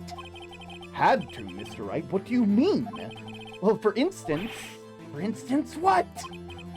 Maybe the bullet, hit the murderer. The bullet hit the murderer? Just saying for instance. I mean, if it hit you, you would have to take it with you, wouldn't you? It's not like you could perform surgery right there, you know? Wait a second. I was just talking off the top of my head, but that's really what happened. Let me get this straight. So at the time of the murderer themselves were shot. And they left with the second bullet still inside them, thus leaving only one bullet at the scene of the crime. But yeah, I guess that's how it would work, yeah? But there's a problem with that. The other two people rescued in the elevator, Miles Edgeworth and Yanni Yogi, were both unharmed. So that would mean the murderer came from outside. Yes!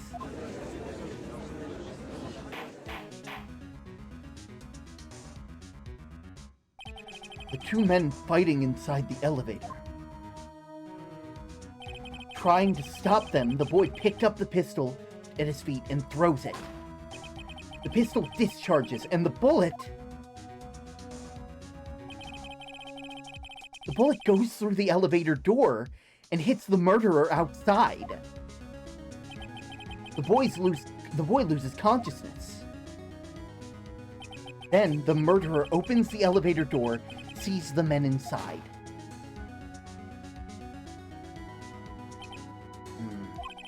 Mr. Wright, you truly are the most unpredictable defense attorney I have ever known. I can tell that you're grasping, yet I cannot deny the possibility of what you're saying.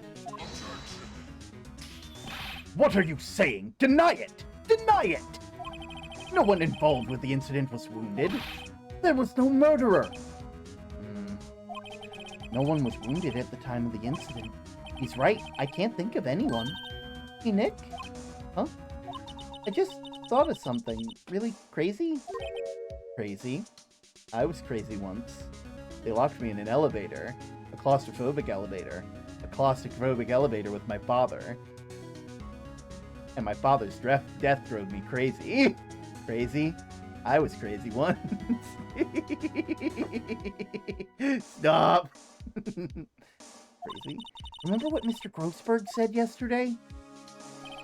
Gregory Edgeworth dealt a blow to his perfect trial record. It's karma. Wow. It must have been quite the shock for Von Karma. He took a vacation for several months after, you see. An unusual event for the man. For one, the first and last vacations he'd taken in his years as a prosecutor. What if Von Karma didn't take the vacation house because of shock? Yet because he was injured. Which would mean... It could only mean one thing. He was the murderer in the DL6 incident. He was the man who shot Gregory Edgeworth. It was Von Karma! Oh, man. Something wrong, Mr. Wright? You seem dazed. No, Your Honor. Well, you have indicated the possibility of the murderer coming from outside. Can you give us the name of your suspect? Did I come out and say it now? Say it now. Now and proud. Hey, you Proto. Your Honor? There is a suspect. One lone suspect. Well, this is certainly an interesting news. Very well, Mr. Wright. Who is your suspect? My hands are shaking. What? Von Karma. Oh no, now Lone's involved.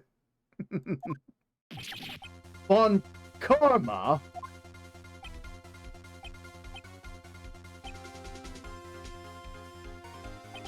You mean the Von Karma? The prosecutor? The one standing right over there? Bah! You don't object? I see no need. Why honor this ridiculous outburst with my objection? Because you took a vacation for several months starting the day after the incident. Yet you pride yourself on a perfect record. Why would you take such a long vacation without any reason? You're claiming that I took a vacation to heal my injury from the accident? Fascinating. Prove it. I would have needed surgery, no? Where did I go under the knife at, Mr. Wright? Bring the doctor that operated on me. Have them testify. Nick! Let's find out who this doctor is. It's no use. Edgeworth? I know Von Karma, perhaps too well. He's perfect. He wouldn't leave clues. He probably didn't undergo surgery. That would leave the doctor as a witness. Nobody's that perfect. So what, Nick? Did Von Karma pull the bullet out by himself? That's insane! No, he couldn't have. You can't just pull out bullets out of yourself. Wait. What does that mean? That bullet has to be somewhere, but where? Tisk. Well, Mr. Wright. Can you produce evidence to prove that I was shot? Yeah, I got some fucking evidence for ya. I'll prove it. And I'll even use evidence. I know how much you like it so much. But what? The evidence that proves Von Karma was shot is this. Von Karma is perfect. He wouldn't risk surgery leaving an evidence trail. So then I ask, where is that bullet now? I think it's unlikely that Von Karma performed surgery on himself. You don't mean... I do. There's a possibility that bullet is still inside Von Karma.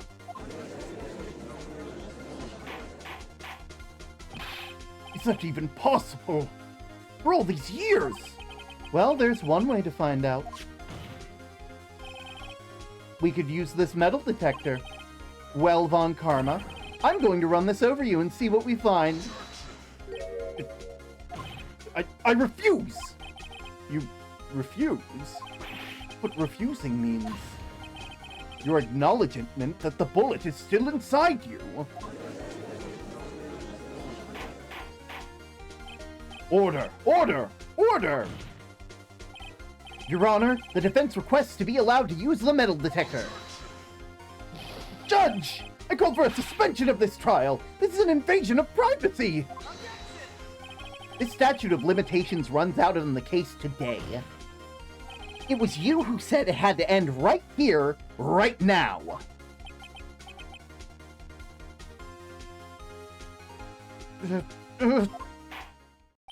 Enough. I permit the use of the metal detector. Mr. Von Karma, you will submit yourself for testing. Nick, what does this mean? I don't know, but we have to give it a shot.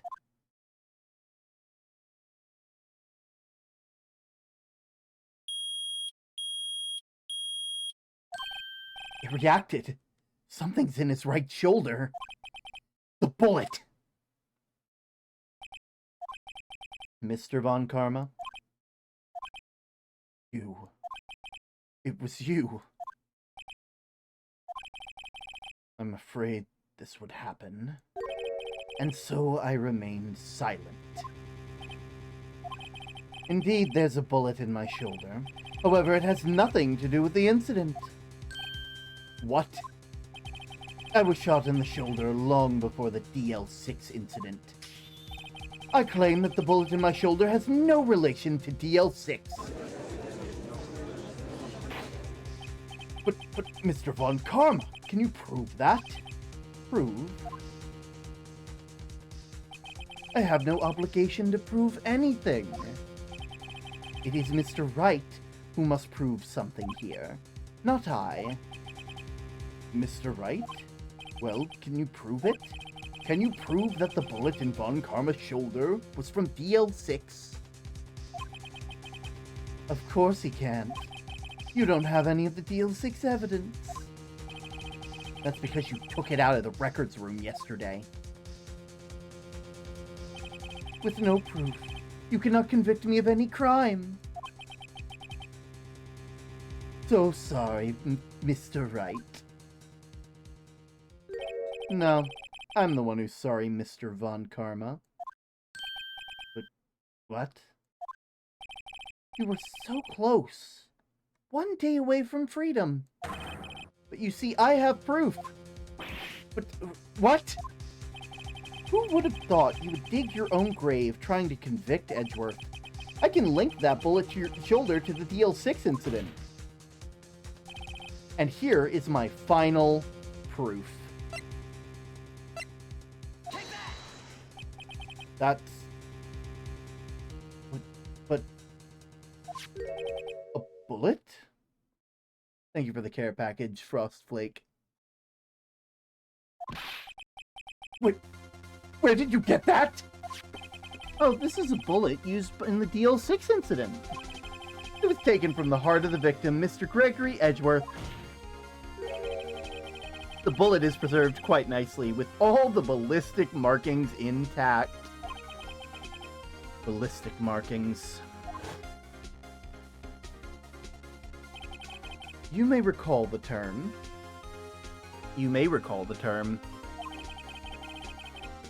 It came up in my first trial 2 days ago. Ballistic markings. The fingerprints of a weapon. All bullets fired from a gun are marked with that weapon's unique pattern. By examining markings, you can tell which weapon fired the bullet.